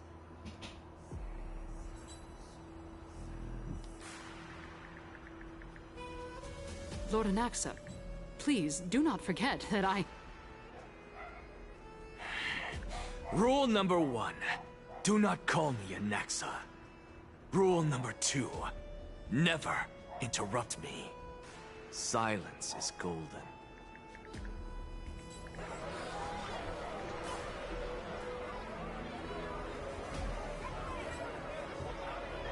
Just vote already. What are you waiting for? Cast your vote. Cast your vote. Cast your vote.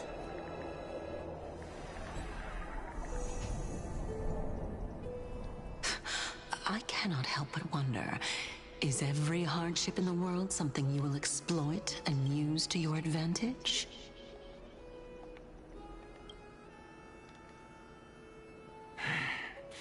How else am I supposed to make use of this situation where my body and soul are separated?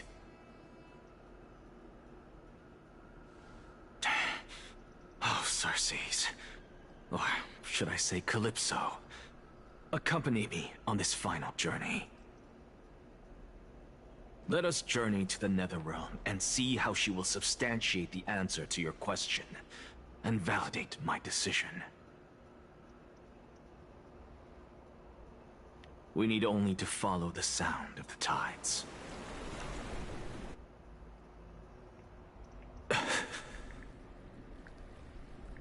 You are... Well done, child. Just as I foresaw, you have achieved great things. Teacher. What a twist of fate. A blasphemer raised in the doctrines of the Venerationists. It's like a foal kicking its mother in the belly after taking all her milk. I respect you immensely, sir, but... You cherish the truth even more. So, child, do not be troubled by the criticisms I have borne. Do not let those voices hinder you as you forge ahead. As the sage of the Venerationists, I am duty-bound to oppose you. But as your friend and mentor. Anaxagoras, I say, go forth, for the truth is already in your hands. I will keep that in mind. Go now, child. Your lonely pursuit is about to welcome a new chapter. And when you reach the end of this journey, may we meet again with the truth before us. You have my word, sir. May Circes safeguard your thoughts. May Circe safeguard your thoughts.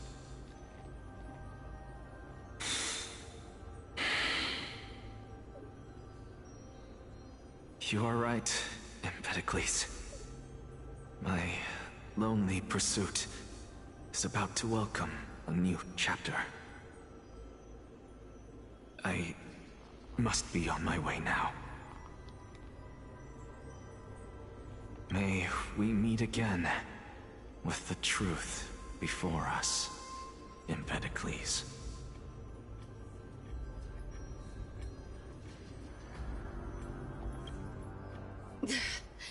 What are you waiting for? Just cast your vote. Silence! Silence, everyone! Behold, Circes, here at the center of the world, I shall write the final step of my proof.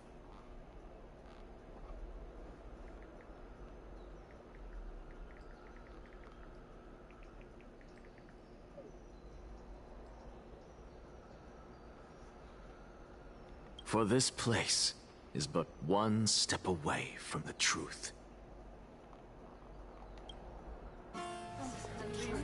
Oh, here we go. Professor, I completed the proof you wanted.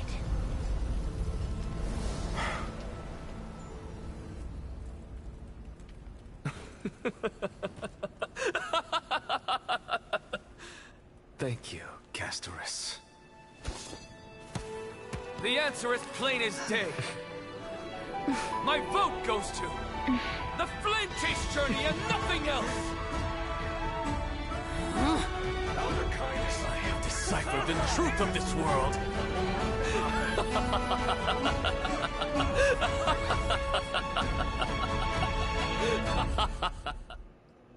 Okay, now, With the balance I like him. shattered, the Again. result I like is him again. clear. I like him again. He's good. By carefully enter Lenten above, as the Theoros I have observed. No! Ligus, you can't! Anaxa, what have you done? Have you lost your mind? I hope you are prepared for the harsh punishment awaiting you. Mark my words, I will make sure that clever head of yours never forgets the price of betrayal.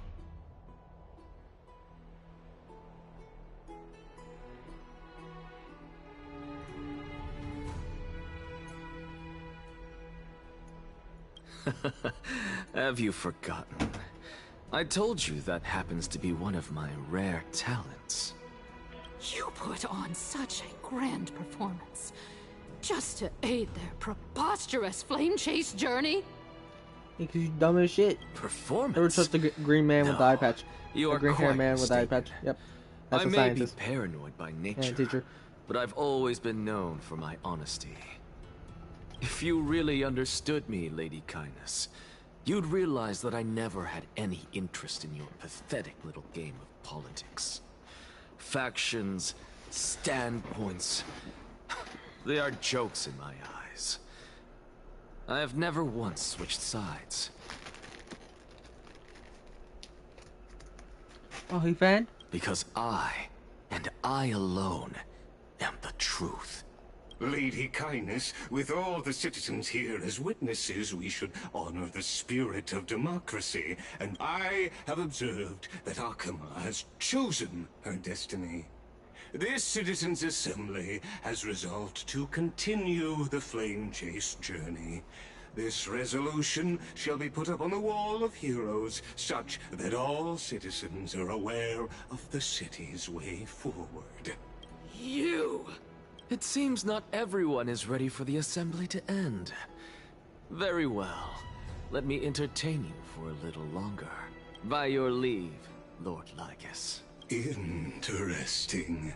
Elders and citizens, your attention, please. Okay. Stay. What is this before? Just moments ago. But I regret to say that I still harbor doubt. Tell me, who among you dare swear to Kefali's name that Era Nova will truly welcome the fairy... No one? Very well. You. No? Fine. Next. What are you trying to do? Useless. Your Hey! Mind your So, no one? I see. In that case, fine then. Answer me this. Your speech was filled with such passion just now. How confident, then, are you in making this promise? Professor, what are you doing? Let him continue with his performance.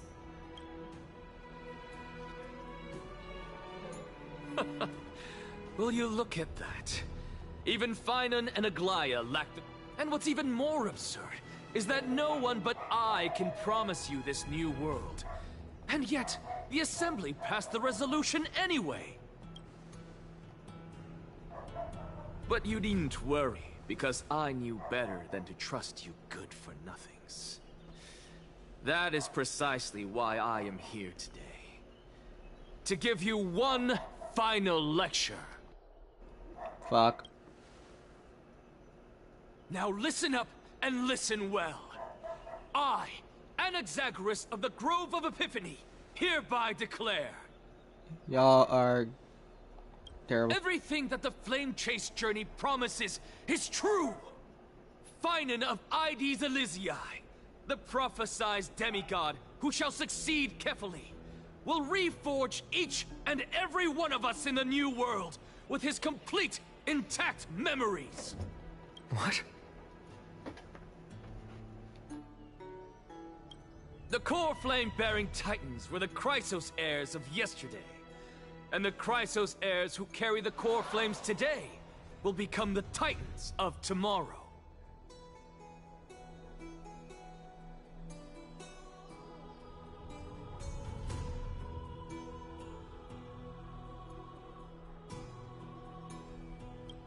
All of our souls shall endure for eternity in the miracle of the World-Bearer. And all under Kefali's protection shall step into that new world.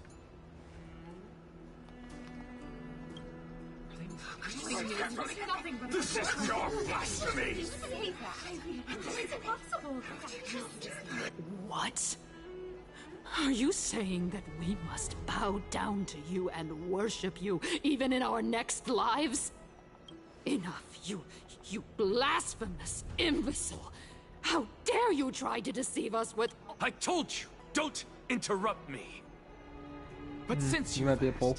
I shall be kind and indulge you. My statements are based on my experiments on the divine body of Kefali themselves. You heard me correctly, everyone.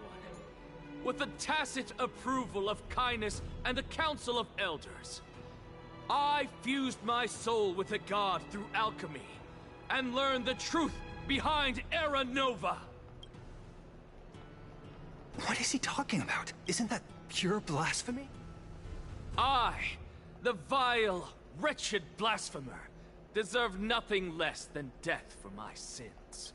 And the Council of Elders, which granted me consent and aided in committing this atrocity, That's crazy. should face punishment alongside me. By the gods, even Kindness has betrayed Akuma. What a plot twist!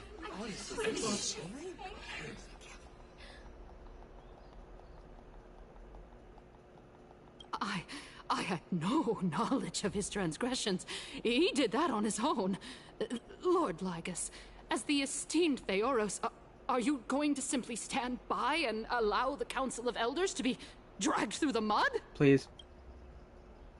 If the accusation is true, I will acknowledge it. If not, my conscience stands unburdened.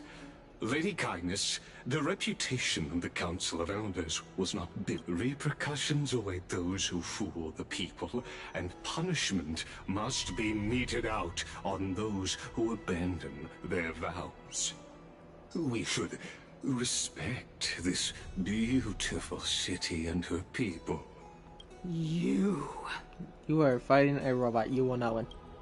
Lady Aglaya, the Gold Weaver, I humbly ask that you take on the responsibility of overseeing this judgment in the name of the fairness of Talantin and the justice of Kefali.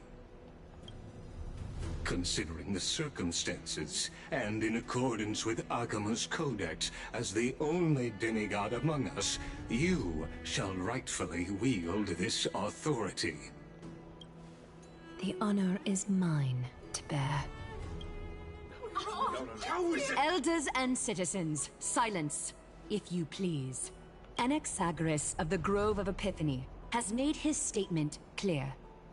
As per Akima's codex, I request all present citizens to stand with me in exercising the right of judgment. First, Elder Kindness of Akima and Lygus the Theoros stand accused of neglecting their duties and abusing the law, leading to the egregious blasphemy against a god. In the names of Talantin and Kefali, Akima is to form a committee before the 7th action hour to conduct an investigation and disclose the findings to the public for subsequent judgment. Yes! That's what we deserve! Curse you! Now, concerning Anaxagoras of the Grove of Epiphany, he has confessed to grave blasphemy against Kefali. In the names of Talantin and Kefali, the accused must be allowed to hear the people's voice prior to the execution, for a chance at a reduced sentence and possible pardon. That's crazy. Professor. Let him die! Let him die! What decision will you make, Lady Goldweaver? Enough with the hesitation, Aglaya. Let him die! Then, in light, O Talantin on high, may you bring death upon him. These fuckers are just dying left and right.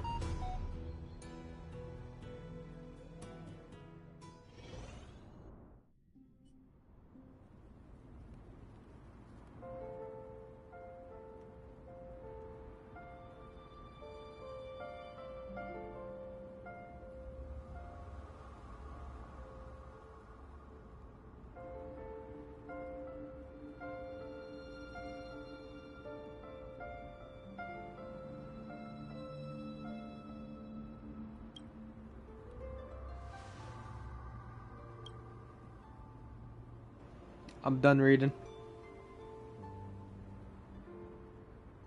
Allow me to reintroduce myself. I bore the name of Castris while walking among the mortals. And now, I stand as the demigod of death. Welcome to my realm, where the west wind ends.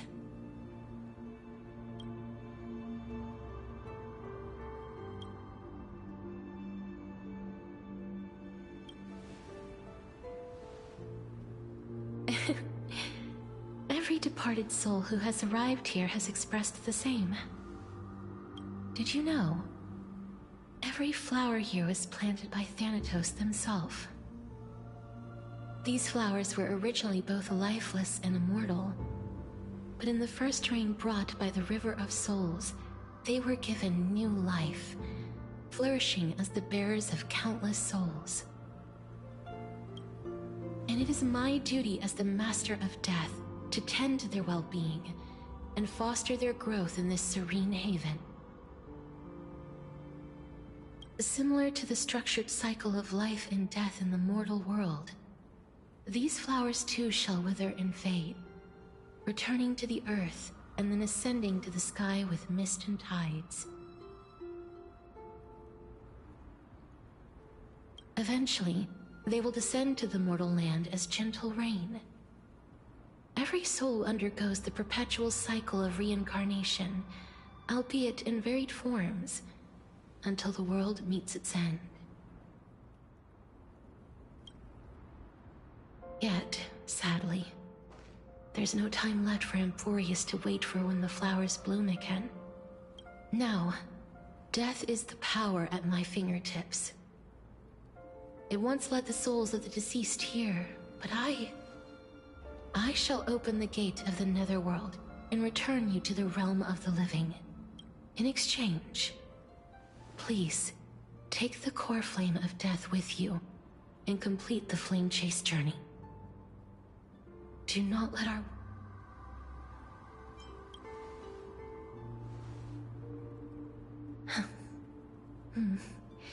Just like the other demigods, I will stay here and embrace my destiny.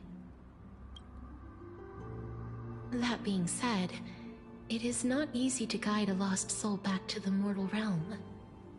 The whispers of death are sweet and alluring. If your determination wavers, you will succumb and be forever ensnared by the Netherworld's grasp.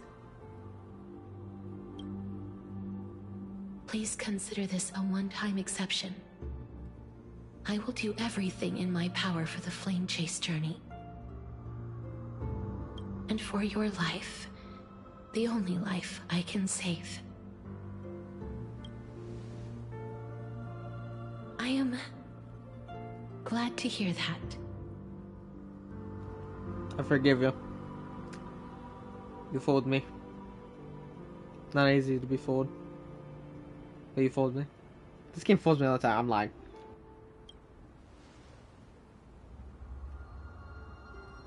Over here.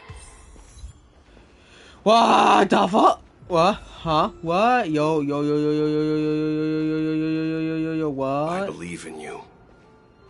Okay. Himiko's still not voiced. Okay.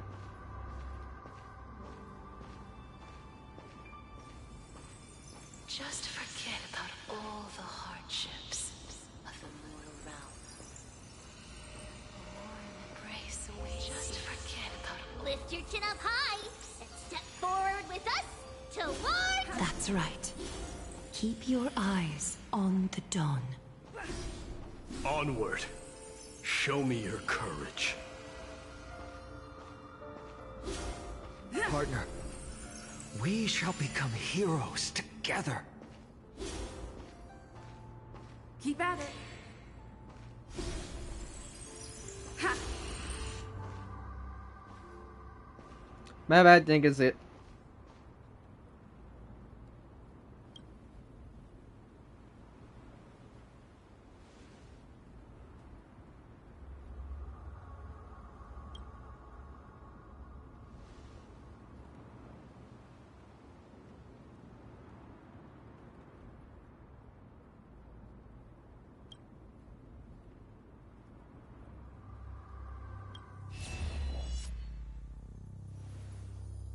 What the fuck is she doing here?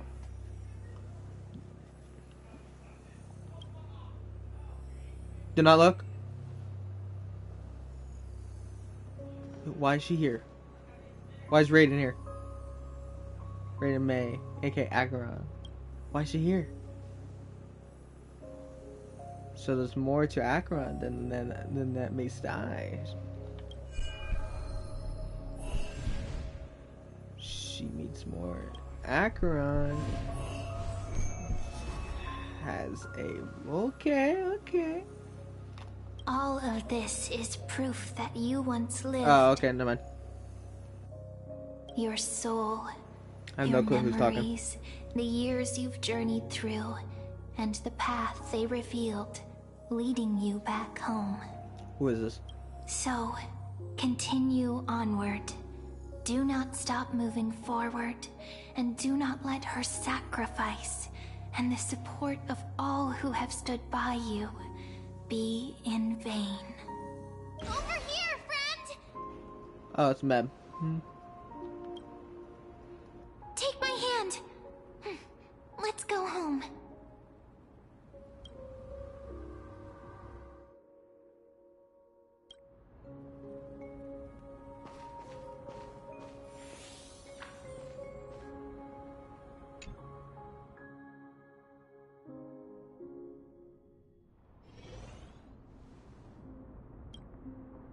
At last.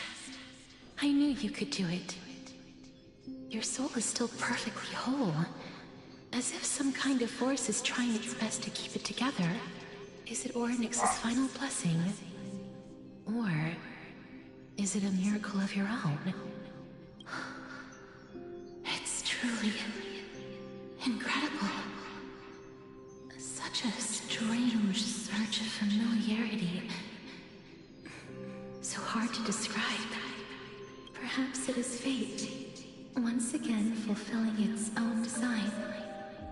Or perhaps it is the laws from beyond the sky, so familiar to you, that intertwined our fates long ago.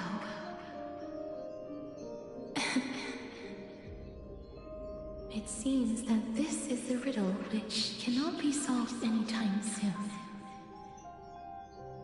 The sensation of becoming a demigod is truly wondrous.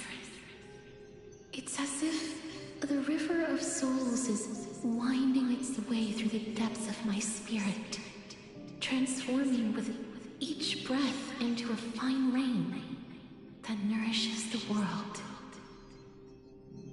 Do you recall that prophecy?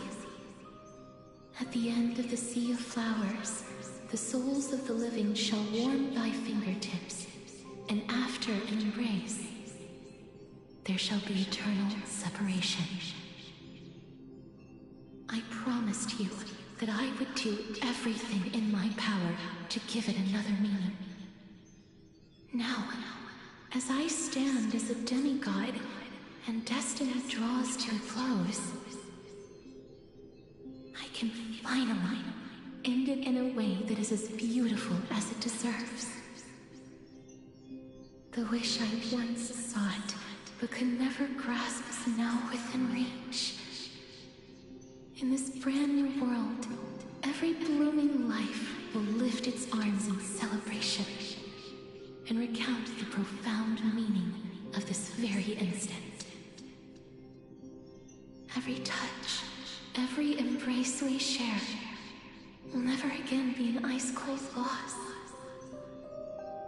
They will radiate with an intense warmth, sowing love far and wide throughout the land.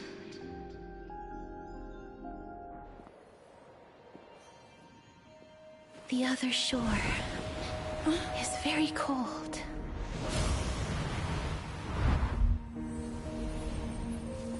May I borrow your warmth one last time? Thank you for fulfilling this wish of mine.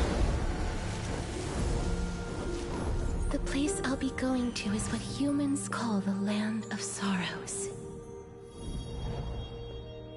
But with this heartbeat and the residual heat of this embrace, I shall turn the nether realm into a gentle place of rest.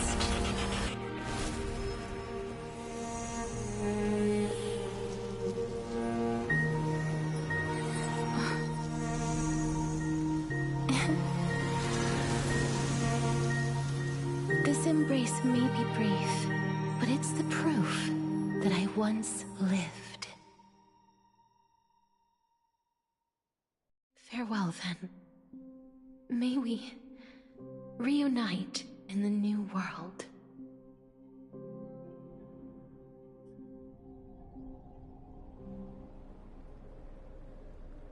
That grand and absurd performance was what you've been seeking your whole life?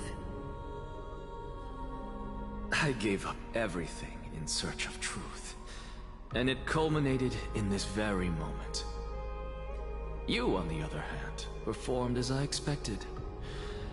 You did not hesitate when you saw the chance to attain power.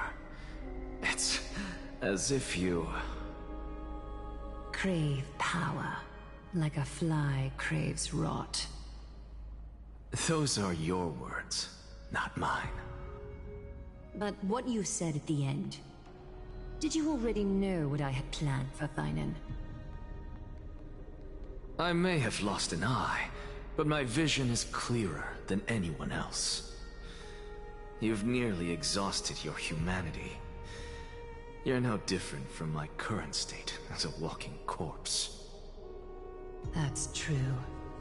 I've long since burned to ash over the past 1,000 years. Only he is capable of unleashing a raging fire that rivals our final great enemy, Aquila. So, this is our last chance. How about we let go of the bad blood between us? May I resonate with your core flame, Aglaya? Please do. That's impossible. To persist with your soul thinned to such an extent. You're insane. Just as you fight to lug your corpse onward to complete your unfinished goals, I have my own reasons for doing this. Until Thainan grows into his position as the prophesied leader, I must continue to lead everyone on the flame chase journey. I must keep inching forward, even if only as an empty shell. I've long predicted this was the case, but I didn't think you'd already lost so much. How ironic. We would have avoided so many misunderstandings if you and I had just spoken this candidly before. But casting aside our ideological differences, there is one thing you and I agree on. Thainan. Yes. He was born to be a hero. He understands the hearts of the people, and I can confidently say he is a far better leader than you. Only he is capable of fulfilling your mission. Sadly, he is a man cursed by Nestia. But by my estimates, his horribly elaborate sense of style should not impede Era Nova. Congratulations are in order. We found common ground at the very end of our destined paths. When you put it that way, it makes me want to take back what I said. Aglaya, we're back. Come welcome our great hero reborn from the ashes. I hope he didn't hear your earlier assessment. It wouldn't be the first time I criticized him. A man should be aware of his own shortcomings.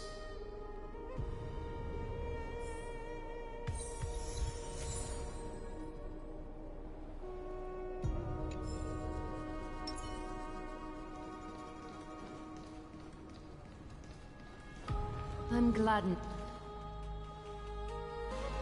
But I don't see Castris among your number. It looks like she not only helped me prove my theory, but helped you fulfill your mission as well.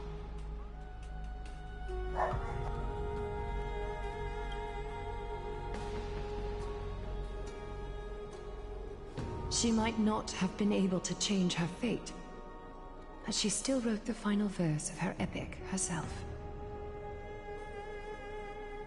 Trinan, please recite the prophecy for us. Trailblazer, please surrender that scalding cool flame for us as well. You are the only life she ever saved by her own hand in her 1,000 years on this earth. I believe no one is more qualified for this noble task.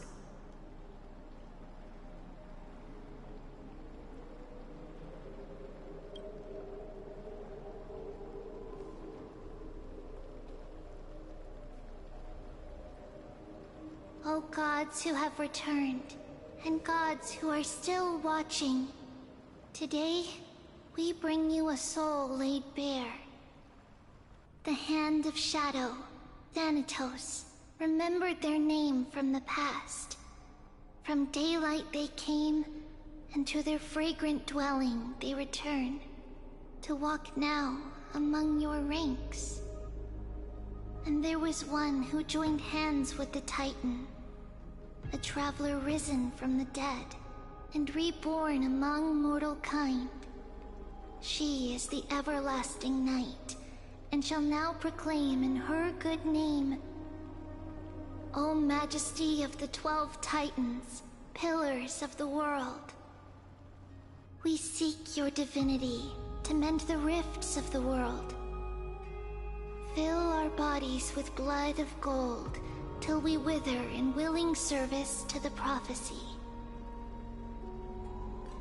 Step forward, trailblazer from beyond the sky, and together with us, surrender the core flame and carve their star into the sky.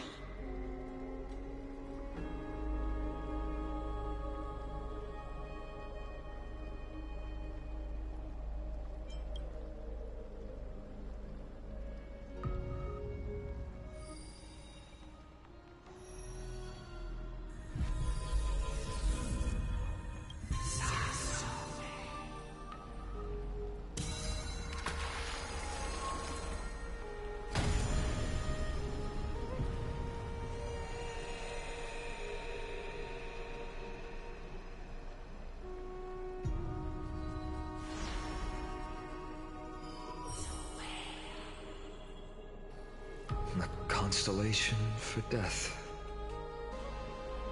For life and death, to be more precise.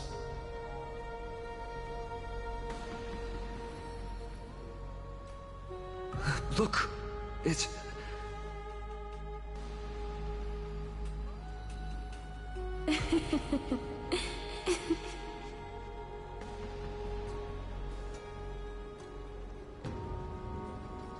No, it's only a divine echo. I think she's here for the trial.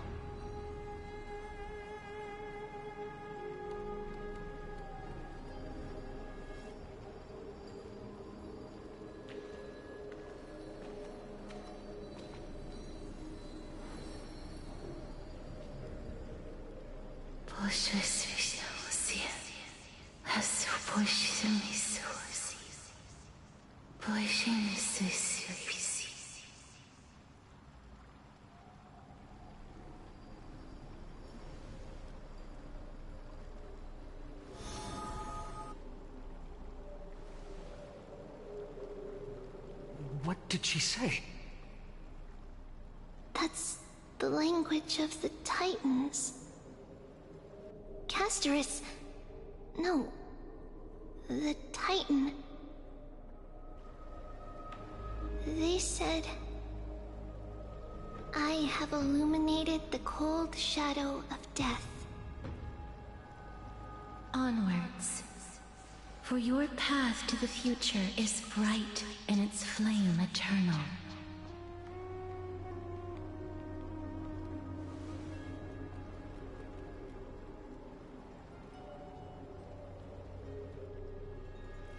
Do not forget.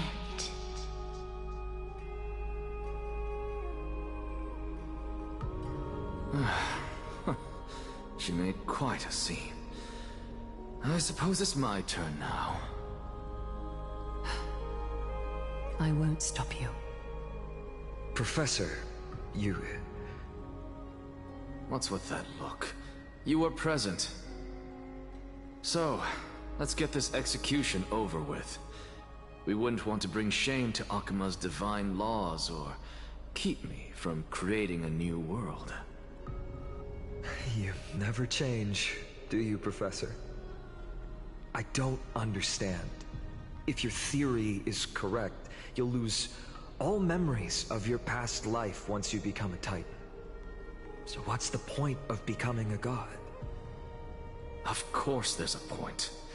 Even if I forget who I am, I'll still have my brilliant mind. It goes without saying, I'll find a way to retrieve memories of my past life. Besides, I still have you, don't I?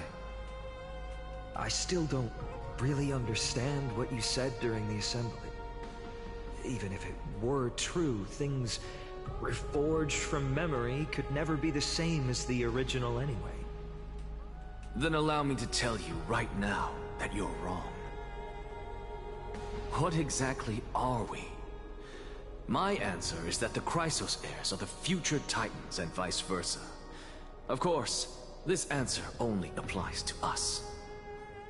So, what are we when it comes to regular mortals? The very essence of the world, our souls, are tiny invisible seeds that hold records of each person's memories of the world. And we are the buds that sprout from these seeds to grow into great trees. Is that what new sporism means? Correct. Once our physical bodies are born, we become new extensions of the world. From there, we plant our seeds into someone's memories, and then scatter them into the hearts of countless people in the future. Just as seeds are affected by their environment, so too will our appearances differ across memories. But the partial memories we carry will always be the same, because that is just how the world is. To destroy our very existence, one must destroy the world itself. But we have someone who will still live on with his perfect memory. That person is you, child of Kefali. This is what it means to be the world-bearing Titan. So, carry everything of this world and live on. Don't disappoint those most precious to you. Don't disappoint Lady Goldweaver. And especially, don't bring dishonor to my theory. Anaxa, I swear to you, I'll lead everyone to our reunion in the new world. Good. That is all I have to say. Farewell, everyone. May we meet again in the next life. Farewell, great performer. May Circes safeguard your thoughts. Are you satisfied, Honorable Titan? Very. I hereby swear I have borne witness. Anaxagoras of the New Sporists and the Grove of Epiphany has successfully overcome the trial of reason. Thus, I shall confer upon you these words. You shall transcend the peaks of purity and return to corruption and hardship. Oh, so that's a god's prophecy. It sounds like you just rephrased my past, present, and future. Oh, Circes. Is that all you've got?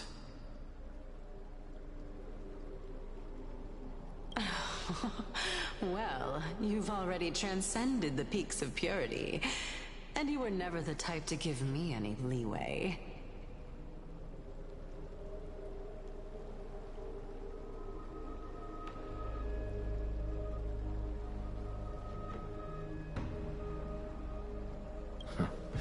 That is true. But I do still have one question.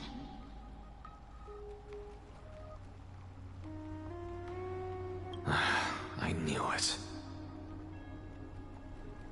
What is it? Maybe we're thinking of the same thing.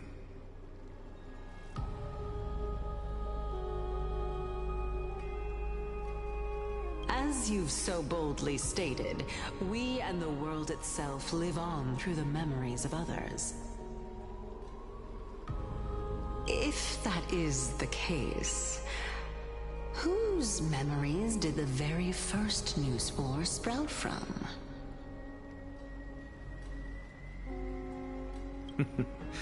How should I know?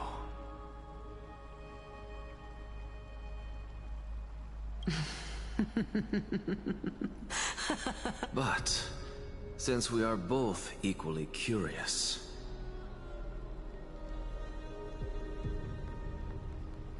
we should allow the children of humanity who come after us to investigate in our stead.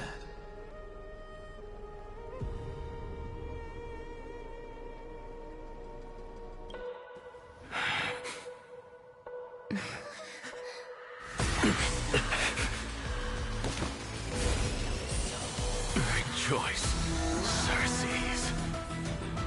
I sow the seeds of suspicion in the new world with your soul! And now, the objective is complete. That is all.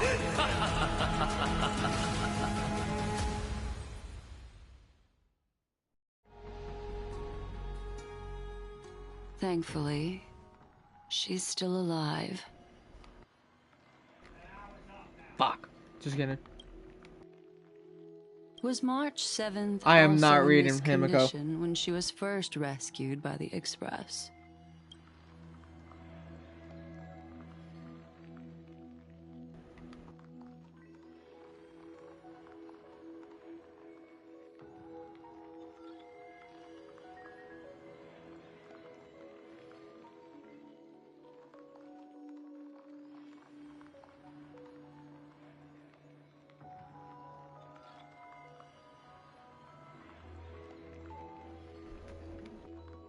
But she still woke up naturally.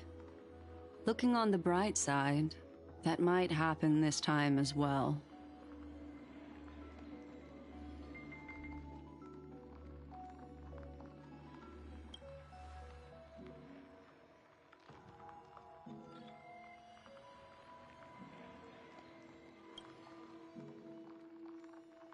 I do not have conclusive evidence, but judging by her current condition,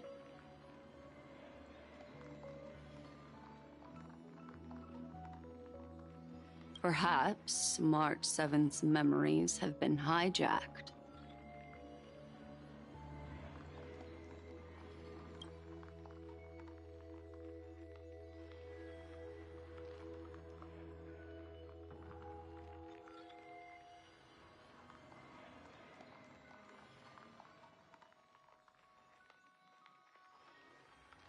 Think about it, Miss Himiko. What will happen when someone loses their ability to remember?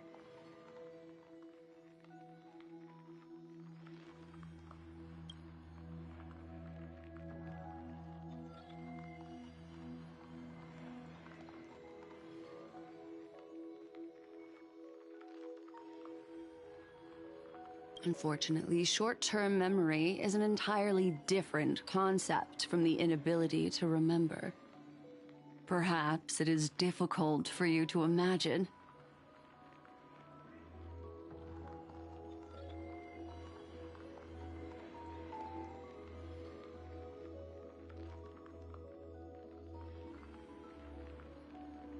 But an individual who has lost their ability to remember turns into nothingness.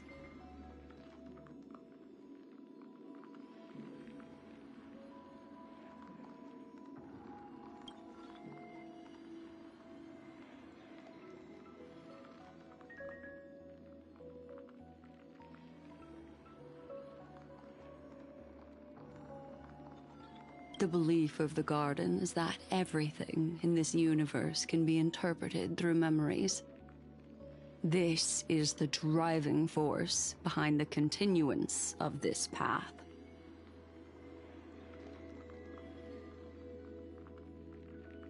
The past is made up of memoria, while the future is a possibility that will eventually be converted to memoria. But the present, it doesn't really exist, and it's only an abstract expression.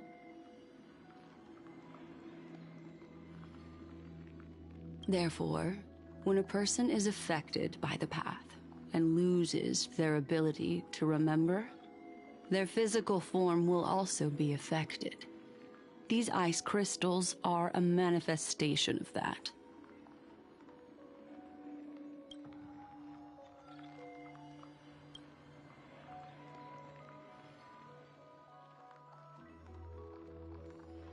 Is Miss Himiko suspicious?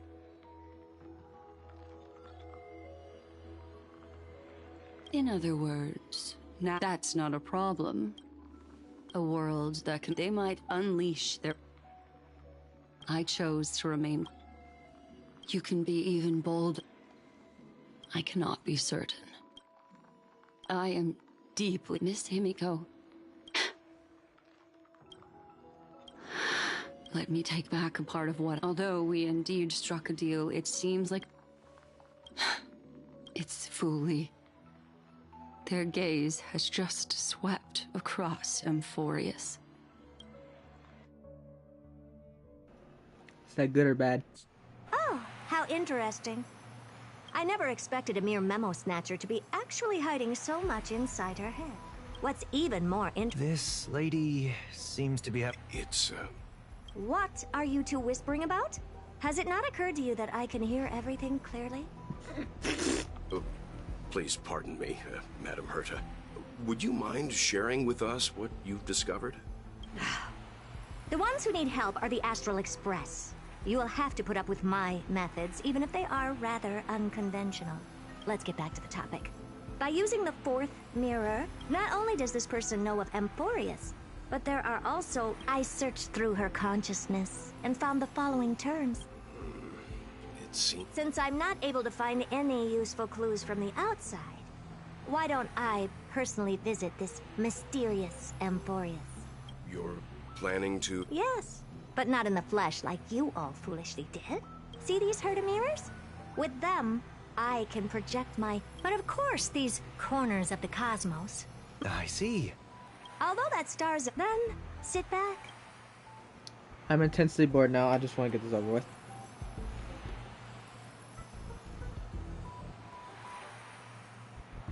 All right, now that everything is ready...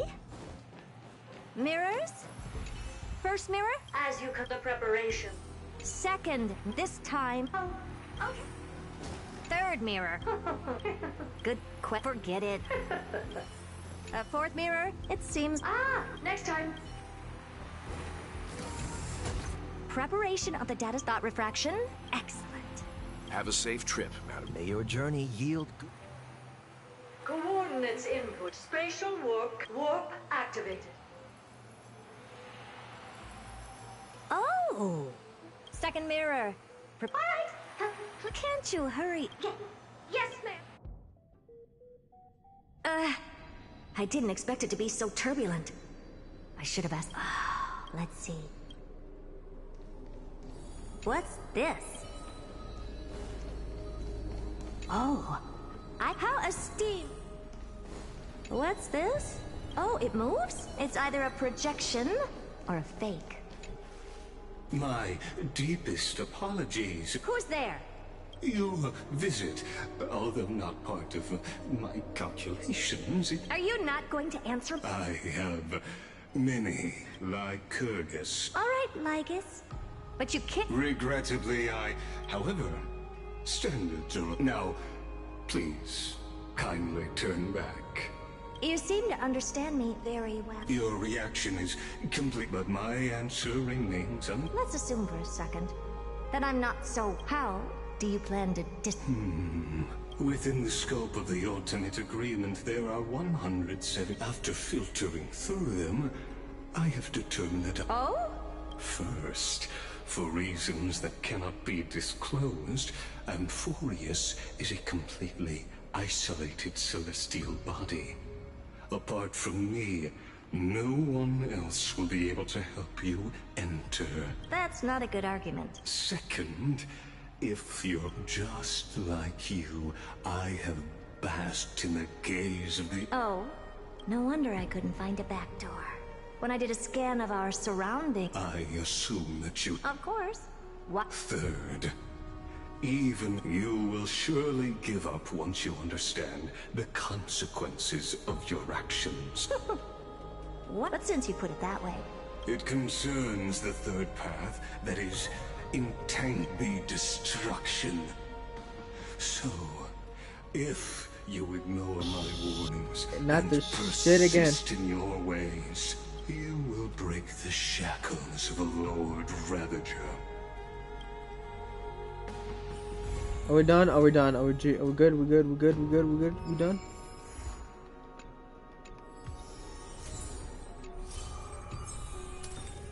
Okay, and are we done? Are we good? Are we good?